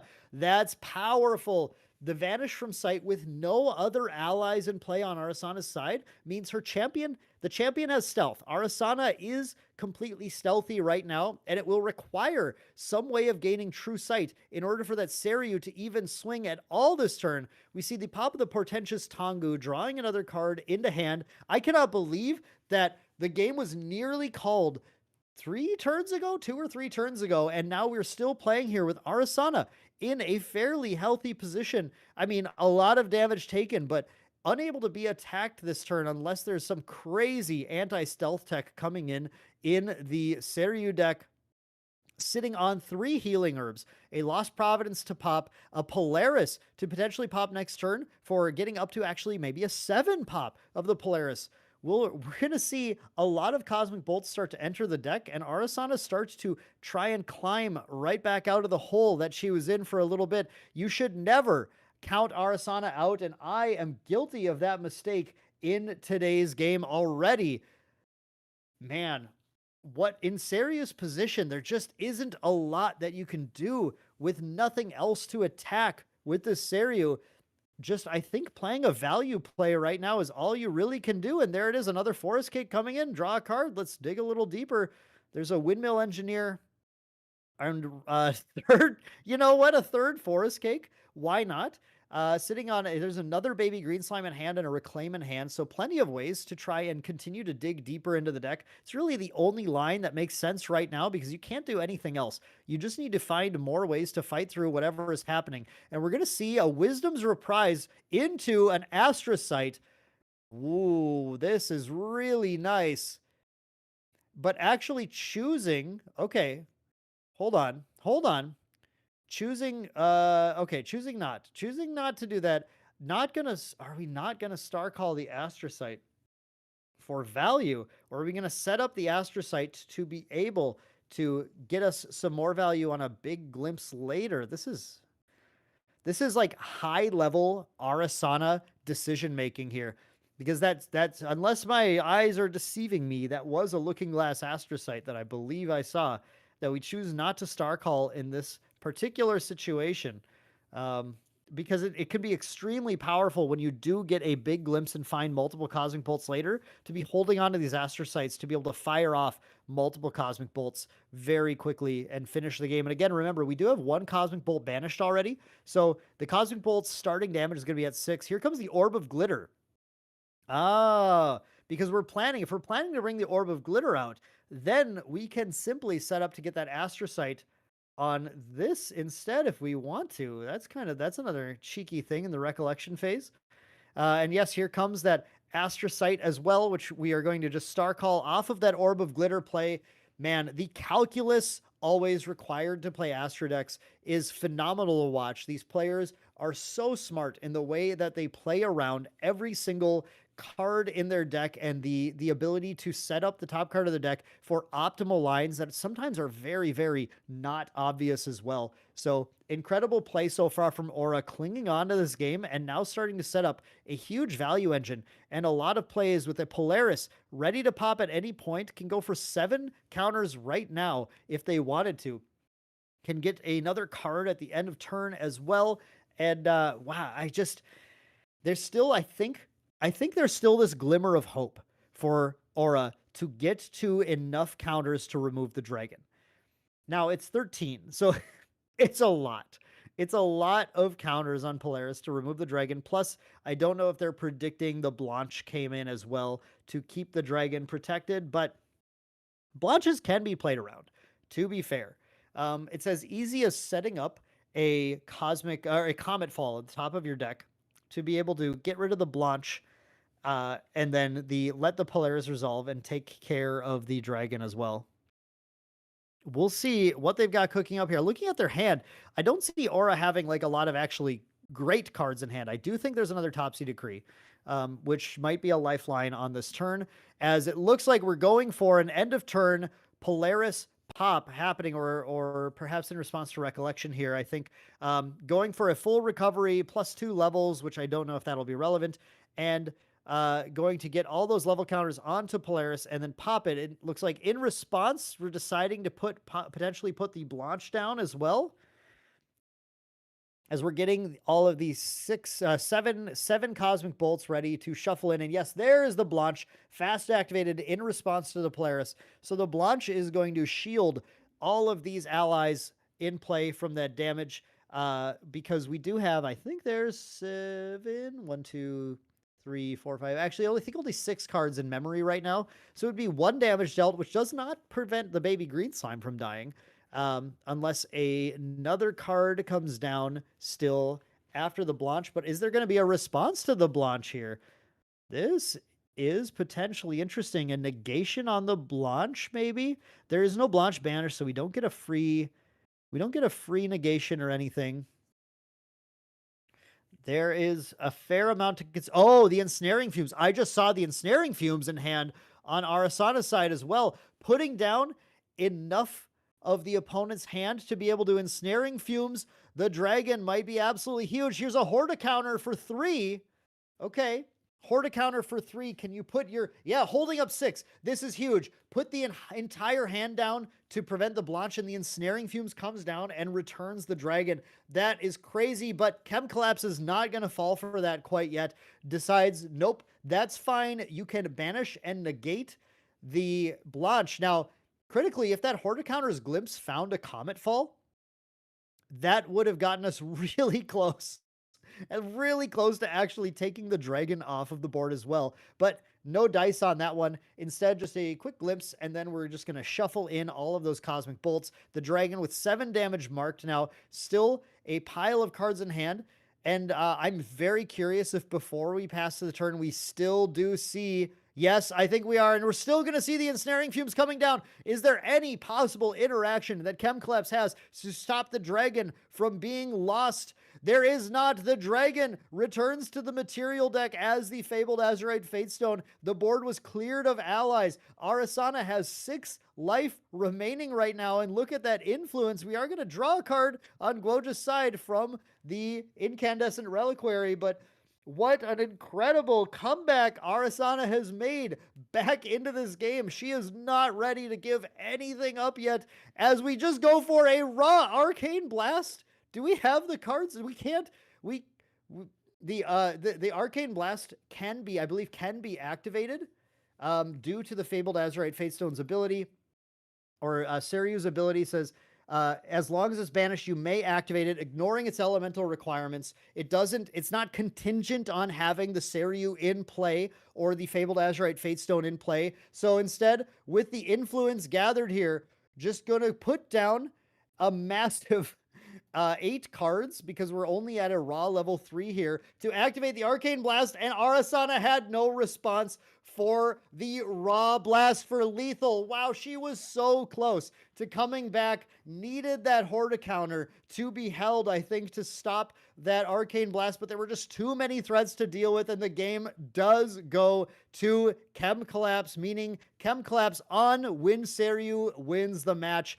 What an incredible game, an incredible fight. Chad, I hope you enjoyed that one. I thought that was an insanely fun match to watch as Arasana really started to crawl back in. It was just a little too far out of her reach, though, with that banished second Arcane Blast ready to fire off at any point. I love that both players rocking a bunch of upgrades to their decks, too. We do see things like those CSR Arcane Blasts on Chem Collapse's side. And of course, I, love the Arasana, beautiful Arasana lineage in Aura's deck. But yeah, incredible match. Crazy to see that happen. What a round 5. That does mean that Chem Collapse is going to take that win and is getting very close to making it into high ranking in that top cut. But y'all are going to want to stay tuned. We're going to head to a break here. We'll be back with round 6. So stick around. We'll see y'all shortly.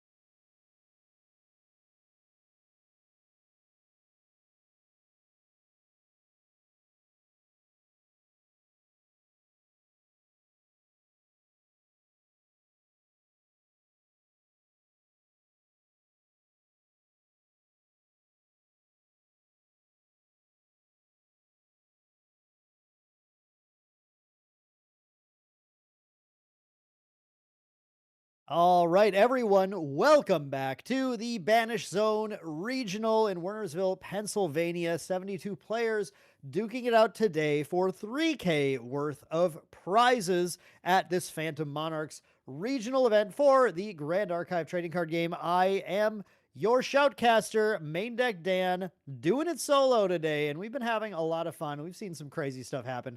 Today, we are hopping in, or I should say, at this round, we are hopping in to a match between Jace Patrick on the right. I should say this in a way that makes more sense for everyone. Jacob Caldwell on the left, Jace Patrick on the right. Jacob Caldwell on Water Diana, and Jace Patrick on Fire CL, and this is the Advent variant of CL. So we are going to have CL starting the first turn of the game and beginning in the way that you all love to see the start of the game happen for about 3 more weeks before the inevitable banning occurs. We're going to unmake duality on our looking glass, get rid of that, draw some extra cards, and then we are going to pass the turn back, get the from Diana, the Cheshire Cat dropping. Now, this is a matchup where Diana is playing, if you're new to this, Diana's playing a water deck, and you may expect water is going to be controlling, but this Diana water aggro deck is an extremely fast, extremely potent aggro monster that utilizes some of the special cards that the Looking Glass enables, the distortions. Unlike the CL deck, which just pitches the Looking Glass to draw cards, Diana wants to punch in as much damage as possible here. We're going to see CL just going to pass the turn here, a simple level to 1, and then Unmake Duality gets banished as an Omen. So very well set up to be able to play into some potential card advantage gaining plays. While the turn is passed over to Diana, Diana then goes for a level and a reposition. The reposition is, of course, going to get the, banishes the reposition, does the reposition, gets distant. Excuse me, I'm just trying to watch what Jacob's doing this turn. Gets distant on Diana, allows her to put out the Aqua Mirage Whisper, then plays Charge the Soul, dealing 1 to Jacob's face, Jace Patrick's face, and then loading in that Aqua Mirage Whisper, firing with the Diana to deal an additional chunk of 3 damage, 1 from the Whisper, 1 from the Aether Charge, 1 from the Distant, then glimpsing 4 and mills a mana weave weaving mana streams. Jeez, cannot talk. Mills a weaving mana stream and also gets to swing with that Cheshire Cat as well. Now, very set up to be able to go to something like an Inert Sword next turn, swing again, punch in with that Cheshire Cat, start to play things like the Frosthorn Paladin, but also can just as easily go Ranger Strides next turn, using that Weaving Mana Stream, load up the Aqua Mirage Whisper, and threaten another up to like 7 damage from that alone. So it is an extremely fast deck, but the CL is trying to respond in kind by leveling right to CL Omenbringer here, getting this Foe Awakening discarded, and then going into a Dungeon Guide for the turn as well, going directly into CL Mirage's grave. Level 3 now already has that 30 life unlocked. Now, unlike one of the CL lists we saw earlier today, this one does not run a Serene Spirit. And that is tough into these aggressive decks because Diana is able to push out so much damage that 30 life might not end up being quite enough. But we did see, importantly, the discarded Advent as well, which then got banished as an Omen. So CL is very set up to be able to use what the Advent version of CL uses, Baleful Ablation, with once the lowest cost Omen is 15, able to deal 15 damage with that. Now, we're not currently at that stage because we have several other Omens that are banished, and it does need to be kind of set up at this point, but we'll see what the CL can do instead. We're just going to have Jacob going with the Ranger Strides, like we're saying, and then getting to load in several Prudent Knocks as well, really stacking up this incredibly powerful Aether Wing now with Spell Shroud, so tough to deal with. This thing's able to come in for a total of actually 12 damage if the Cheshire Cat, who gets the abilities of distortions, is used actually to put ranged 4 on Diana if she can distant herself and get that as well. So you can see how suddenly this can pop in for more damage than Jacob is ready to deal with here. And now I don't think we're going to see everything popped quite yet, but the fact is it's set up, right? It is ready to go. I think we're just going to fire these off right here, dealing that simple 4 damage, glimpse 4, and then we'll try and find Glimpse 5, excuse me, and try to find another float. There is at least a tactical retreat on top. One on top, the rest on bottom. That tactical retreat gets milled. That's another float set up for Diana to be able to utilize to gain value, and she's going to do it immediately, popping in the Frostborn Paladin, banishing that tactical retreat to be able to draw a card, put a buff counter on it as well, and continue to punch in additional damage, saving this basically super loaded up, gigantic swing from Diana for when Jacob is going to succumb to it. Excuse me, Jace Patrick is going to succumb to it. These two J names, I cannot keep them straight here, but we get the Manxum Armoire coming in, and there we do see the Armoire getting the, I think I got what was banished confused here, but here we're going to get that Armoire put from, Armoire is going to get used to put from hand into Omens, the Advent of the Stormcaller, and take the Unmake Duality back into hand. And now Jacob is completely set up with the Advent as the lowest cost Omen, able to go Grim Pastiche, excuse me, not Grim Pastiche, Baleful Ablation, dealing 15, and then the Omen triggered end of turn, dealing 2 more, and the game is already over in favor of Jace Patrick on the Ciel Oblation. Just saw everything. It was a fast enough start from Diana. She was going to try and push it. She was going to try and get there. But when you see the Advent, when you see the Oblation, you see what you need. You get locked in, you tunnel in, and you go, all I need to do is resolve this one fast speed 15 damage spell, and my opponent is already almost done. Add in the extra 2 damage triggers every time a card is omened from Ciel Mirage's grave, and you have a recipe for success.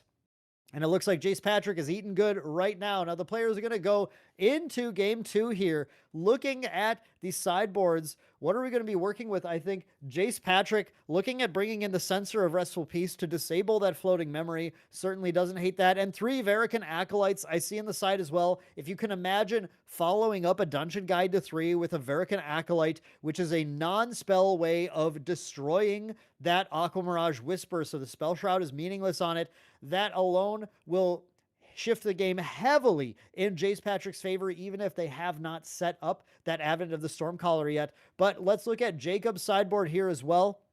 We have a clutch card for this very particular matchup, Orb of Sealing. We see in here, Orb of Sealing will allow Jacob to actually flip over the Advent of the Stormcaller, so it is a face-down Omen at that point, and a face-down Omen has no reserve cost on it when a card checks for it, meaning that the Advent of the Stormcaller would go from dealing 15, sorry, not the Advent, the Baleful Ablation would go from dealing 15 damage to dealing 0 damage when that's activated. Of course, those Verican Acolytes also going to be really useful for dealing with Orb of Sealings as well. So that looks like a pretty keen card for Jacob to try and bring in and bring this a little bit more in his favor.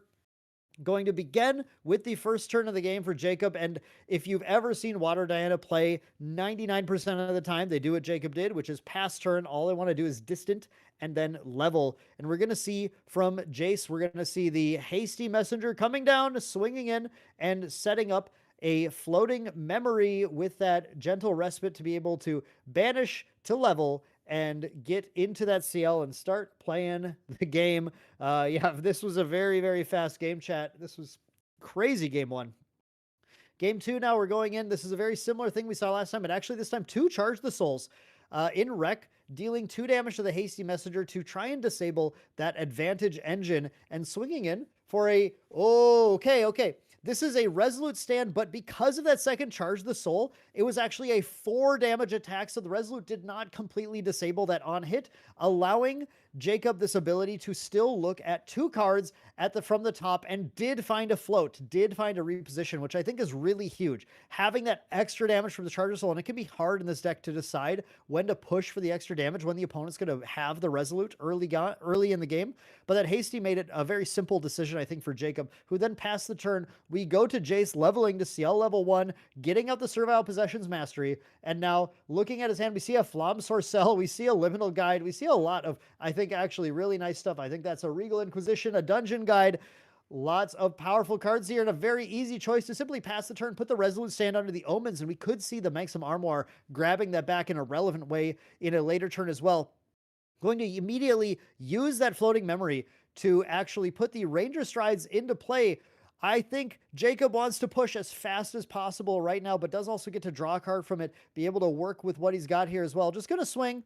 I think no Ranger Strides potentially being popped. A Flom Sorcel in response, discarding Dungeon Guide because we did banish a Gentle Respite, get to draw an additional card from Flom Sorcel, and that is it. A simple 2 damage attack, glimpsing 3, trying to find a float.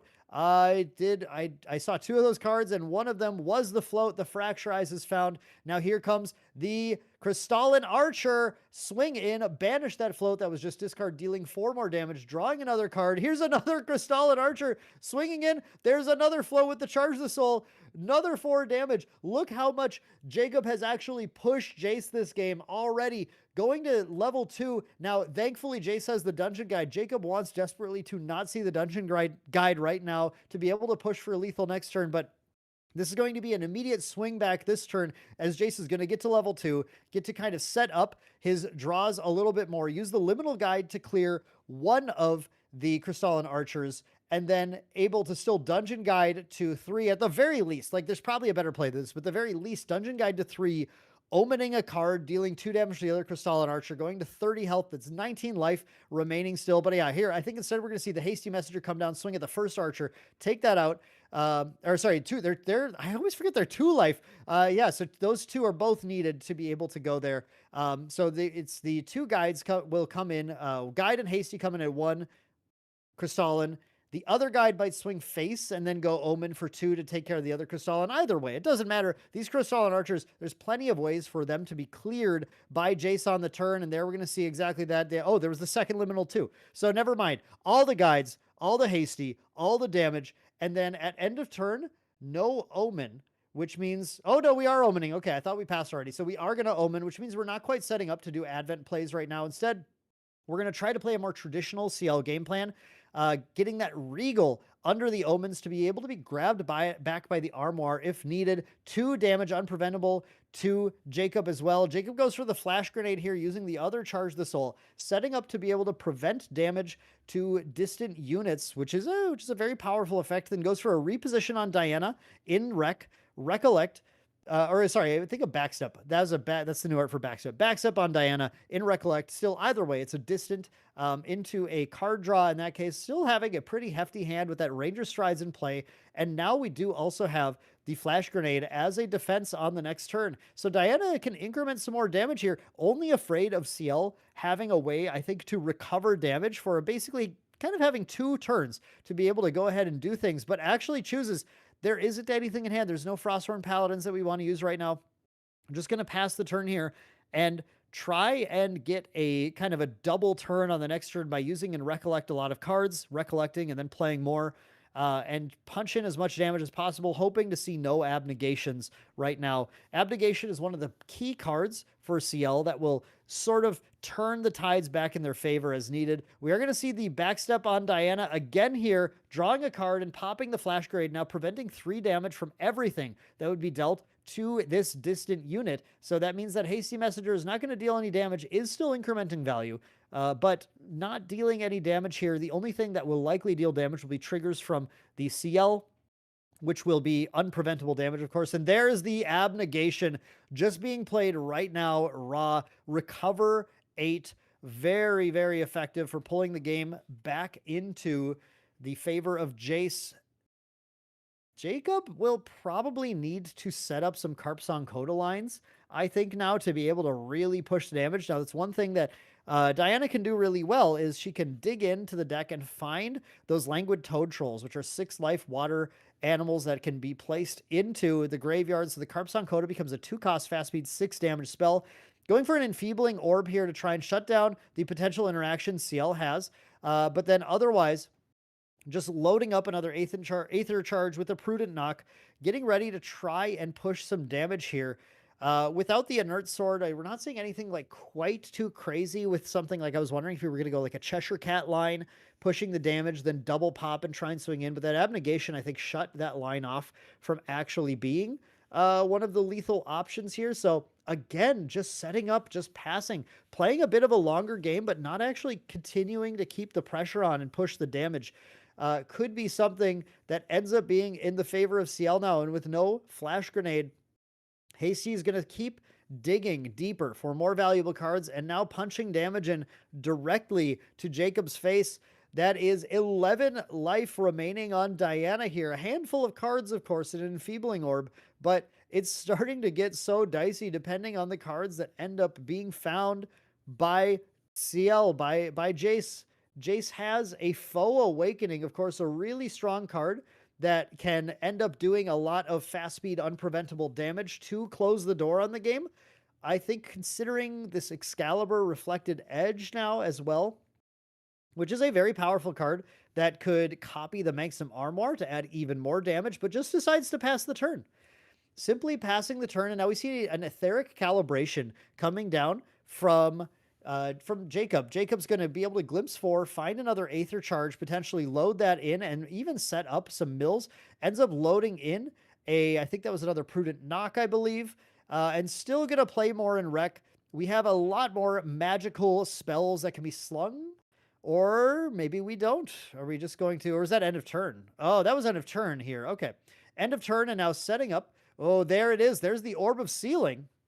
Is prepared the kind of the lone defense that Jacob has for any shenanigans that CL is going to have with the Omens. Now, not any shenanigans. It's mostly just Advent, because even when they are face down, they still can be moved around with the Manxam Armoire. But here is a powerful card you don't see every day. Diana Haunt Reminiscence.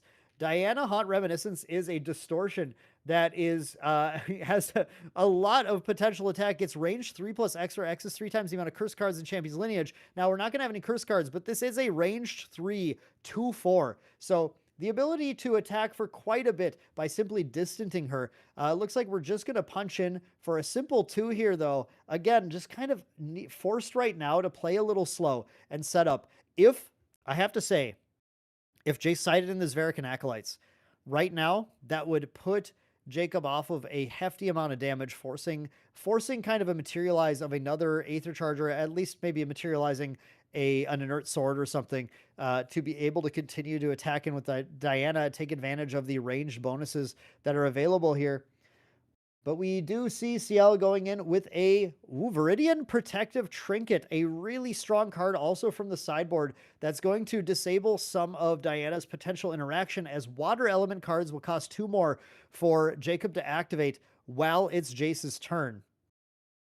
And now, does that mean with that 14 damage dealt, are we going for a full dive of a Foe Awakening play here? We might be going for that potentially.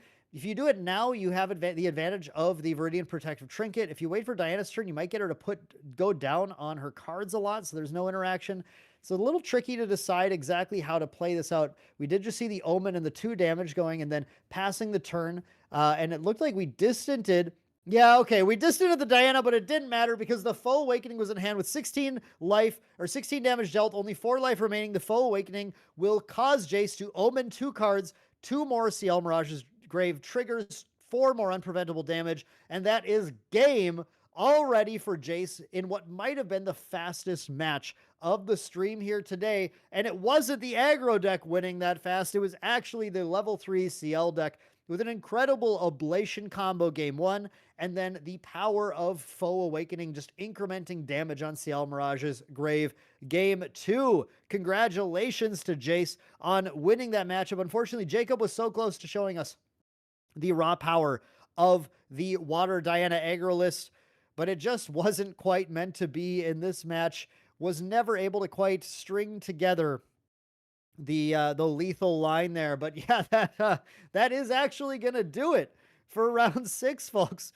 We are already done with that round, as these 2 players are going to strap up to go to round 7. Whether or not they can ID or they can just, they have to play it out, we will have to see where these players are going. But this was the penultimate round of the regionals today, and was, yeah, incredibly fast. So, folks, you are going to want to stick around. We are going to be heading to a break here shortly, because round 7, I'm certain, is going to be our most exciting round yet.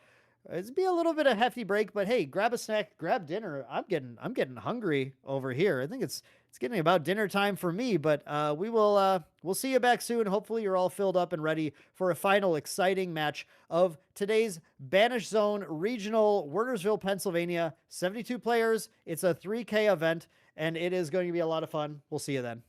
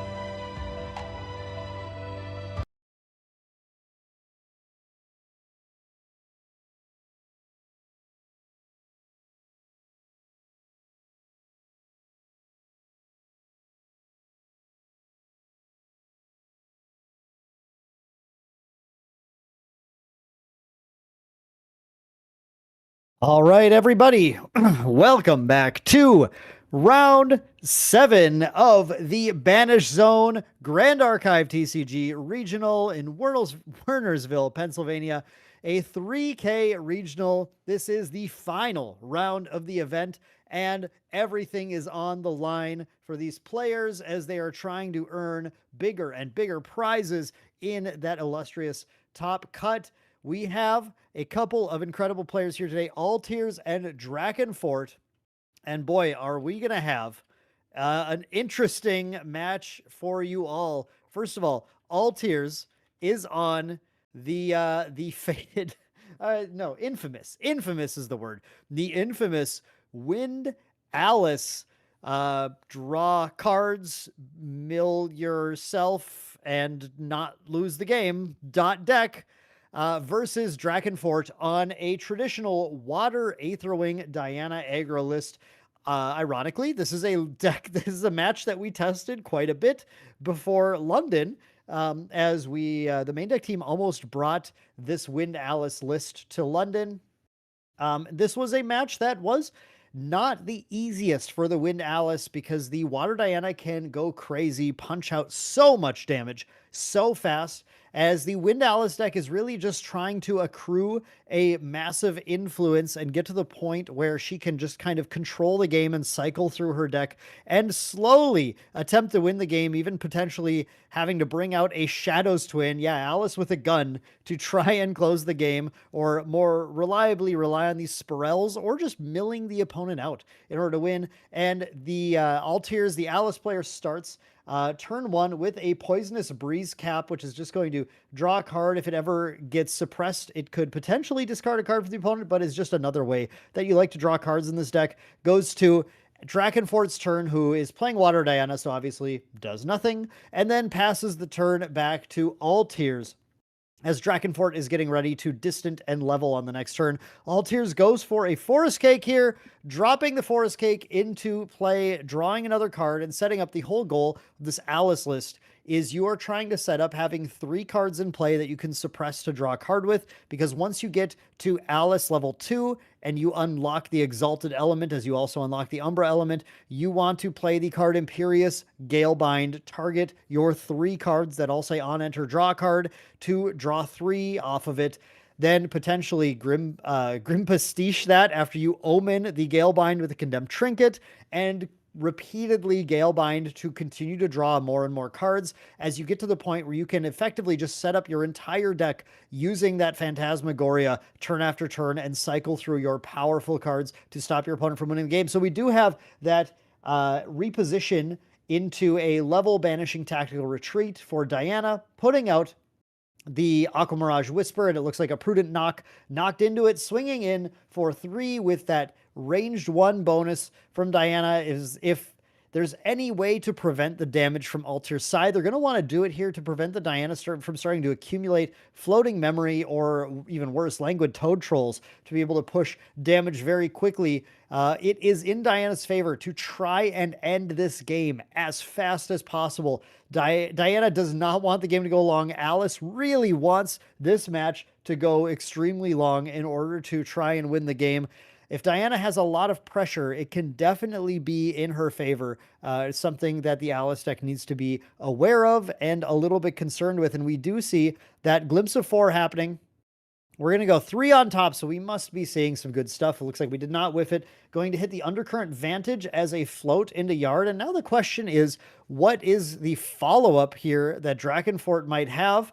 And unfortunately, nothing. I was hoping to see, for Drakenfort's sake, the Crystalline Archer, the Frosthorn Paladin, something to be able to start to push additional damage. We did not see that. Instead, we do just see Alice leveling to level 2, which means Umbra and the advanced elements now unlocked. And we're actually going to begin by grabbing a card back from the graveyard, and we have a Reflected Blight here. Going to throw a card from grave back into the memory, I believe. If I'm not mistaking which blob of purple this one is. Yes, we're going to take the Dream Fairy, send it back into memory here, which is interesting to grab that. I think not wanting not wanting to have milled that, wants to have the Dream Fairy in order to be able to answer things like the Cheshire Cat, I would assume, is the idea here, and then going to get that Refracted Blight as a curse attached to Alice that does a ton of damage as well, as that where there's no Maledictum Vitae, there was no curse attached yet, but by attaching that Blight now, the ability of Alice to deal damage to you when you play Exalted Element cards is now turned off. Just something that kind of had to happen. Sometimes you just have to force your way through that damage here. Set up that Dream Fairy for later, and we see the Sporel immediately dropping, so the Alice player looking to immediately start to control the game a little bit more and start to deal damage. As Alice gets a bigger and bigger hand, this Sporel is able to be activated, both do the on-enter and activate the same turn you play it for pushes of damage, as well as suppressing it to be able to do that again. Here it looks like the Sporel is just being played somewhat defensively to try and shut down. There's a multitude of 2-cost cards. I would assume a 2-cost is a reasonable grab, or if it was maybe it was the Dream Fairy there and it was a 3-cost. I actually didn't see. I might have been able to tell which card was placed underneath that Sporel, but we see the Weaving Mana Stream played at the end of turn as well to give Distant to Diana. Now, Alice has 11 damage on her. She does have a Lineage Release. That Lineage Release is going to be able to recover, I believe, 5 right now, unless my math is terrible. And I will be honest, my Alice math isn't the greatest. It's okay. But we are going to get we still have a recovery sitting there, so it's not the end of the world right now, but still, it is a bit of a perilous position, I would say, for Alice to be in at this exact moment, but that Sporel being able to answer multiple threats is obviously fairly decent to have, and having that built-in recovery means it's certainly not out of the realm of possibility at all for Alice to survive. I'd say actually the most likely scenario is Alice does survive this turn, but an extremely aggressive, maybe like a double Carpson Coda turn is what Diana would want to have in order to really actually threaten to close the game this turn. So outside of the sort of the spiky, the high end of the bell curve turns here from Diana, Alice is getting just kind of set up, is getting ready to be able to use the Imperious Galebind to be able to accrue value. We see Diana actually going for a Ranger Strides here, using the Weaving Mana Stream, attaching that to the Aqua Mirage Whisper, and then popping it to get a giant push here of, we're talking 7 damage swing coming in right now to push Alice into a very, very scary spot. But we are going to counter that here with, I believe that is a Maledictum Vitae. No, that's not the Vitae. That is the purple card. That's not Abnegation. That is not the Oblivion. Is that that's the Negate, isn't it? That's the Negate.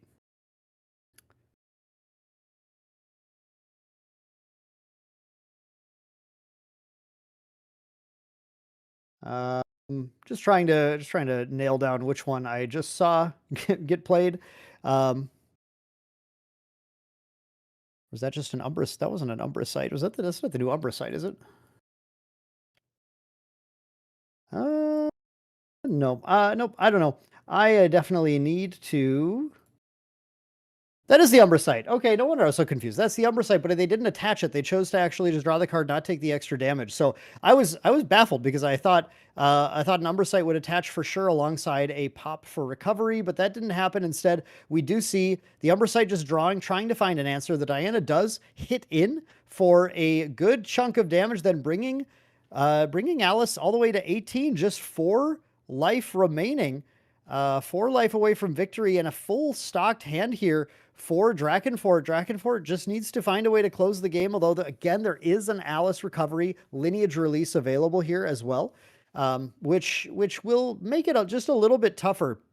But again, like I was saying earlier, it is not out of the realm of possibility. Like something like a double Carpson Coda, if that glimpse found a Languid Toad Troll, then you could go Carpson Coda in response to the recovery Carpson Coda for game, and that would have been very strong if the Sprell wasn't on a 2 in particular. But we do see Alice managing to survive, at least for now. One more turn, see if anything happens in the Recollection phase when the Alice player uses this Thurible potentially and puts a hand down here. Do we have enough cards to get a... Yeah, we do. Puts the hand down for the Thurible, just banishing 4 from the yard. And that is going to, by having 5 in the yard right now for Drakenfort, that does mean Drakenfort is able to sort of escape the worst possible outcome, gets to keep the Weaving Mana Stream. And now with hands down to Recollection, Drakenfort has to decide, do you need to activate anything right now? The hand is totally down. The only thing is the Lineage release from Alice is available. Again, that's this is where finding that spiky Carpson Coda line would be absolutely enormous. Super powerful position to be in because the Spirel can't even be activated right now. But before that Recollection happens, we'd want to decide if there's anything to use, but it looks like nothing is going to happen. We're just going to pass the turn here, still sitting on that Spirel up, and go for a little bit of a cycle with the Phantasmagoria Mastery. Mnemonic Charm, and I didn't catch which purple card that was, but an Umbra card was placed in there as well. Which one it is, obviously fairly relevant for what's going on in this match. But we'll see here shortly what if that ends up being relevant. We are going to go just for a reposition or a backstep on the Diana here to get that distant in the Recollection phase going into the turn here. And that distant is going to allow this Diana to continue to punch in for a pretty monumental amount of damage, although this time Alice is holding on to a full grip, has the Lineage release, has the Spirel. So it's going to take, again, like a lot. This is the issue. This is the problem with this deck for many other decks in the format. You have to have a lot to push through Alice's ability to stay in the game.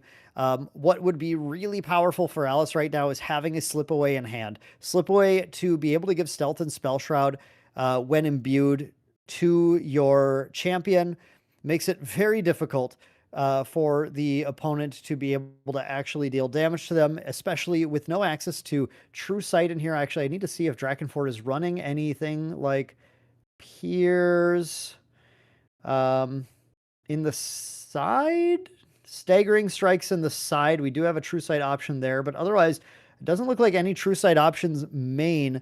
So potentially an issue. There's a Carpson Coda coming in. So Drakenfort did find a Coda, pushes the Coda in to force out the pop of the Alice recovery after finding the Languid Toad Troll, pitching the Languid Toad Troll with the Death Essence. Sorry, not the Death Essence Amulet.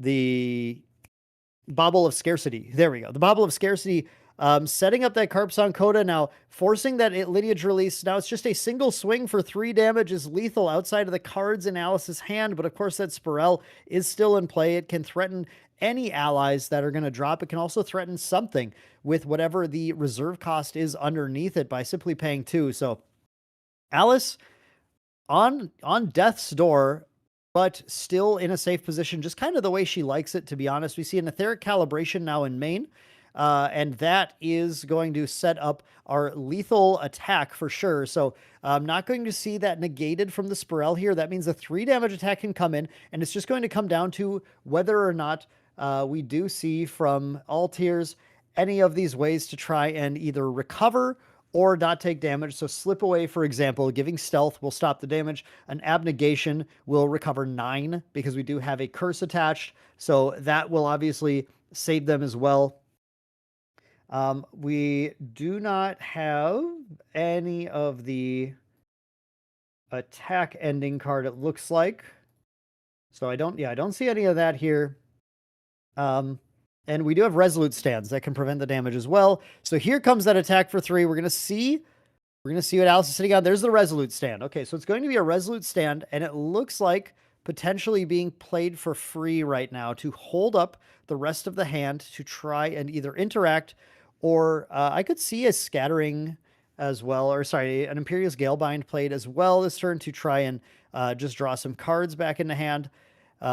If needed, but you're skipping the draw to do that, so there must be more that we're holding on to. The activation of the Spirel, it was the Dream Fairy that was put underneath, so being able to stop any 3-cost cards, stopping Cheshire Cats, obviously pretty powerful. But here, just using it to deal some damage to Diana and start to put Alice on the board. Alice potentially going to go for a decent amount of damage, no focusing around, so we can't actually see the Shadow's Twin yet, unless we see a focusing around as well. But the activation of the Spirel this turn, followed by a Suppress and then another trigger, is another 6 damage, which is starting to get Diana into a spot where she's got to be sweating a little bit as well. But we're going to see what we materialize here. It's going to be a Candlelight Hourglass, which is going to be our 3rd on-enter draw card suppressible object. So that is very huge here. It does have the ability to make some abilities cost more, which actually is relevant for potentially Cheshire Cat plays, but I think most of the distortions that the Cheshire Cat would use have been already used up. So it's very unlikely for its charge ability to matter here. In this case, it's just our third card that says on enter draw card, and now when we find Imperious Galebinds, these Imperious Galebinds will be able to ultimately draw 3 when activated for all tiers, which is going to be a +2 every time one is used. So that is going to allow Alice to suddenly accrue a huge hand and become very difficult to defeat. I do fear, it does feel like at this point, perhaps the Diana player has gone a little farther into the game than she wants to, but anything could happen with a miraculous line of Carpsong Codas or something. We have used up a lot of the glimpsing though, and we're going for the Seeker's Aetherwing as a materialize here as well. And that is going to, allow some damage to be pushed, but I'm not sure it's going to be enough with the hand size that Alice is sitting on now. Taking a look at the hand here again with that Sprell in play, allies are really, really not an effective source of damage right now. The Sprell can cleanly kill any of them as soon as they drop.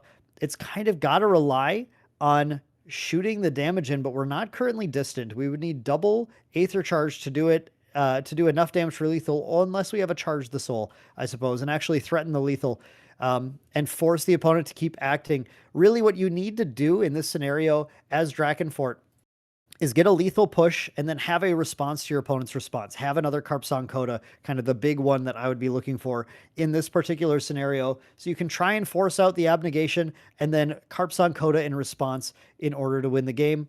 That is an ideal line, but of course you do not always have the Carpsong Codas when you want them, and I don't think I don't think Drakenfort is sitting on any of them. Altiers is feeling, I still think, in a fairly commanding position right now, despite being just 3 life away from losing. Drakenfort really in the tank here, trying to decide what the line is going to be. It is a tough situation to be in, and of course, the amount of different cards that this Alice deck can represent. We did see the Drakenfort needing to read the Poisonous Breeze cap, so I do wonder if Drakenfort has encountered this deck before yet, and not knowing what this deck does is probably the scariest thing possible. It's very possible he does know and just wanted to double check how Breeze Cap worked, which is completely reasonable. It still is not a card you see very often. But in this case, was that actually, I'm sorry, that was not, I thought that was the Hourglass. That's the Ducal Seal. I just realized. I completely misread what that card was. It was a Ducal Seal that was popped this turn, which is why Drakenfort had to think so much because no attacks were even possible. I now recognize the Ducal Seal art. I thought the Candlelight was coming down, but maybe we're going to see the Candlelight here soon here because we definitely want to be able to start drawing cards. We're going to see the activation of the Sprell dealing 3 more damage, taking Drakenfort to 9. And now it's getting even closer to Drakenfort being in range of losing to the Sprell, and Orb of Regret comes down. Orb of Regret, a card we have not seen for quite a while, really, in any serious capacity. Occasionally, there's some decks that run it. I've seen Rye decks run it here and there, but something that the Alice deck does kind of rely on, because sometimes you will specifically Phantasmagoria some really important cards to the bottom of your deck, and you just need to shuffle the deck at a certain stage of the game to have a chance to find them. So we're going to Orb of Regret 3 cards in, try and find some more of the good, the useful cards. The other thing is the deck runs about a bunch of cards that don't do a lot. Having cards like Forest Cake and Mnemonic Charm in your hand are really not great once you get to the higher level and you have already your setup of card draw abilities. So you're really just looking to find more of your purple cards that do things that can help you actually close the game out, or at least stay alive until you can. And then we're going to get a draw of 3 after activating that Orb of Regret. And we'll see if anything is going to happen in the Recollection phase here. This is a useful time to try and play Umbra cards to get recovery in when you have backup to protect yourself from the Coda, but it is tricky as both players are sitting there kind of trying to play around their opponent's fast activation cards. And it looks like the Alice player, I believe, just passed turn, giving Diana the opportunity now to end of turn Etheric Calibration and again set up for another potentially lethal shot.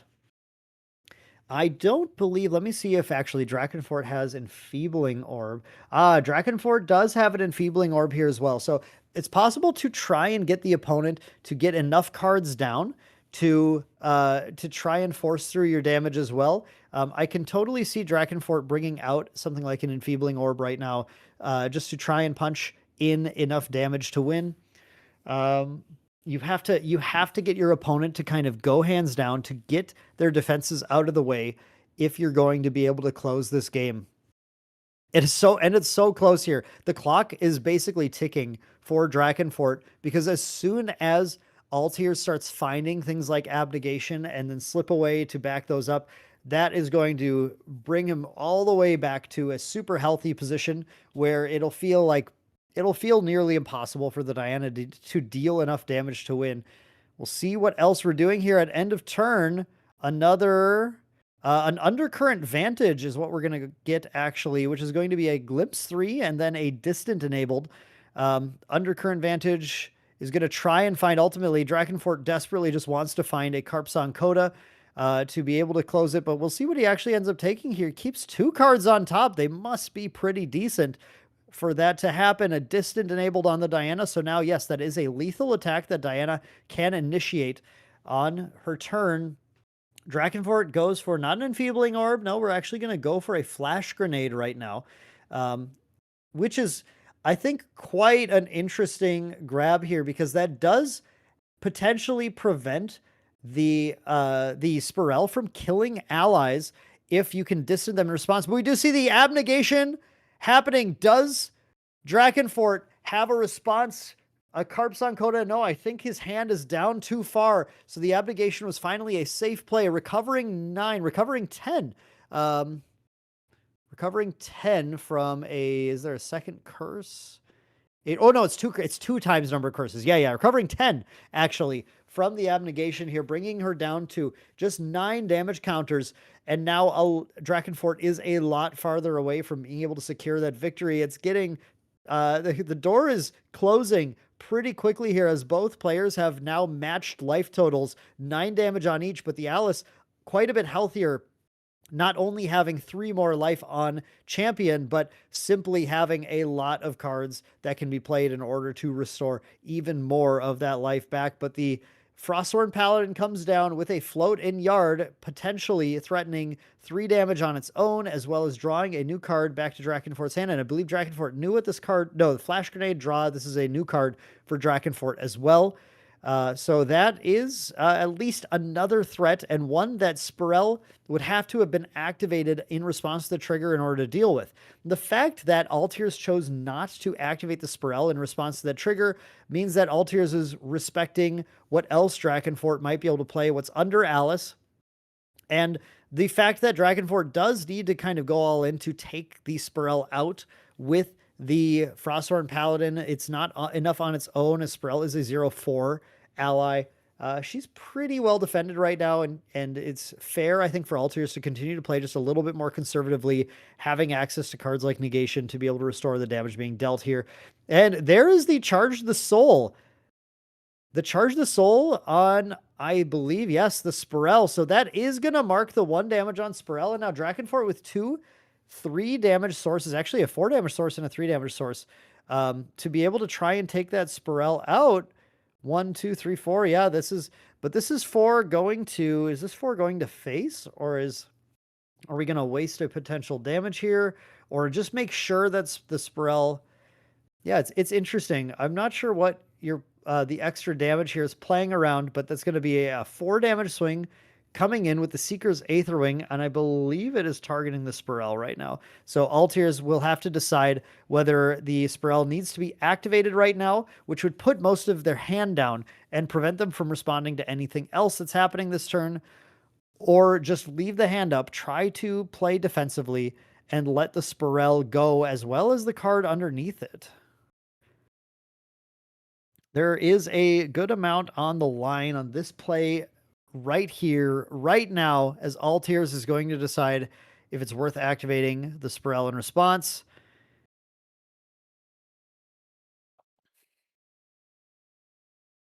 The movement of the cards, the calculations. Here we go. 2 going down to actually play. There's the Imperious Galebind. The Imperious Galebind in response to the attack. Now, this is going to put Drakenfort into a tough spot, as Altiers, when this resolves, will get to start to draw a lot of cards, as well as protecting the Spirel. And it's a Frostbind coming down from Drakenfort to negate and banish the Imperious Galebind. That means that the Spirel is gone, as well as the face down banish card underneath. The Frostbind was huge for Drakenfort to have in this scenario, starting to slow down this Alice's ability to creep back into the game. The Frosthorn Paladin swings in for an additional 3 more, and now Drakenfort is fully hands down, no longer distant, so this Flash Grenade is not currently useful in play. But going to Alice's turn now, Alice needs to continue to have some useful cards to climb back into the game, needs to find things like additional abnegations, goes for a Prism Spire Scepter, but no ability to activate it right now. That will just allow a draw at some point, and very likely just going to have to pass the turn here, I would assume, unless they want to try and commit another Spirel to board or something, or another card that could potentially draw a card off of those Galebinds. But we did already lose a Galebind here. If this hand is stacked after that Orb of Regret, then there's still plenty of action for Alice. But right now, the influence is not where Alice wants it to be. And the board is now starting to build for Drakenfort. Drakenfort is getting ready to climb right back into this game, having already chewed through the Alice level 1 lineage release and now one of the abnegations, and negating an Imperious Galebind, just keeping the influence for Altiers down. This is a make or break turn now, as the players are figuring out how to jockey around each other's board positions to make sure that in Altiers' case, they're able to stay alive for one more turn, and Drakenfort, the exact opposite. And there is a second abnegation. The abnegations are really keeping Alice in this game. Finding 2 abnegations this early, I can't help but think that Orb of Regret was a clutch play here to be able to find some of these key cards. It's another recover of 10, and now it's a 20 damage task for Drakenfort to be able to string together to take Alice out. And those, keep in mind, these abnegations are going to get placed on the bottom of the deck from the Phantasmagoria triggers as well, where they will be available to come back in to Altier's hand later in the game. So it's not just that 2 have been chewed through, it's just that 2 have been used right now. A swing from the Frosthorn Paladin does start to increment the damage back up in Drakenfort's favor, as Drakenfort decides which cards to place down. 3 cards coming down. Now, there's no Spirel in play. Not worried necessarily about things being negated. It is another Frosthorn Paladin, exactly what I think you want to see right now. Banishing the float from Charge the Soul, putting another 3/4 threat into play, which is going to be able to continue to push that damage back onto Alice turn after turn until Alice can start to clear some of these threats or find some of these salient ways of preventing damage, like the slipaways. This is going to start to edge back into Drakenfort's favor. This could have been a fast game, but now this looks like it will be a long game for both players. And a swing from Alice coming in as well for another 2 damage, getting that Weaving Mana Stream back into the yard, setting another float up, either to be used on a Materialize, well, actually likely to be used on a Materialize, then fired again, and then used on potentially another Archer or Frosthorn Paladin. So the damage just does not stop. And this is the thing about this Water Diana deck. It is just so relentless every single time. Now, we do see a slipaway. There was a slipaway in Alice's hand. Banished now for the Candlelight Hourglass. I have no idea why I thought that Ducal Seal was a Candlelight Hourglass earlier. They look entirely different, but brain just stopped working after a long day of casting the Banish Zone Regional here in Wernersville, Pennsylvania. And we do see the card drawn for turn, as well as the Prism Spire Scepter. So setting up Alice to have a much more functional influence, a much more functional hand. And also having 3 cards in play, 3 suppressible objects that have on-enter draw card, is putting Alice into the position now where, well, Drakenfort is definitely pushing back. The right cards here will turn the game right back in Alice's favor very, very quickly. We see an Umbracite coming around from Alice now. Is she going to accept the extra draw? No, it looks like just one cycling an Umbracite to try and draw a new card, not feeling like she wants to add any extra damage. Of course, it would add 4 extra damage, which is quite a bit. It's like a free Crystalline Archer swing for Drakenfort, so not exactly what you want to do. And there it is. The Peaceful Reunion. Peaceful Reunion. is going to be make it very difficult. Oh, the Peaceful Reunion is not going to resolve. Actually, another Frostbind from Drakenfort. That Peaceful Reunion might have been the sole lifeline that Altiers had. It would have prevented any attacks from occurring until his next turn. But in this case now, Altiers just has a single card in hand.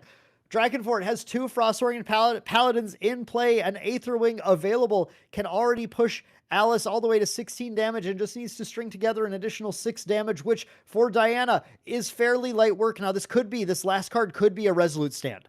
If the last card in Alice's hand is a Resolute Stand, then Alice is still safe. And with the amount Alice is considering during this recollection phase what to do, Alice is just passing the turn now. I think Drakenfort having a 3rd Frostbind would be an absurd punish right now that I think Altiers is willing to risk, because it's just not likely at that point, especially because you and I know, audience, we look at the list, there's actually only 2 Frostbinds in the list here. Oh, a Carpson Coda though, Resolute does not matter. Drakenfort finds another Carpson Coda. That's a clean 6 damage for an exact lethal on Alice. Alice almost pulled the game back, almost controlled it back into her favor. But unfortunately for Altiers, Drakenfort had all of the damage, all of the cards, pushed through 2 abnegations to secure game 1 for Water Aethering Diana. Now the players will shuffle up, they will sideboard, and prepare to go into game 2 with the initiative on Alice's side this time, taking the first turn of the game. And we will see if any cards in their sideboard here are going to shift this back in either player's favor. Looking at Alice's list, we do see, I see a Spirit of Serene Wind. And the Spirit of Serene Wind does feel like a card that may want to be brought in just to have that extra life total to be able to deal with, as well as the second Resolute Stand, or not second, but an additional copy of Resolute Stand. How many are in the main, right? 2 Resolutes main, a 3rd in the side. A lot of Fractal Hate with Noble Dissolution and Scatter Essence. And we do have the Tri-Castles of Lucenia. And I don't think the Tri-Castles is going to be very effective in this matchup. I don't think you want to bring that in necessarily, but I definitely, the Fantasia removal also not very useful. Really, it's going to come down to this Resolute Stand and the Spirit of Serene Wind. Definitely, I think, are considerations to make sure you can stay alive as long as possible against one of the premier aggro decks in the format. Now, Drakenfort looking to try and just secure one more win against this unconventional Wind Alice deck, bringing in, let's see, there are some Staggering Strikes. I think the Staggering Strikes should be brought in right now. That's a line that you have to be really considering the opponent's ability to slip away, and we didn't see slip away played at all, but one was revealed there.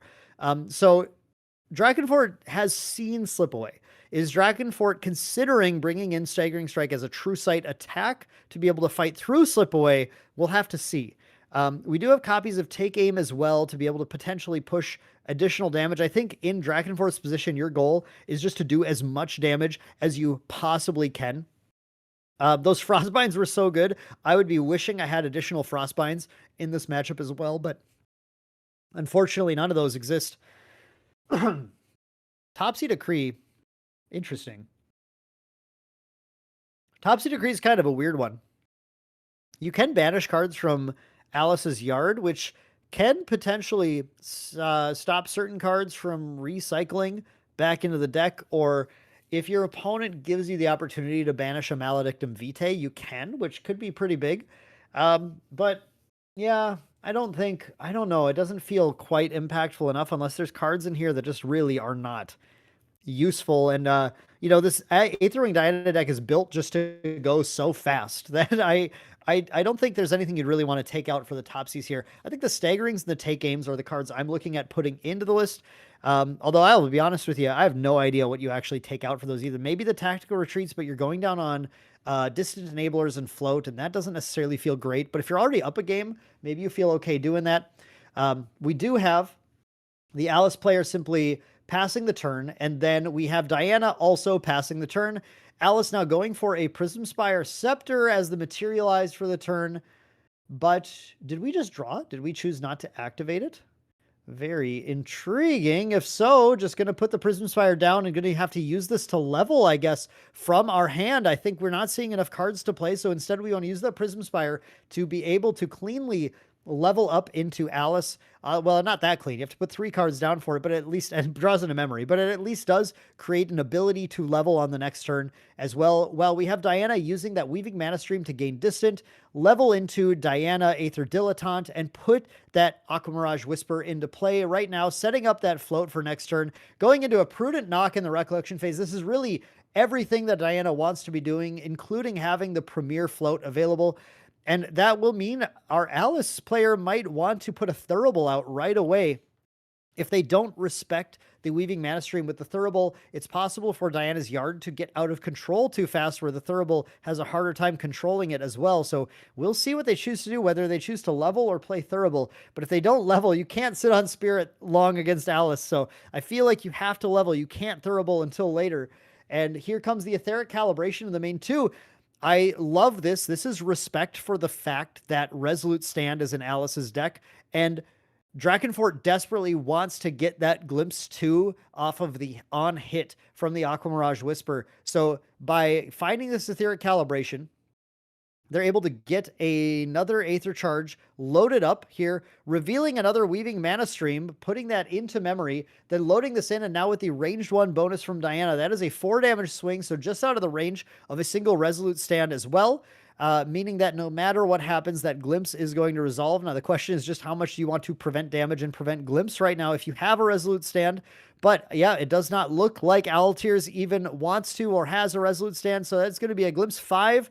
And now the setup can begin. We can start to find additional float. We can start to find cards like Languid Toad Troll, and we can start to dig for our Carpsong Codas and our cards that will close the door on this very unusual game of Grand Archive. You just don't see Alice being played that often, but this Wind Alice list, this is one that Careful Study covered in one of their videos. This is one that we've talked about briefly on main deck as well, because we were, like I said, testing this for London.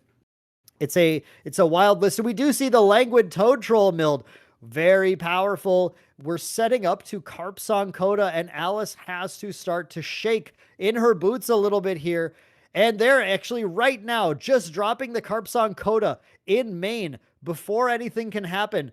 Gonna say, all right, you know what? I'm gonna put you at death's door, Spirit. You're not going to get away from me. Here comes the Alice level 1. Now, gonna sit at 19 life. That lineage release not going to really help a lot here until the Alice goes to level 2. So this is a situation where, and I don't believe the Alice deck, this list, unless something's weird, is not running anything like Dungeon Guides, not running Beseech the Winds, no way to level right now, no way to use those Umbra cards that will save you, just has to rely on cards like Resolute Stand to not lose the game, and Diana is pushing very, very fast to close the game before any of that can happen. 10 damage marked, it's just 9 to deal. Again, Diana, this light work, that's something that just a half decent hand for Diana will get there on. Let's see if that hand is what Drakenfort is holding.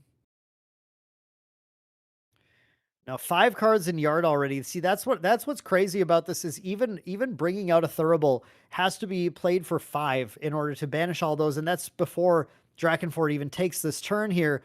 Drakenfort has to decide if it's worth using some float right now. I mean, things like the Ranger Strides, obviously Ranger Strides will start to push into a super lethal turn as well. Even if without a Cheshire Cat, but a Ranger Strides Cheshire Cat turn, it would do quite a bit on its own here. Instead, we are going to see the Flash Grenade, which I think is fairly interesting.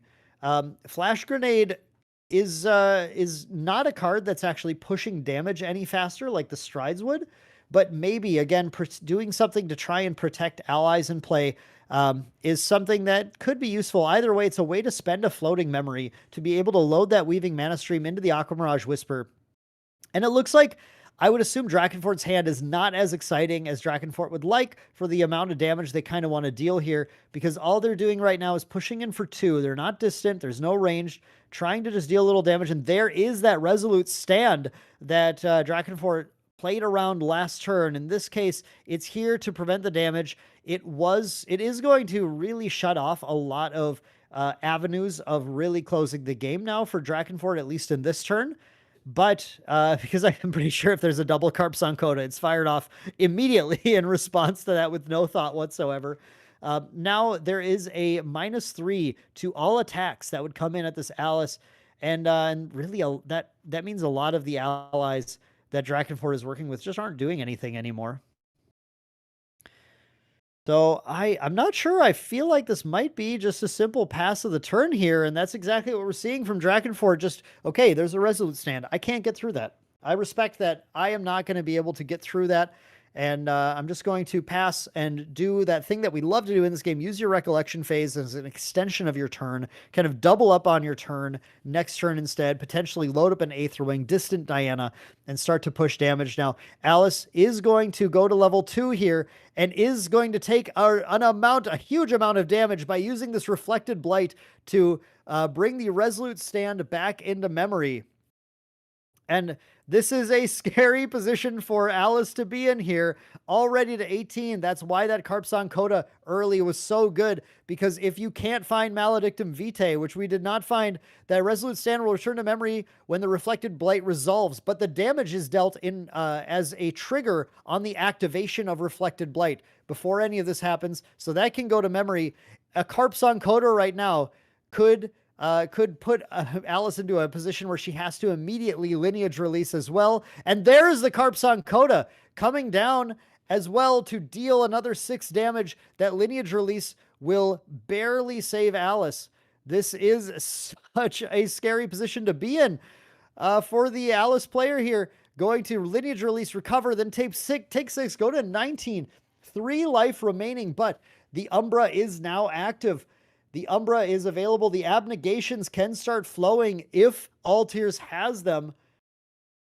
Wow, it's back and forth every single time with these players. The Lost Providence coming down from the Alice player as well to be able to try to draw more, but these cards in hand. Now we saw the use of the Prism Spire Scepter to level earlier on, which really, makes you consider the fact that probably a decent amount of cards in here are advanced element in some kind.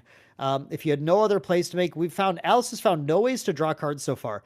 It's really worth noting that there's no focusing round. There's no breeze cap. There's no forest cake. There's nothing that allows these cards to enter the hand and specifically allows the Imperious Galebind to become a draw 2 or a draw 3. Instead, we just see a pass turn, see that Phantasmagoria milling a couple more cards, and we go back to our Diana player. We go back to Drakenfort. Only 3 damage, threatens lethal with a single swing. And yeah, here's a lot more than 3 damage as the Ranger Strides comes out using the Weaving Mana Stream once again. Do we, yeah, there it is. I was like, where'd it go? Where'd it go? Weaving Mana Stream, banished, and it immediately loads into the Aquamirage Whisper. We're going to Weaving Mana Stream the Diana to become distant as well in the Recollection phase.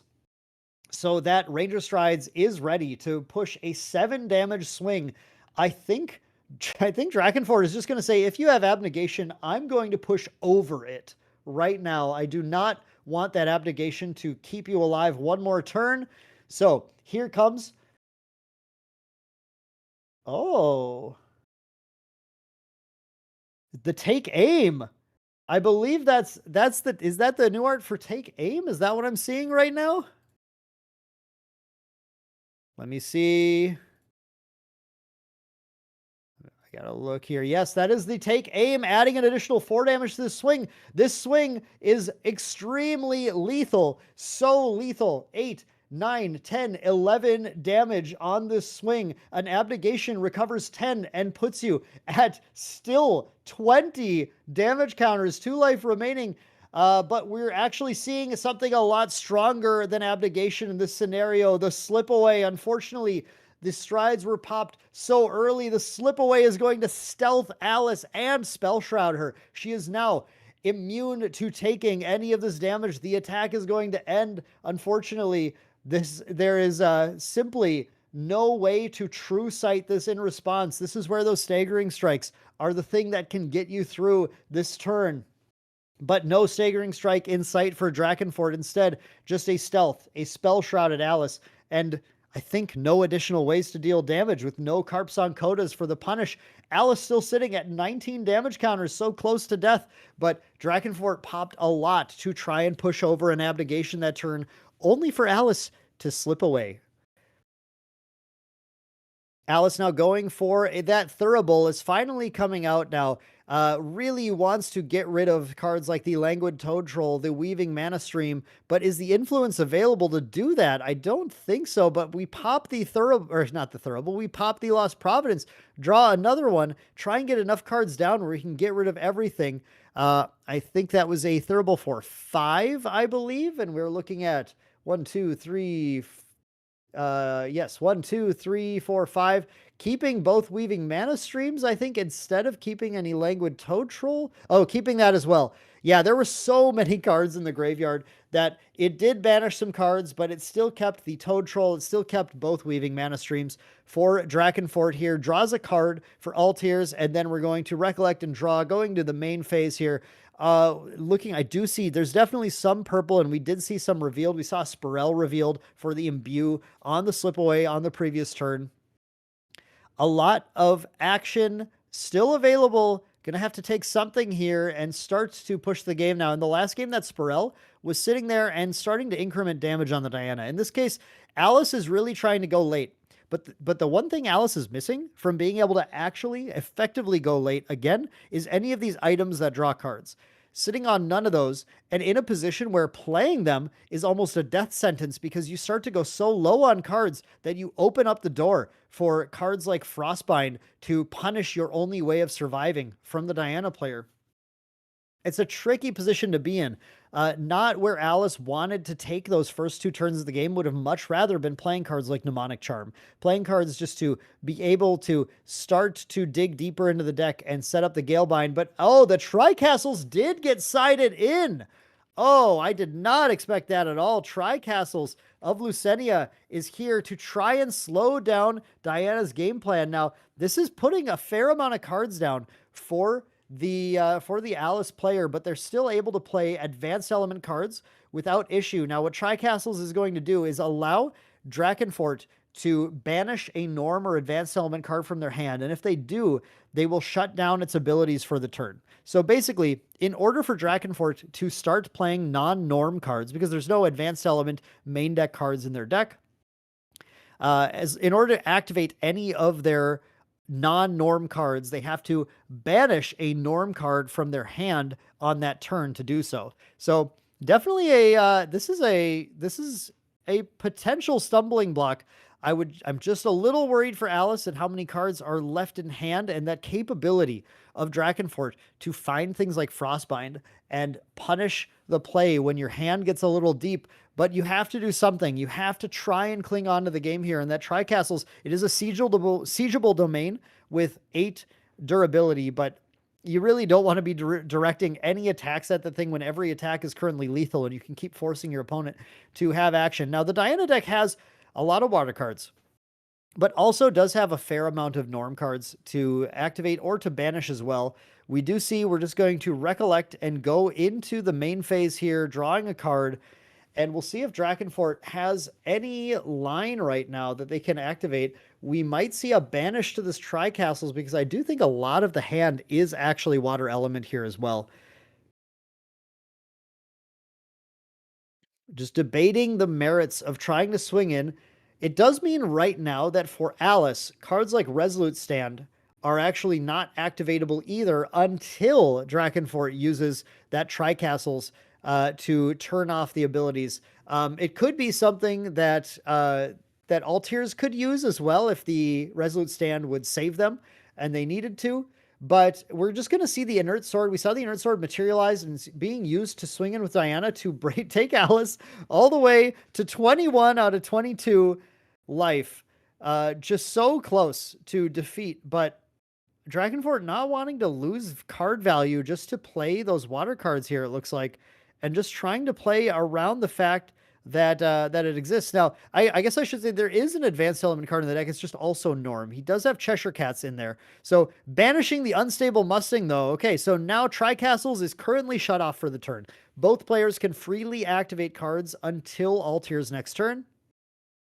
And Drakenfort is going to follow that up by starting to activate a water card. It looks like, is that a Crystalline Archer, I believe? A foil Crystalline Archer coming down. getting ready to, I think, banish a Weaving Mana Stream to try and swing in for lethal. Crystalline Archer does swing, banishing that float. There goes the Weaving Mana Stream. It does not get its triggers. No, that's only when it's used as a cost. And drawing a card for Drakenfort. Now that's a lethal attack. What response does Altiers have from this 4 damage attack coming in when they have just a single point of life? And there's a possibility of a Frostbind right now, folks. There is a possibility of a Frostbind as well. Oh, we need a double Frostbind, it looks like, though. Okay. So this card, this is Maledictum Vitae. Yes, Maledictum Vitae being played. When it is played, it goes to the bottom of the champ's lineage, and when it does, it creates a reflexive trigger to recover 4. So that is just a simple recover 4, which is going to effectively negate the Crystalline Archer's attack. But that's it. That's all. Even a simple Charge the Soul right now could be completely game ending. How badly do you want a Charge the Soul in Drakenfort's position?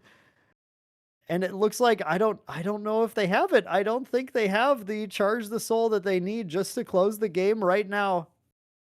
That is absolutely tragic when you want nothing more than your simplest Aether Charge. Your 1 damage floating memory Aether Charge would actually win the game for you right in this moment, because I just don't think there's a 1 cost response to a Charge the Soul that would stop it. But I think the turn is being passed here. It looks like the turn is potentially being passed here to Alice, as they're contemplating a Materialize for the turn to try and string this game back on the brink of defeat. 21 damage counters out of 22 life. A lot of options are on the table here for Alice. I mean, things like Candlelight Hourglass just to try and draw deeper. Things like Orb of Regret to potentially draw deeper as well. Here we do see the Orb of Regret coming down. We're going to recollect. We're going to draw. We're going to see now. It could be that Drakenfort is being a little bit coy here. We're going to see an Umbrasight, and I promise you that's not going to attach right now in deal 6. That's not part of the game plan. We're instead just going to draw 1 more card deeper before we activate this Orb of Regret, and I think now we're setting aside 3 cards to activate with the Orb to find some other options here. Get rid of some of these. Here comes the Orb of Regret activation. Shuffle 3 cards in and then draw 3 new cards, which in my experience is usually 2 of the cards you shuffled in. But certainly might not be the case here. We'll see what turns up.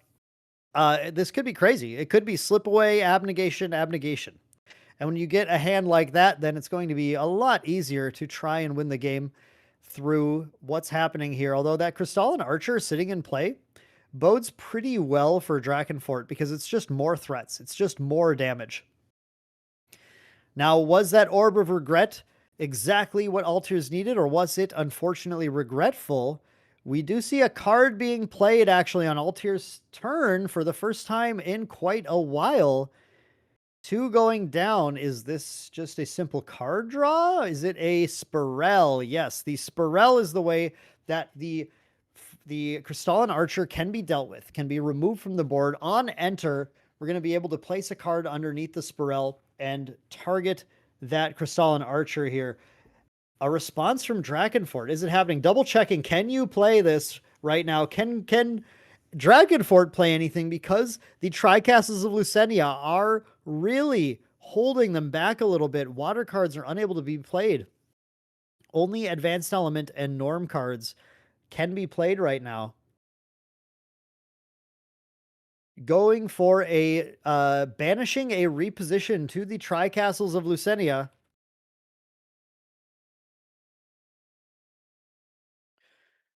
Sorry, not Norm. I said Norm. I was thinking about the Cheshire Cat in hand. Necessarily, you can't activate Norm cards either. So banishing that reposition is allowing Drakenfort to play any of those other cards now, and then an abnegation comes down to, in response to the activation of the Tricastle's ability, to recover for Altiers before Drakenfort has the ability to play anything in response.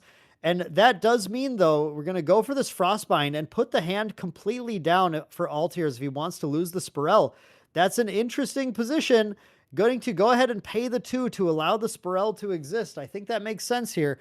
I think that's what you want, because that's now going to allow the Spirel trigger to resolve, killing the Crystalline Archer and putting a card underneath the Spirel. However, with hand completely down and sitting at 13 life away from losing the game, Drakenfort is going to try and get ready to string another attack together. It's just unfortunate the strides were used so early in the game. We can't rely on those to be able to deal enough damage here. We're going to get the Palvor Sword, though. I kind of like this. So banishing the Weaving Mana Stream to play the Palvor Sword, which is going to banish the Altair's Graveyard face down. Going to banish it, and that means that the Abnegations and the cards that were the graveyard are not going to be able to be brought back into the deck until that Palvor Sword leaves play. And there were some pretty good cards in there. I mean, losing that Abnegation is really not fantastic. But it's something where it probably is more of like a long-term thing. In this case, it really is just putting out another sword to make this Cheshire Cat even stronger. So we have the Palvor Sword and the Inert Sword, and that means this Cheshire Cat comes down, who this is an advanced element card, so there is no need to banish to the Tri-Castles of Lucenia in order to play this. And it's a 4-power ally that can swing in and immediately just take that Spirel out, causing the card put underneath it to be banished. So that was an extremely heads-up play from Drakenfort to be able to set that up, to be able to swing in, get rid of that Spirel, kind of denying 2 influence to Alice, and then swinging in with the setup Weaving Mana Stream on the Aqua Mirage Whisper to get in a couple more damage, but also glimpsing 3 to try and find more useful cards, because right now the influence is going to continue to be drained from Drakenfort by the Tri-Castles of Lucenia turn after turn until they can manage to just close the game. So kind of every card is really important, because as the influence drains, the number of actions that Drakenfort can take on a turn drains. We just need as much action as possible. In this case, didn't find any float, didn't find anything useful. Instead, just banishing or discarding a Prudent Knock to the trigger on the Aqua Mirage Whisper, unfortunately. And looking at hand, just holding on to a Languid Toad Troll and one other card. I didn't catch which one, but I don't think they're particularly useful ones right now. Palvor Sword and Inert Sword still sitting in play. The Ducal Seal coming down from Alice, which is going to prevent basically any attacks from coming through on the next turn. Unless the attack were lethal on its own, there would be no reason to risk it here. So the Ducal Seal, draw and pass, even though the board is looking quite threatening. Very likely that in the Recollection phase, we're going to see a pop of that Ducal Seal this turn. Enfeebling Orb, just a little bit of setup as well. That means Drakenfort knows that attacks aren't necessarily going to happen. Is recollecting. Opponent almost let it go, but did pop the Ducal Seal in time. Drawing a card, and I think just setting up. Oh no, is going to go for the swing. Is just going to pay for and punch in with the Cheshire Cat for another 4 damage. Just trying to keep Altiers taking damage as much as possible. I do like this. Keep the pressure up. Attack after attack after attack to try and wear Alice out of her interaction.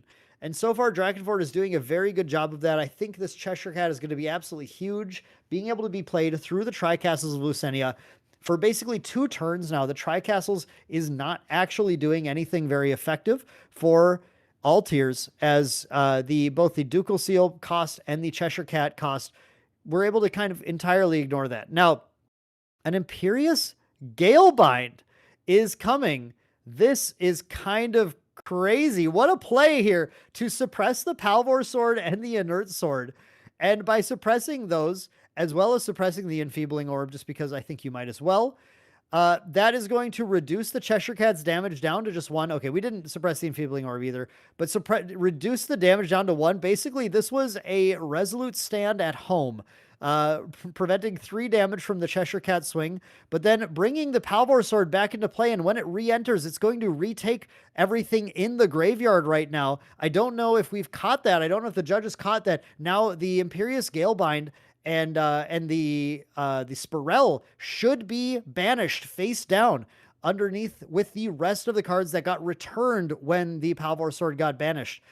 So that is something that hopefully we can catch here shortly. It should be that is something that should should happen, and we might get to an irreparable game state if it doesn't get caught, because at the end of this turn, the Phantasmagoria will trigger and potentially put these cards at the bottom and mill new cards, and things are going to get a little dicey. So really hoping that the players will catch that. Here we go. Okay, I think they're noticing here. Yes, there we go. Okay. Whew. Marked safe from irreparable game state. We love to see that. Okay, so now the Palvor has banished more cards. A bit of a cost to using the Galebind in that way, but it does look like the Alice player is reaching for as many ways as possible just to prevent damage. Goes for a mill, hits a slip away and an Umbracite, and holding on to still the a full grip of cards. I think it's around 6. So it's not the craziest amount in the world, but it's this Cheshire Cat is going to continue to be a salient threat on the board for a while longer, I fear. And now we do see that that True Sight Seeker's Aetherwing coming in. That means that the slip away is not going to be effective against the Seeker's Aetherwing here. Something that is potentially, you know, you might have wished you had the Seeker's Aetherwing earlier when that first slip away got played for sure, but something that can be relied on here from Drakenfort to be able to punch damage as long as it's not Abnegation that he has to play around. We'll see when we swing in for 4 once again with this Cheshire Cat what is going on. It's another Galebind. Another Galebind coming down, but this time with the Candlelight Hourglass to be able to at least draw a card back into hand from activating it. But that is going to once again banish, suppress the Palvor Sword, suppress the Inert Sword. Just one more damage dealt from Cheshire Cat. And now at end of turn, I'm confident in these players' abilities to catch these triggers here. Yes, there we go. Putting more cards underneath with the Palvor Sword. The Palvor Sword is just accumulating more and more of Altair's graveyard, which is, again, like I said earlier, potentially going to come into the long game in this match until that thing can be dealt with earnestly. We'll have to see, though, but it was nice for Altiers that we had the Candlelight Hourglass this time to be able to draw a card, and it looks like we got a Plated Bullet coming into play as well. That is that's a Plated Bullet. Yeah, there's a Plated Bullet here to be able to use with the Shadows Twin. So it does look like Alice is gearing up to potentially start to shoot in for damage here as this game is going long, right? We're starting to get to the point where time is looking to be an issue. And if Alice cannot end the game, game 1 did go to Diana. So Alice has to start finding a way to deal damage to Diana so that they don't end up just losing to drawing game 2. A draw for turn for Drakenfort. Still under the Tri-Castles, still unable to activate Water and Norm cards, but still having a Cheshire Cat in play. The Cheshire Cat, a lifeline for Drakenfort, their ability to continue to deal damage and try to win the game. There's a decision to make here. Either using Drakenfort using Cheshire Cat to deal with the Spirel or try and push lethal. I like the Spirel line though. In fact, I'll say I love the Spirel line because again, if Alice can't close this game, it's their match to lose, right? It's on them entirely to close the game right now. The Spirel is in response going to activate to put the Focusing Round back into memory, deal 3 damage to Champ, and then lose the Spirel, it looks like. So just going to do a parting shot of 3 damage from the Spirel onto Diana. Wait, choosing to put a card underneath is interesting. Going to Resolute Stand. Okay, we're going to Resolute Stand on the Spirel to try and keep the Spirel in play. This is what I was saying during game 1. The amount of damage that Spirel is able to deal, that Alice is able to deal with that Spirel, is remarkably fast. Resolute Stand, though, was unable to be activated. It had to be banished. The Resolute Stand had to be banished in order to play anything that turn, I think. So I don't think anyone banished anything to Tri-Castles. So that's yeah, that's interesting. I'm not entirely sure how that worked there, but we are going to be banishing the Shadows Twin coming out, banishing a Slip Away, a little bit unfortunate, in order to get the Shadows Twin in play now. We see Drakenfort banishing a Charge the Soul in order to play a card, be able to play cards this turn. Are they playing anything in Recollection? No, I think just banishing in order to in order to turn off the Tri-Castles and respond. Interesting.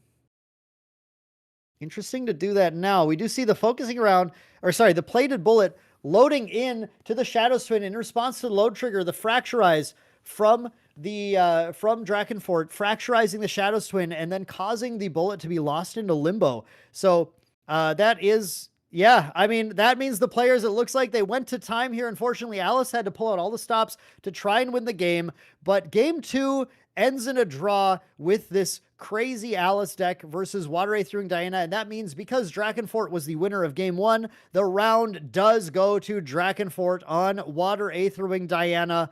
It was a long match. It was an intense match. We got to see a lot of cards played during this match that we haven't seen all day, which is really fun to see. The Alice deck is crazy, but man, it sometimes is a struggle when you can't find those cards that all tiers wanted so desperately to have things like focusing round out earlier in the match, but just couldn't find them. So very unfortunate way to end that run, but still an incredible job for both players. Showed some really high level plays, some really high level stuff happening here, and an interesting match. And that was our final match of the day here at the Banish Zone 3K Regional in Wernersville, Pennsylvania. I hope you all enjoyed tuning in with me, Main Deck Dan, your shoutcaster for the day, as we saw a lot of fun matches. We saw some fast matches, we saw some grinds, and we saw a huge variety of different decks being played in this metagame. It's a very fascinating metagame, and a lot of decks that players wouldn't expect. I mean, who can forget the Fire Horses from round 1? We started off with Retie Stable Masters, and we ended the day with Maledictum Vites and Poisonous Breeze Caps. Crazy cards all throughout the day. Chat, thank you so much for tuning in. I hope you enjoyed this. Let me know down in the chat here if you did have fun today. Really loved having you all chilling with us today on Careful Studies stream of this. It was a great day. There were a lot of great matches. And now we're just going to get to see who won, who lost, who's walking away with those wonderful Poison Dagger promos and plenty of other prizes provided by the Banish Zone. Thank you so much for tuning in, everyone. We are all done. We are out. Y'all have a great day. We'll see you all in the next stream. Bye, everyone.